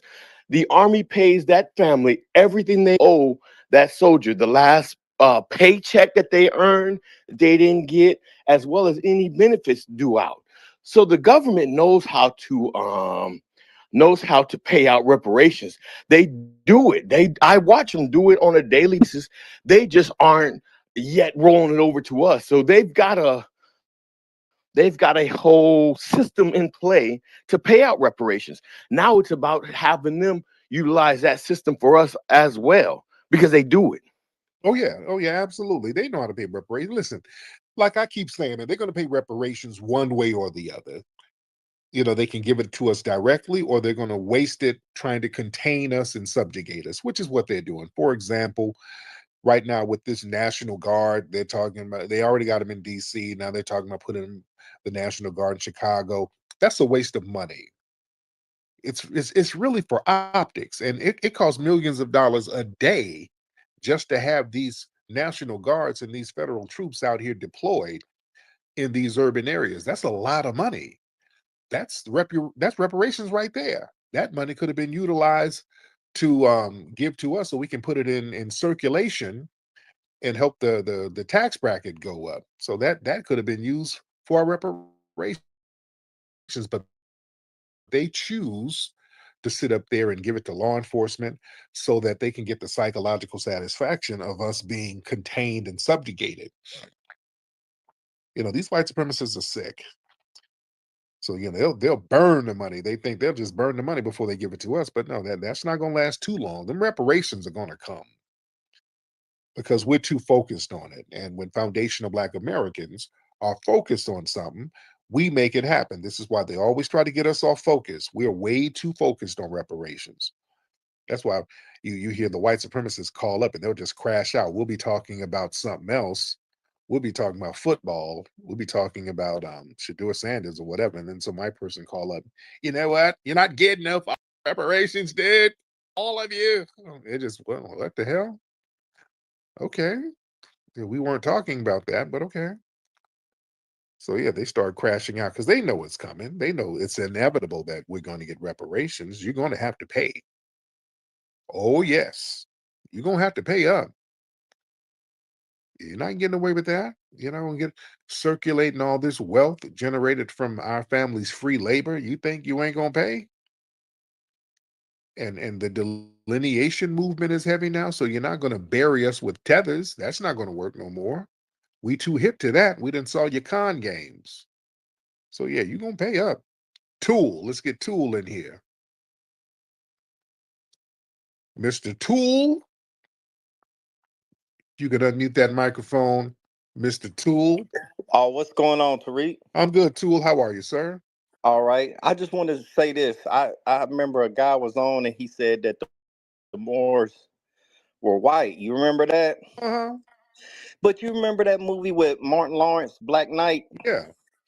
What were they calling him throughout that movie? Called him a Moor. They knew what it was. Yeah, that's all I wanted to say. Yeah. It's very well documented what the Moors look like. All of the physical descriptions of them, hell, the paintings and books, even the etymology of the term Moor. Every variation of the word Moor means black or dark skin. So yeah, they can play dumb. They try to do the I'm white and I say so stuff. And they know what it is. They know what it is. Y'all got to understand, the white supremacists, they gonna lie to the end. That's part of the culture of white supremacy, just incessant lying. Lying, finessing, manipulating, running games. That's the culture. And we've been playing past that for the longest. And then they circle back with the same lies. I want y'all to understand white supremacy, family. They're like one-trick ponies. They come around with the same lies. They don't really change. All they do is just kind of wait for a generation to forget and then circle back with the same lie. I mean, the whole Chicago thing, that what about crime in Chicago? That's one of them. They've been circling back to that crime in Chicago lie, that whole narrative that, yeah, we are all complicit in crime in Chicago. They were doing that with Emmett Till, family. When people were complaining about Emmett Till getting lynched in the newspapers in the 1950s, there were editorials talking about, well, why are the Negroes worried about Emmett Till? What about all that crime in Chicago? The Negroes need to worry about that. They were talking like that in the 50s. Then they circle back and start talking about that shit in the 70s, the welfare queen narrative, this whole thing about oh, there's a black women in Chicago having a bunch of babies for welfare. They were putting that on Chicago then, and then decades later, they start circling back when we talk about police brutality. Well, what about crime in Chicago? So they're one trick ponies. You think? Also, let me be real. The Pan African hustle that was brought to the white supremacists were really promoting that heavy. The Pan African thing, they were doing it in the 1800s with the American Colonization Society. Those were white supremacists putting that together. Then in the 60s, when we were rising up, fighting for our rights here, fighting for civil rights in Selma and just all over the country, the CIA and FBI started putting together all of these Pan-African organizations. You study some of those Pan-African organizations from the 60s, a lot of them were CIA and FBI backed. Yeah. And now, even now, these weird Pan-African cats, it's always something weird about them. You know? Let's be real. I'm not making it up. Why is it always something weird going on with some of these dudes talking about Pan-Africanism? There's never anything practical. They never have anything to show for it. And they're always trying to undermine anything we got going on here that's going to empower us here. I want y'all to understand something. Family, in the 1800s, in the 19th century, a lot of our ancestors were talking like us now, like Foundational Black America. They were on that FBA vibe then. They just don't tell you about them. They don't promote them. I want y'all to really understand, family. In fact, y'all get some pencils and pens. I want to give y'all some quotes that you guys can look up from some of our ancestors. I'm gonna give y'all some verifiable quotes that y'all need to look up, family.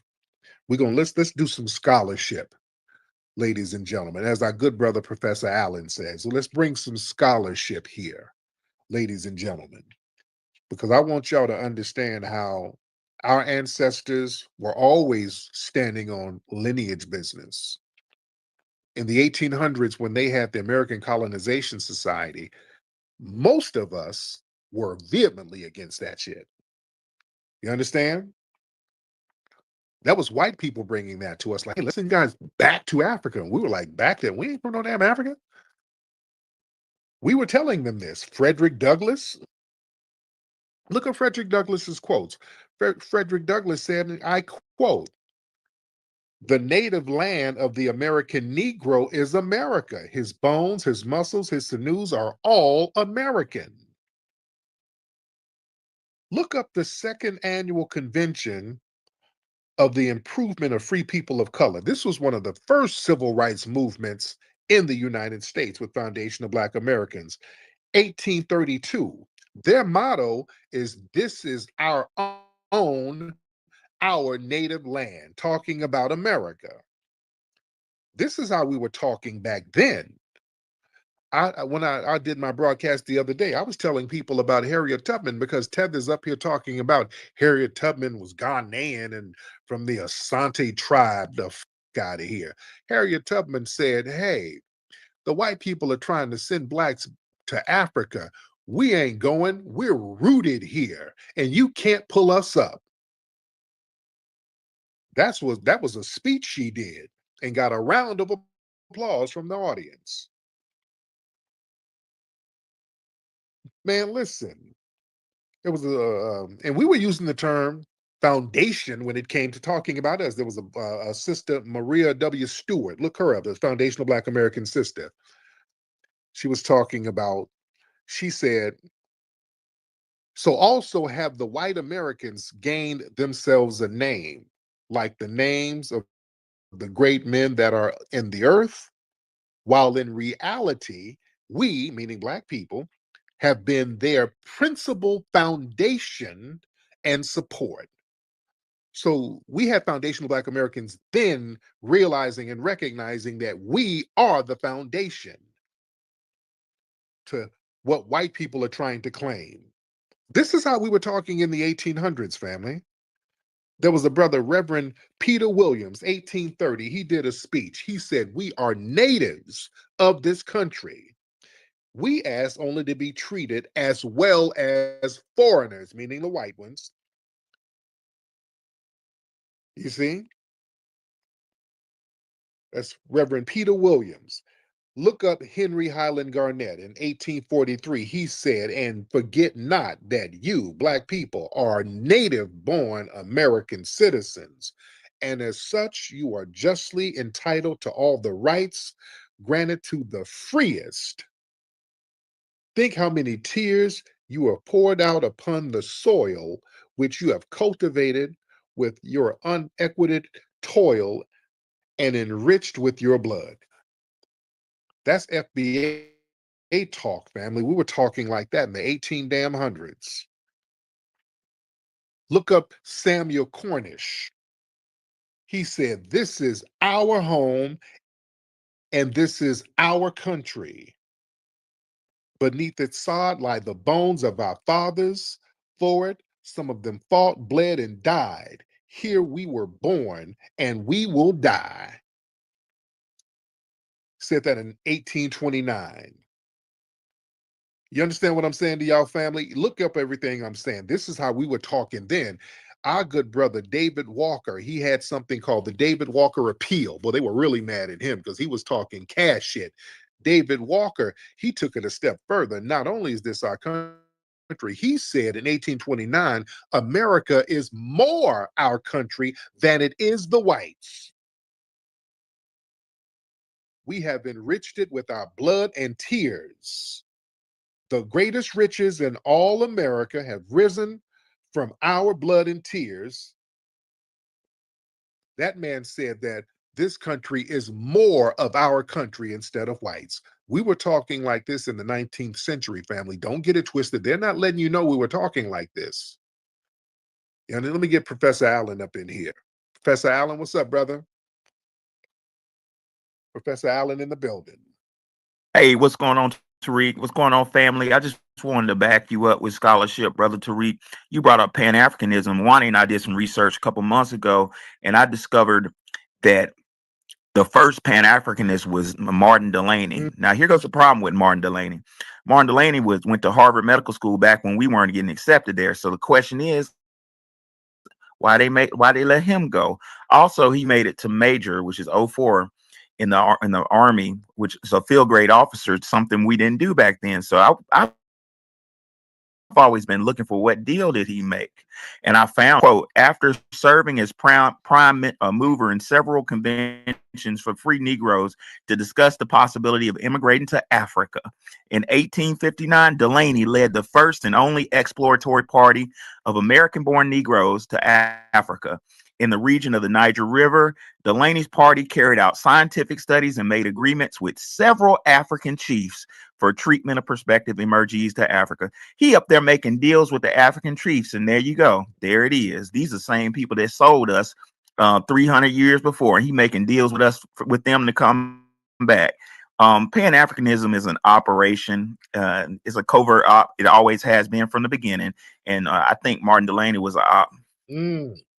Yep. Man, my man. Thank you so much, Professor Allen. It's deep, man. It's deep. Yeah, but we knew some of that stuff was funny style. Even back then, we knew. Even back then, we knew. We were on lineage business back then, ladies and gentlemen. Oh, let's not get it twisted. We weren't trying to go to no Africa. No disrespect. I'm not trying to disrespect the brothers and sisters in Africa, but we weren't on that. We were like, no, that's not our native land. Our native land is here. You look at some of the scholars and the activists during the 19th century, they were just repeatedly saying that this is our native land here. They're saying the exact same thing we're saying now, family. You know, this is why I think the spiritual energy of this Renaissance, it's to pay homage to those forgotten ancestors who were standing on this back then. The David Walkers and people like that. These were people who were considered radical at the time. You understand? Let's get Sophia in the building. Hey, How you doing, dear? I am doing fabulous. And on both sides of my family, my grandma, my mother, nobody ever said that we was from Africa. My grandma said we had Native American blood and all of that. But you got to remember, I want to say the famous quote that Malcolm X said. He said, "We did not land on Plymouth Rock. Plymouth Rock landed on us." Absolutely. Yes, indeed. Thank you so much, beloved. When there is stank on the streets, there's only one man who will bring the heat. Hey, Rootwork Jones, why you got to split, sugar? These musty jive turkeys think it's a game out here. I got to get out here and show them I mean business. Can you dig it? None of these smelly suckers can relax because Rootwork Jones is back. Is the return of Dolomust, the Sultan of Stank. His mission? To turn Harlem into a musty mecca. I'm going to plant a must bomb in Harlem. When it detonates, everyone in Harlem will be musty. Rootwork Jones has to shake up the block. He has a limited time before the bomb drops. I'm in a Cadillac in Harlem. Thanks, Mama. Can Rootwork Jones find the bomb before it explodes? Where is the Cadillac with the must bomb, sucker? Or will the city go into musty mode? There's a couple blocks over that way. Rootwork Jones is behind the wheel, socking stanky suckers all in their grills. Come see Rootwork Jones in Musty Inferno. Go to rootworkstyle.com for more info. Sucker.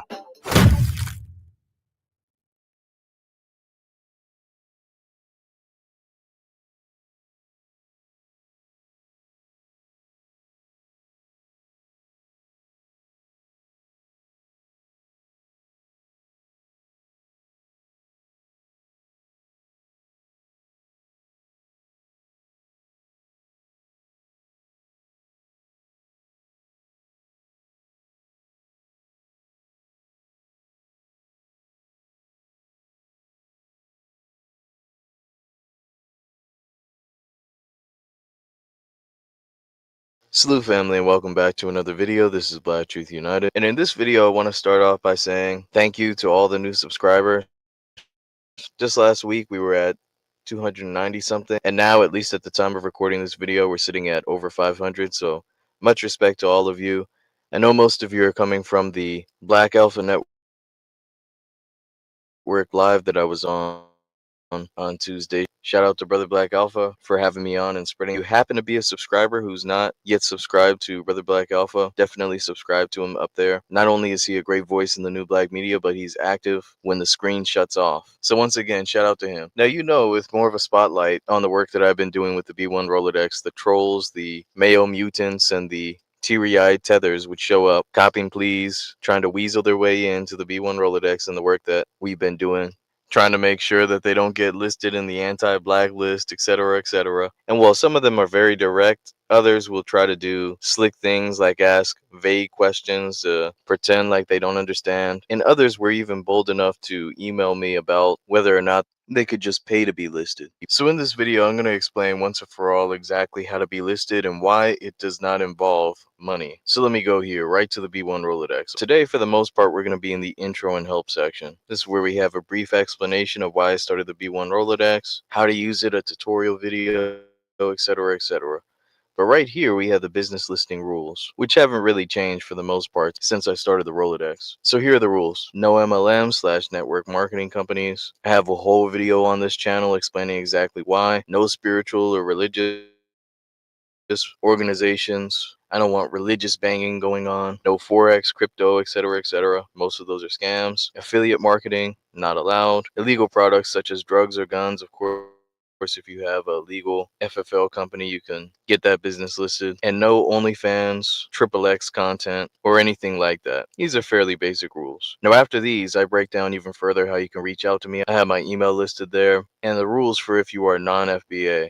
The main one being that you'll need 2 people who are FBA and who are connected to the Black grassroots to vouch for you. Now, because I got some mixed responses, and when some people would reach out, I would be left with question marks, I made a convenient form, which you can go to right here, that puts it all in one concise manner. Your name or alias in the Black Grassroots, putting a value on that name. If you are FBA or not, if the business owner is FBA, and if not, just like in the instructional section, you have to list 2 people who can vouch for you, who are in the Black Grassroots. And I give an example there afterwards. Again, we're putting a value on being on code. Then, of course, you have the business information, as well as at the very bottom, a place where I can contact you, the person who's submitting the form. So simple enough, right? But then you had some people who decided they were going to just reach out to my email or through private messaging to see if they could bypass that whole process and just go right here. Hey, you have a Cash App. I could just Cash App you.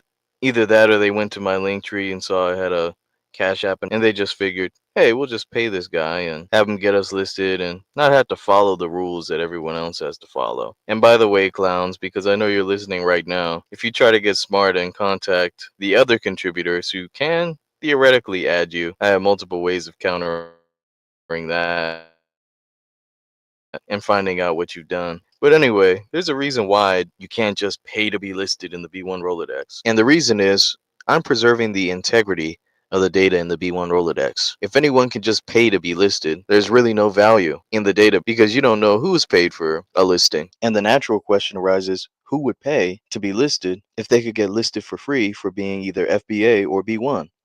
And the natural answer is someone who is either non-FBA or not B1. They don't have a proven track record of being for the community. Those are not people that we want on the B1 Rolodex. And for all we know, these could be people who aren't even quote unquote black. Also, the money could be coming from those dark money dollars from either the Democrats or the Republicans because they recently released that article regarding the Dems, but we know the Republicans do the same thing. But no, we're putting a value on the lineage. We're putting a value on being on code. And don't worry, I'm keeping track of just how much people are willing to pay to be listed on the B1 Rolodex because what it indicates is we have the value, family. I want you to see this as a victory for us. Not just a victory for me, but a victory for all of us because we've collectively put a tangible value on being of the lineage, whether you acknowledge that or not. And the lineage is not something you can buy into. Being on code, even if you're not necessarily of the lineage, I would guess about 4% of the people listed are not of the lineage, but it puts a value on being on code. This can't just be bought with a wad of cash. And don't get me wrong, I do value your contributions. In fact, let me shout out right now recent contributors, Sister FBA Queen, Brother Rodney, and Eber Manuel. Much respect, and thank you for your contributions. But of course, donating to the B1 Rolodex, where the channel is very different than throwing a wad of cash at something to get your business listed. And this is something that the white supremacists can't comprehend. You see, most people who are white supremacists have access to more cash. Even other groups are papered up much more than we are, given access to loans and all types of things. And most of these people think that everyone is like them, that they'll just do whatever it is for money. Oh, I'll just offer to pay him this so that he'll take me off of the anti-black list. Oh, I'll just send him some cash so that I can get my business listed. No, not everything is for sale. And I have a homework assignment for you, family. I want you to look up this video from our brother Malcolm X when the FBI went to him trying to get him to sell out, trying to bribe him. Now keep in mind, Malcolm X was not in a good financial state at the time, and they knew this. They knew he had been betrayed by some of the people who he trusted, and they tried to get him to compromise his integrity. But listen to how Malcolm X maintains his integrity in this clip. It's not a very long clip, but that's my homework assignment for you. And imagine if our brother Malcolm X did not maintain his integrity. They would have harped on that information forever, putting it in our face.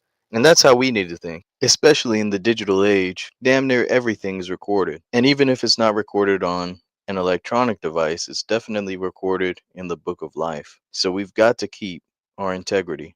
And I am by no means attempting to equate myself to our great brother Malcolm X, but just on a small scale. Imagine if I would have just accepted the money for someone to be put onto the B1 Rolodex. That person could easily take screenshots and put a receipt together showing that, hey, it really doesn't mean that much to be listed on the B1 Rolodex. Anyone could just pay to be listed. Again, discrediting the integrity of the data. Now, I don't hate on any of their own business or wants to use the data from the B1 Rolodex and do their own version. Maybe you want to charge people to be listed or for marketing or whatever it is. And I've never discouraged anyone from doing that. In fact, I go over and multiple videos how you can easily go to the B1 Rolodex and download all the data for yourself. I purposefully left these things open. Same thing with the map. You can hit copy map or just download the entire KML and upload it as if it's your own, revising things to your liking. But not the B1 Rolodex. You could create a website or an app or something along those lines where people could pay a price to be listed. But that's not something we allow with a B1 Rolodex. And if something should happen to me, I encourage whoever picks up the baton to continue this standard. There have to be things in life that are worth more than just a wad of cash. And one of those things should be our integrity, and another one of those things should be our lineage and or our proven track record of being on code. So hopefully this clears up all the questions. I do want to shout out the winner of the raffle contest from the B1 Rolodex as well. That was brother Tata Man. Shout out to you, brother. Thank you for being the one and only contestant / winner. And with all that being said, be one and be blessed, family. Peace.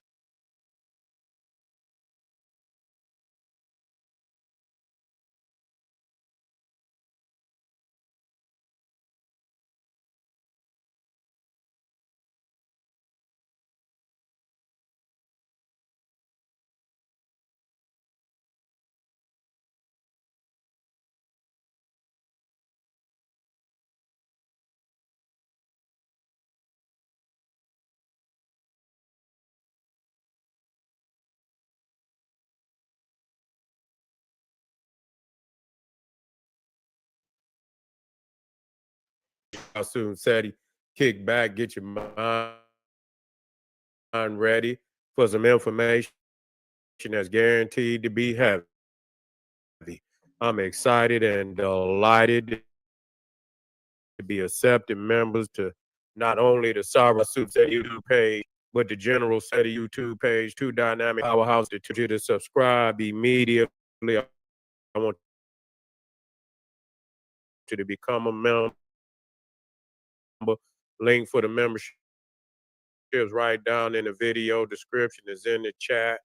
All you had to do is just click it. You get a video introduction, rundown on the membership, what they entail. You see one you like, you should most definitely join.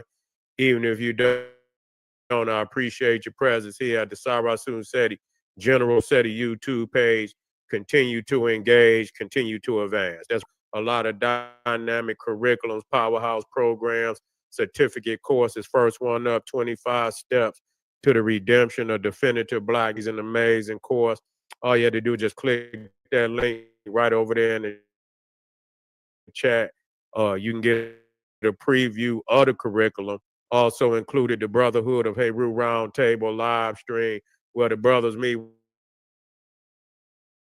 once a week discussing very vital, important, powerful information. Get over there and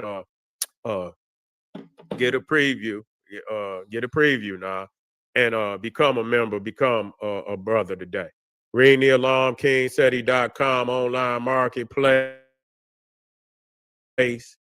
official. Did I do that? Official General Sarasun SETI DVD lectures. Did I do that? T-shirts, tank tops, hoodies, African and Kemetic jewelry, holistic tonics and remedies, home decor, accessory for every room in the house. I got something for you, family. I know you're going to like and love. Get over there, family. Did I do that? And get over there and check it out, fam. Get that catalog. Check it out. You missed it, family. If you did, it's over there waiting on you. We did was Neanderthals prey for ancient African predator hunters. Man, it's powerful. Man, I got some hell of a videos up there, supplementary videos, dropping a lot of information that you're not going to hear nowhere on the planet. I want you to get over there and get it. We also did part 2, where this is actually part 2. Part 1 was, here we go. Are the predators ancient Black Anunnaki? Both of them up there. Both of them. Ain't nothing but fire. God damn it, get over there and get it, get it, get it. For real. It's like that, family. And to the family out there donated to the general, I thank you, and I most definitely appreciate you. For the family out there would like to donate, the link is right there in the chat. Go right on ahead, and I appreciate you ahead of time very much. Make sure you subscribe to all my King SETI, General SETI, Sarasun SETI. Rock that notification bell. Get a video a thumbs up, like it, because you'll love it, and share it with your family and friends, and comment. Just don't say nothing stupid, because I will most definitely ban your ass. You be out of there, family. Here we go. Labor Day in Chicago. God damn it, was off the chain. Niggas done shot up there. I don't know if we can't just blame it on goddamn black people, because Chicago got a large white population, got a large Hispanic population, and so we can't blame it all on black people. But it was a bad fucking weekend up there. At a time when you got this Neanderthal, Donald Trump, who is breaking the law by, using the military against the populace, which he should not be doing. You cannot take the military and use it for law enforcement. That's why you got police. That's why you got military.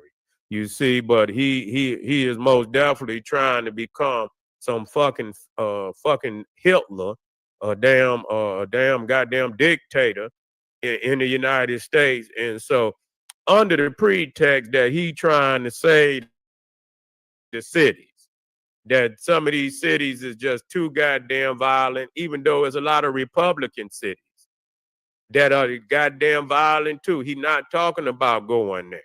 So it's basically cities that's historically a bit that's been against goddamn Donald Trump, that he's going into these cities. Okay, that these are the cities that he's going into. I want to see if he go into any Republican cities. You see, cities that's run by a Republican mayor, a Republican governor. We'll see if he step on their toes and come into their city. I doubt it very seriously. He more likely, if it need be, he'll more likely get them some goddamn funding, so that they can fund more races, soldier, police. You understand? Because they probably already doing a good job going upside niggas' heads, and so they good there. They'll just send some funds and shit to continue to fund that racist regime in whatever town. So there's no necessity to send the guard there. But with Chicago having, such a violent goddamn Labor Day with over 50-something people shot. Was over 50-something people shot and 7 people dead. You see, at a time where, is fucking, all this debate going on about going into Chicago and other cities. Where you thoroughly, this shit like overseas, where you seeing military in the fucking, all up and down the streets and shit, and they're not supposed to be policing. You see, you're not supposed to use soldiers as police, and they know that. Only if it's some type of insurrection or some shit. You see, where you bring the goddamn, and that just show you how weak the fucking Congress is, because they should have stepped in, but because the majority of them is in Donald Trump, back pocket, they ain't gonna fucking do nothing. And then some of them weak ass goddamn so-called wanna be Democrat. That's why a Neanderthal is a motherfucking Neanderthal. A Neanderthal is a goddamn Neanderthal. But, this just wasn't a good look. Nah, they saying that crime is down in Chicago. And that's it. But with 50 motherfuckers dead, I mean, not dead, but shot on a goddamn weekend. You see what I'm saying? Goddamn, that's like damn near on the battlefield. And we don't know what's going on out there. If this was, there's some, some outside force to fucking, to get this shit to the levels that it is, that bring precipitate, the reason why, it's necessary to bring these motherfuckers into Chicago. We don't know what's going on, but it was at the wrong time to have such a high a crime weekend like that. You see, where that many people is being shot, and it is a serious problem, not just in Chicago, all across the fucking United States.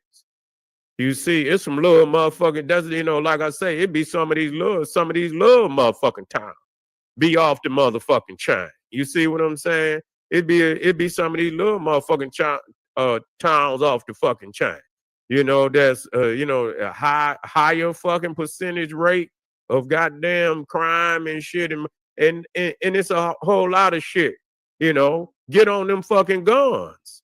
You see what I'm saying? That's number fucking one.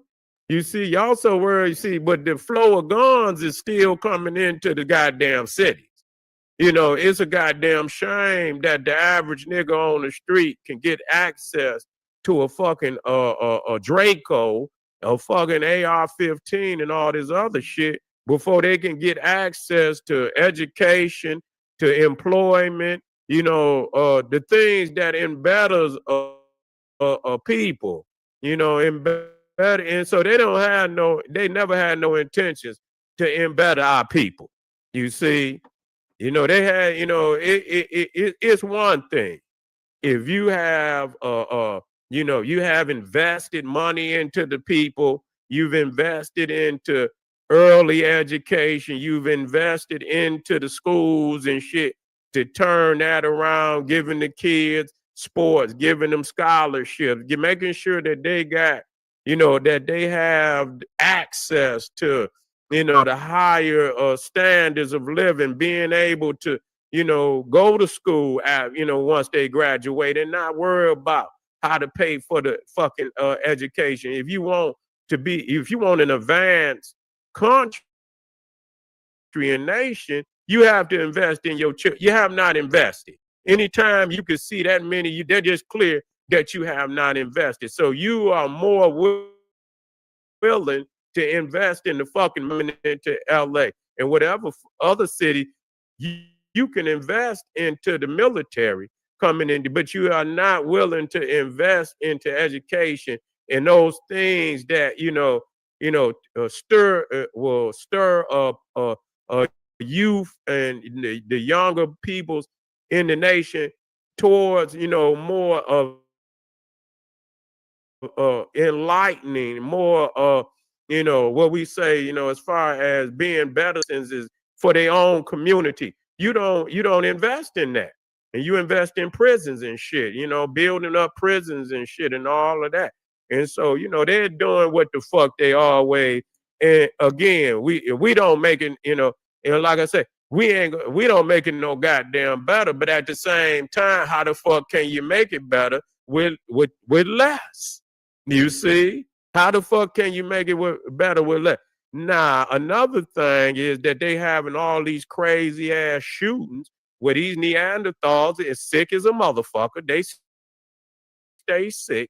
It should be some form of an operation on all these hate fucking groups that been shooting up all these schools and shit for the last fucking 10, 15 fucking years. And then always talking about some lone shooter and shit like, a lone shooter. Ain't no goddamn lone shooter. These is fucking what they call suicide bombers for white nationalists. Send these little ignorant ass sick motherfuckers to do a hit job. Don't give a fuck. They don't give a fuck about their life or nothing. They willing to go and throw their life away, go in there and shoot up. Well, however many people they can get, and then, he's a lone shooter and this, that, and the third. No, they ain't got no, they don't have no intentions of, curb these mass shootings. Take care of these mass fucking shootings. How about that? Let's focus in on these mass shootings that's been going on with all these crazy motherfuckers. And there is a pattern of where the fuck they coming from. We know they coming from a lot of these white hate groups that they not saying a fucking thing about. You see? And so, we know what it is, man. Listen, coming out of Detroit is no different than no other area. urban city in the fucking country and shit, decades of warfare from the period of the crack era and down even to today. You see the devastation that happened, and nobody say nothing about that. It was the government that actually facilitated the downfall of many of these cities. You see what I'm saying? Many of these motherfucking cities, first and foremost, they're punishing a lot of these cities. Number one, from back even when the riots was going down. After the death, you had the 67 riots in Detroit. Then you had the Watts riots and all the riots after Martin Luther King had been assassinated, and there was riots all over this motherfucker. And when black people did that, there was flight from the cities then. That's really when they took flight. And they said, you know what? Since these niggas want to act this way, they want to riot all over the fucking United States. What we're going to do is we're going to move the fuck out of here. We're going to move the fucking economy out of here. And we're going to, first and foremost, you burnt this bitch down. This is where you're going to stay. And we're not going to do a motherfucking thing for your area of the city. You see, wherever you burn down, that's where you niggas going to live. And what we going to do, we going to move, the economic base here from you motherfuckers. We'll leave the downtown there for, operation, where we'll come in and we'll go to work in the fucking morning and shit, and we'll use downtown as a headquarters, but we'll have another headquarters in many of the suburbs. That's how they do in Detroit. You got Southfield and other motherfuckers where they got, major economic hubs outside of Detroit where they can go and shit and not need Detroit in many instances, so they can facilitate they businesses outside the major cities and let the inner city die, take the tax base out the city. You see, make all, and so everybody else running out to the suburbs with the big dollars. And so the major money is outside of the cities. The tax base is outside of it. So the cities die in a lot of areas and shit. You see, so that was their way of fucking, punishing black people during all them 60s riots and shit. And then on top of that, after all the fucking rioting, and after all of the white flight from out of the fucking cities and how the city started to die, then they shuffled the goddamn, because niggas now you ain't having no job. They closing these motherfucking cars, factories. They moving them motherfuckers to Japan and Korea and moving them out into other areas where is more, a dominant white population and shit. Move the car industry, move the rubber industry, move all that shit somewhere else. And so the fucking Midwest just, fell into a sinkhole. And then after all of that, in other areas around the country, you bring in the crack on top of that, a fucking, impoverished community. And now they see all these big dreams and shit of niggas can get rich and shit off of selling dope and shit. And niggas went to war for about 20 fucking years, and devastated, already devastated fucking communities. On top of that, they just, whatever was left over after the riots, then a lot of that shit was destroyed during the crack era. And so this is what you had today. Ain't been no really funding to rebuild these fucking cities. So they, so you got the youngin, they don't know nothing about this shit. They just born into the fucking world. You know what I'm saying? They just born into the fucking world, and and they saying, well, what the fuck? We born in, and this shit is deplorable looking. What the fuck am I gonna do? Am I gonna live here? What the fuck am I? How can I get up out of here? You see what I'm saying? And a lot of them cannot get up out of here.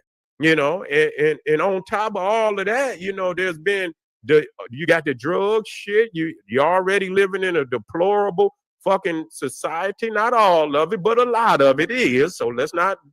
A lot of it is. So you're living in a deplorable area. Been deplorable. You see, the cracked and fucked up then white generations out. I mean, like I said, when I was coming up, I can even remember when Detroit was still over a million people. Detroit then depopulated, man. Detroit used to be damn near at its height. It was damn near 1 million point. It was almost 2 million people at one time at the height of, in right around the 50s or some shit like that. It was like 1.7, 1.8 million. Detroit about 700,000 people right now. You see, so I mean, that just show you how many people then left the city. But it was at a million around 2000. It was at a million around 2000. You see, about a million, a couple 100,000, 1.2 million. It was about that around 2000. It's at fucking 675,000. You know what I'm saying? So it is actually half of what it was 25 years ago. You see, and I witnessed it myself. So you talking about cities that just been wiped the fuck out, and all you can do is bring the fucking military in? You see, that ain't gonna change a motherfucking thing.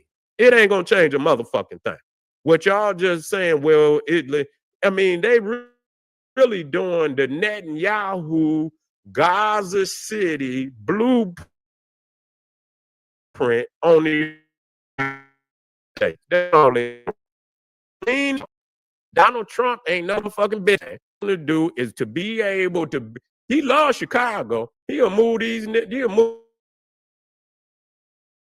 niggas up out of it if he could and get away with it. He'll clear ass to Puerto Rico or whatever the fuck he go, the jail cell he got. Now go, but what's that? A city down there in fucking whatever, El Salvador. Yeah, El Salvador.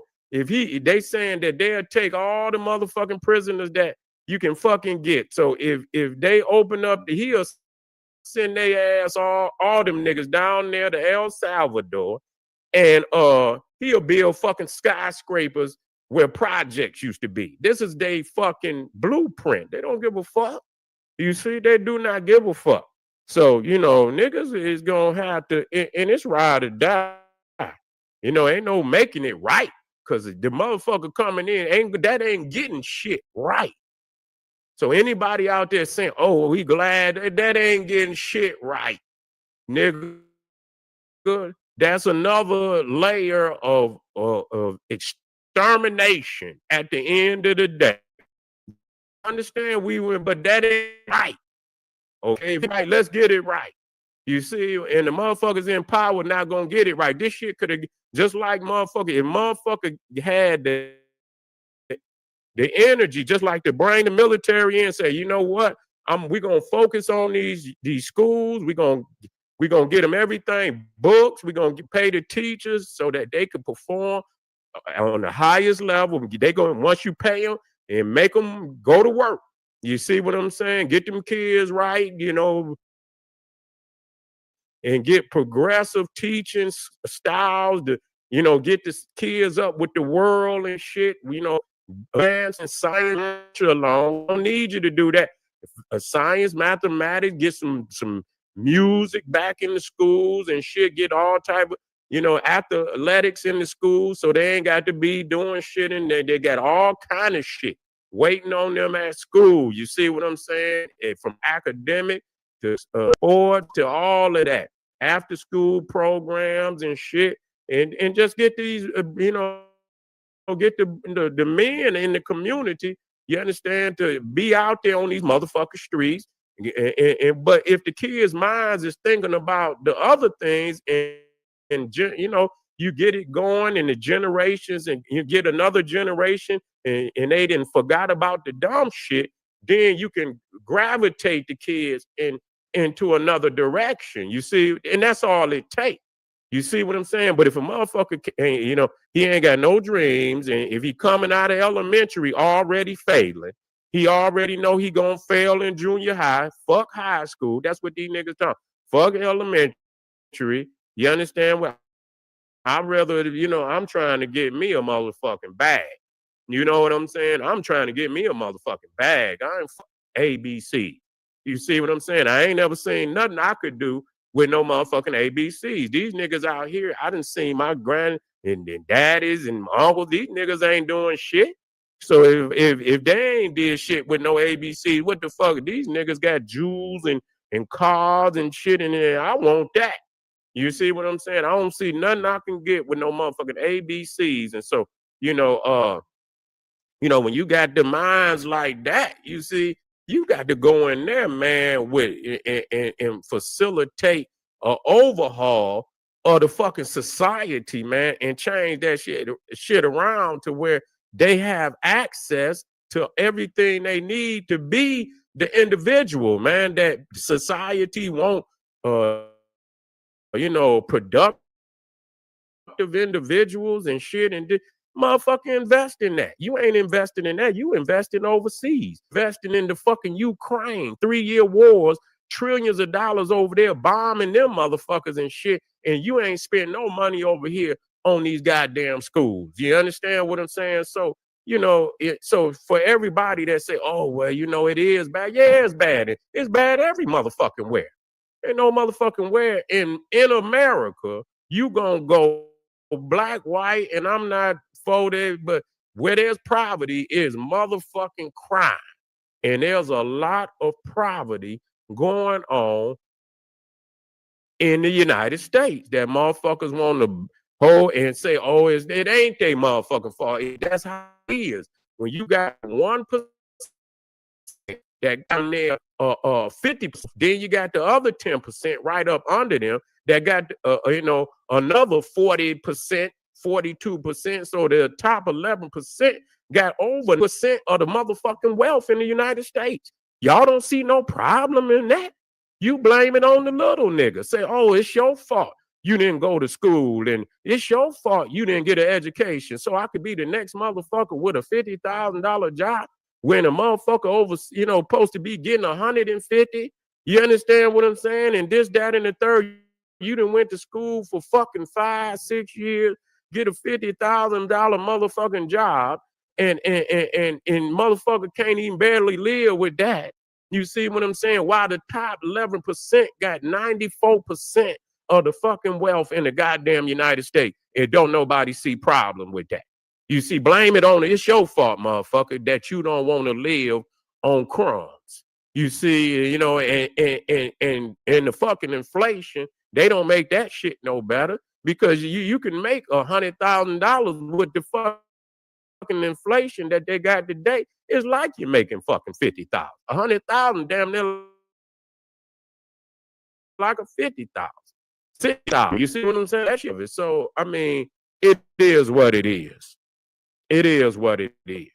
It is what it is. You feel me? You got to change the top. That's what you got to change. Motherfuckers want the motherfucking bottom to motherfucking submit. That's all they want. They basically want your ass back on cotton and get them goddamn strawberries and shit out there. That's where you gonna go. Don't worry about this shit over here. These billions of fucking. Don't worry about that. Nigga, you get your ass out there and you get that goddamn them fucking grapes and them goddamn strawberries, them potatoes and shit. That's what you need to be doing. Don't worry about changing the top. You see, worry about changing the bottom that he can impoverish. That don't make no motherfucking sense. And so, yeah, they gonna end up in Chicago, but they fighting that shit because he's not supposed to be using the military against the people. That's against the law. Period. That's against the fucking law. And it's a shame that them nothing ass congressmen, they ain't worth a motherfucking damn.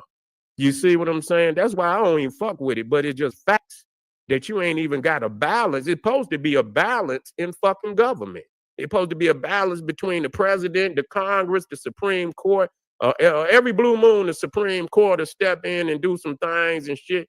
And and it probably, if it had not been for the fucking, and I'm not got no confidence in their ass at all, but if they hadn't, blocked a couple of things, this motherfucker will have full fuck to do whatever he want because the goddamn country ain't nothing but a bunch of fucking the Congress ain't nothing but a bunch of fucking lap dogs. They ain't worth a 2 dead fucking flies. 2 dead fucking flies. So you in a fucking, this is like fucking Nazi Germany. You see what I'm saying? This is probably the closest that you can get to Nazi Germany. And that's scary. Cause you understand what I'm saying? That's very scary. When you think of what the fuck they had planned for, those that they deem to be less than them. You see? And we done already been through some shit. You see what I'm saying? But, in that respect, and I'm not saying this, the slave masters for United States job for a mother. They had the intentions of you working. They didn't have the plan to exterminate your ass. Now you got motherfuckers that they ain't got no job for you. They ain't got shit for your ass. They looking to exterminate your ass. You see what I'm saying? And that's something different. That's something totally motherfucking different. So motherfuckers better wake up out there. You feel what I'm saying? Yeah. Well, they could be scared. You know what I'm saying? They out of motherfucking pocket, regardless of, the whatever the fuck it. Yeah, COVID back. You say COVID back? Yeah. Yeah, they probably got some new shit. Yeah, they got some new shit out here they gonna put on motherfuckers. Be ready to shut this motherfucker down again. You know what I'm saying? But anyway, family, let's move forward. Again, man, I got that fire. I want y'all to go on over there and get that Predator. That's where we gonna be. As a matter of fact, didn't Ice Cube make the Predator? Yeah, he did one. I'm gonna have to go get that shit. Yeah, I should have brought that up. I didn't even think about that when Ice Cube made that song. Was it the album? He had an album, The Predator. Yeah, it's already, we got it. It's fire. I want y'all to go over there. It's up there right now. The Predators, Ancient Black Anunnaki. This is all esoterical, and what's going on right now may very well be the reason why these motherfuckers is moving the way that they moving. You feel what I'm saying? Get over there and get it. Also, we got up there right now. Let me get it up there. Was Neanderthals prey for the ancient African predator hunters, man. I got some hell of a videos and shit that's highlighting a lot of things in history that people just don't know about.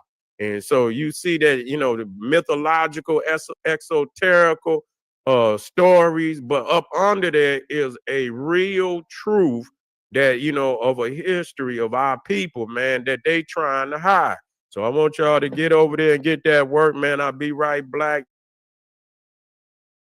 Y'all know what it is. Got much faith in Chicago. I know it's a lot of, crazy shit going on, but it's a lot of greatness and goodness going on at the same goddamn time. Motherfucker got to balance it. Don't want to say nothing good about the people because that's going to change the motherfucking narrative. You feel what I'm saying?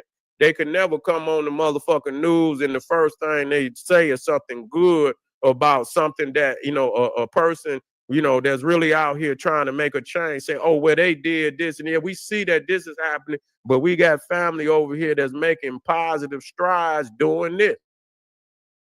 We didn't change this area. Yes, we still got work to do over there where the shit is going down. But look what we've done over here where it was a lot of violence. It's no longer the violence over here. We just need to be funded on, and get some more funds in here, and we can get over there and put in the same work over there. You feel what I'm saying? That's real talk.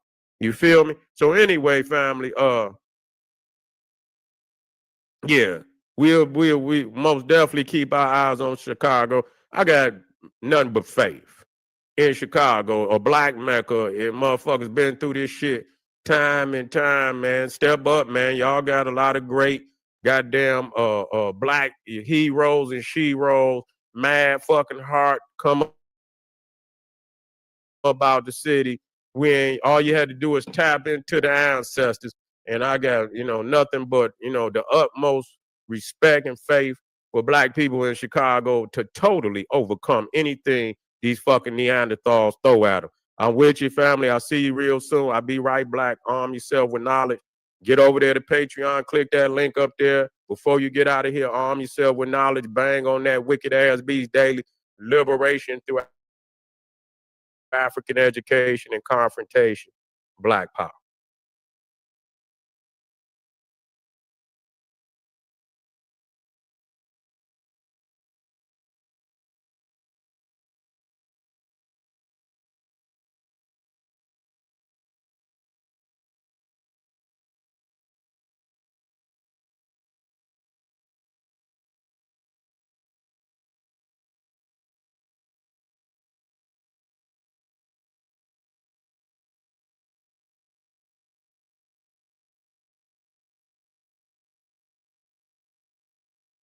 Every level of racist in America explained.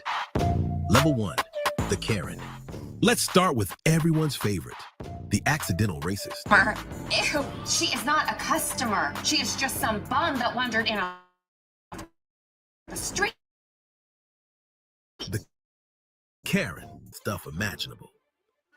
New York, 2020. Amy Cooper sees a black man bird watching. Bird watching. And somehow her brain goes straight to 911. There's an African-American man threatening my life, she says, voice trembling like she's being chased by a serial killer instead of someone watching birds. These are your I have black friends people. They'll compliment your English like it's shocking you can speak. They'll touch your hair without asking. They'll tell you you're not like other black people and think that's a compliment. Philadelphia, 2018. 2 black men commit the heinous crime of existing in a Starbucks without buying coffee yet. The manager calls the cops. They don't burn crosses. They just make your everyday life exhausting.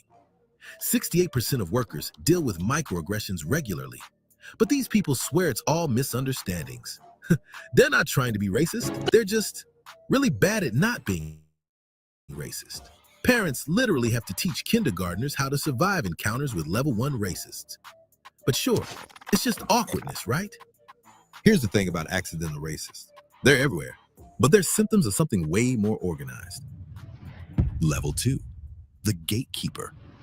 Level 2 doesn't shout slurs. They smile politely and say, unfortunately, that position has been filled, while your resume is still warm from the printer. These are your HR managers, loan officers, real estate agents, and school administrators. They don't hate black people. They just happen to find reasons why black people don't quite fit. Chicago, 1930s. Government officials literally drew red lines around black neighborhoods like they were radioactive zones. Banks couldn't lend there. Too risky, they said. Cool. Totally normal behavior from professionals. Long Island, 2019. Real estate agents get caught on hidden camera. They show white couples the dream home and tell black couples with identical finances that everything's already pending. Magic. It's almost like nothing changed except the paperwork got prettier. Today's gatekeepers call it culture fit in hiring. They point to credit scores without mentioning how those scores got tanked by discriminatory lending. Black home ownership sits at 46.4% compared to 75.8% for white families. Gee, wonder how that happened. Must be personal choice, right? School district administrators draw enrollment boundaries like military strategists, somehow always managing to separate rich white kids from poor black kids. It's not about race, it's about property values. Yeah. And how exactly do you think those property values got that way? The gatekeeper is dangerous because they have institutional power and plausible deniability. They're not burning crosses. They're just following company policy that mysteriously always hurts the same people. But the gatekeepers, that's child's play. Sometimes they don't even bother with individual discrimination. Level 3, the colorblind. Level 3 is where we get really creative. Why write obviously racist laws when you can write colorblind ones that just happen to devastate Black communities? Pure coincidence, obviously. These are your state legislators, federal congresspeople, and policy wonks. They craft laws that sound totally fair on paper, but work like surgical strikes against Black communities. Washington, D.C., 1986. Congress decides crack, predominantly used in Black communities, gets you 100 times the sentence of powder cocaine. Same drug, different packaging. But hey, the law doesn't mention race, so totally fair, right? These lawmakers love voter ID requirements. Everyone should have ID. Sure, except ID costs money. DMVs are mysteriously rare in certain neighborhoods, and some folks work 3 jobs without time for bureaucratic field trips. But technically, colorblind. Mission accomplished. They fund algorithms for hiring and lending without checking for bias. Facial recognition error rate for light-skinned men, 0.8%. For darker-skinned women, 34.7%. But it's just math, so it must be objective. They're not racist. They just signed off on systems learned from our total racist data. A modern policy may create mass incarceration that looks totally legitimate. Voter suppression that's technically legal. Algorithmic bias that scales discrimination to industrial levels, all while maintaining plausible deniability. They don't wear hoods. They wear suits and hide behind focus groups and polling data. But sometimes, elected officials drop the act entirely and just go full authoritarian. Level 4, the enforcer. Level 4 is where your own government decides Black people organizing is a national security threat. Not the Klan, not actual terrorists, people asking for equal rights. These are FBI agents, police chiefs, prosecutors, and intelligence officials who use the full power of the state to crush Black leadership. California and Illinois, 1960s to 70s. FBI agents literally ran a program called COINTELPRO to neutralize Black leadership. They didn't just spy, they actively sabotaged, imprisoned, and assassinated civil rights leaders. Chicago, December 1969. FBI agents give Chicago police a detailed floor plan of Fred Hampton's apartment. They coordinate a raid at 4 a.m. while he's sleeping, and he gets shot in the head. 21 years old. His crime? Feeding kids breakfast and teaching community organizing. They bug Martin Luther King Jr.'s hotel rooms, send him anonymous letters telling him to, and the FBI director literally called him the most dangerous Negro in America. These are federal agents. Think this is ancient history? Federal agents tracked Black Lives Matter organizers' cell phones, created fake social media accounts to monitor activists, and somehow, protesters keep ending up dead in cars and jail cells. But I'm sure it's all totally different now. Level 4 racists have badges, security clearances, and legal authority to destroy lives. They don't just discriminate, they wage war. Of course, when federal agents are too busy to handle things personally, there's always the street-level enforcers. Level 5, the uniform. Level 5 is where the people sworn to protect and serve become the threat, with badges, guns, and legal immunity to do whatever they want. These aren't bad apples, they're products of departments with bad cultures, bad training, and bad incentives. Tulsa, Oklahoma, 1921. Police officers don't just allow a white mob to destroy the wealthiest Black community in America, they call in air support to drop bombs. Actual bombs on American citizens. Then they blame the victims. Ferguson, Missouri, 2014. The Department of Justice finds police officers were basically running a legal extortion racket, targeting Black residents for traffic tickets to fund the city budget, almost like taxation without representation, but with tasers. New York City, 2000s. Police officers conduct 700,000 stop and frisk encounters per year, 90% on Black and Latino men. Hit rate for finding weapons? About 1%. So basically, legal harassment with a 99% failure rate. But hey, they had quotas to meet. These officers pull over Black drivers at twice the rate during the day, but the disparity disappears at night when they can't see races clearly. They arrest Black kids for the same infractions that get white kids warnings. They patrol Black neighborhoods like occupying armies. Level 5 racists have legal authority to use violence while investigating themselves for misconduct. They don't burn crosses. They plant evidence and claim they feared for their lives. But uniform racism is still retail violence. When America really wants to get things done, we elect the people who write it into law. Level 6, the architect. Level 6 is where the cruelty becomes policy, not rogue cops or individual bigots. Elected officials who make oppression legal, systematic, and generational. These are governors, state legislators, Supreme Court justices, and federal officials who design the infrastructure of inequality. Virginia, 1705. State legislators don't just legalize owning humans. They systematically strip away every possible right. Can't own property, can't learn to read, can't gather in groups, can't defend yourself, can't testify in court. They write a manual for creating a permanent underclass. After slavery ends, these officials create convict leasing. Alabama, Georgia, Texas legislates slavery with extra steps. Black men get arrested for vagrancy, aka existing while poor, and leased to plantations and mines. Death rates higher than actual slavery, but technically legal.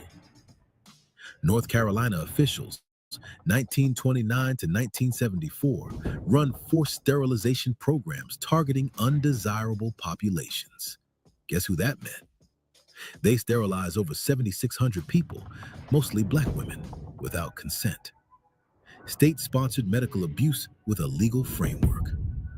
Oregon legislators, 1844 to 1926, banned black people from living in the entire state. Not just slavery, straight up apartheid. Whites only carved into the state constitution. The liberal West Coast, everybody. Modern officials build highways straight through black neighborhoods, like surgical strikes. I-10 through New Orleans, I-95 through Miami's Overtown. Urban renewal, they call it. Urban removal is more accurate. Level 6 racists don't just discriminate. They engineer society to make discrimination automatic. They don't wear hoods. They wear robes and sit in marble buildings. But even legal oppression requires paperwork and process. Sometimes people just say screw it and go full terrorist. Level 7, the terrorist. Level 7 is where we stop pretending there are rules. Domestic terrorists who use public violence to keep entire communities in line through sheer fear. These are Klan members, white extremists, white nationalists, and lone wolf shooters who believe in racial holy war. Wilmington, North Carolina, 1898. White extremist leaders literally overthrow a legally elected government and exile hundreds of residents. Not a riot. A coordinated coup by businessmen and politicians who decided democracy had gone too far. Rosewood, Florida, 1923. Klan members and local vigilantes descend on an entire black town after a white woman claims assault. They burn it to the ground, end the lives of residents, and survivors scatter into the swamps. The town never recovers. It's erased from maps. East St. Louis, Illinois, 1917. White mobs kill over 100 black residents and burn 300 homes. The North isn't exempt. Racism doesn't respect geography. Between 1877 and 1950, lynch mobs end the lives of over 4,000 black Americans. Public spectacles with postcards sold as souvenirs. Families bringing picnic lunches to watch torture. This is the foundation everything else is built on. Charleston Church, 2015. Buffalo Supermarket, 2022. Jacksonville Dollar General, 2023. Lone gunman citing replacement theory, targeting black spaces specifically. Level 7 racists don't hide behind policies or procedures. They commit terrorism in broad daylight and call it patriotism. They are the logical conclusion of everything that came before. The Karen didn't invent racism. She just inherited the infrastructure. Today's results? Every level is operational. Karens in every workplace making daily life exhausting. Gatekeepers in every institution finding reasons to exclude.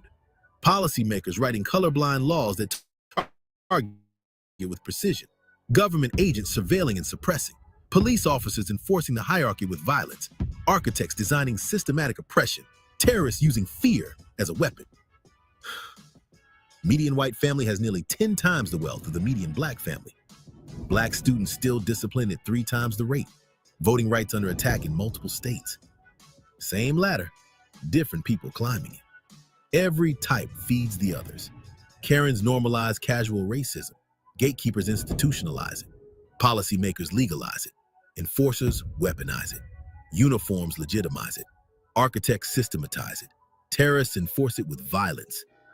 So here's the assignment. Which type of racist runs your area? Drop your state plus the level in the comments. We'll pin the worst examples and probably do a whole series on how other countries built their own versions of this hierarchy. Because here's the thing about America. We didn't invent racism, but we definitely perfected the distribution system. Subscribe if you want to see how deep this rabbit hole goes.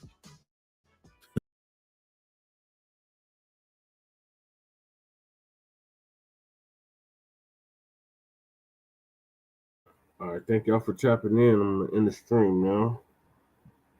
Join us tomorrow for a brand new episode of the Frontline Black News, Season 5, Episode 24, Part 1.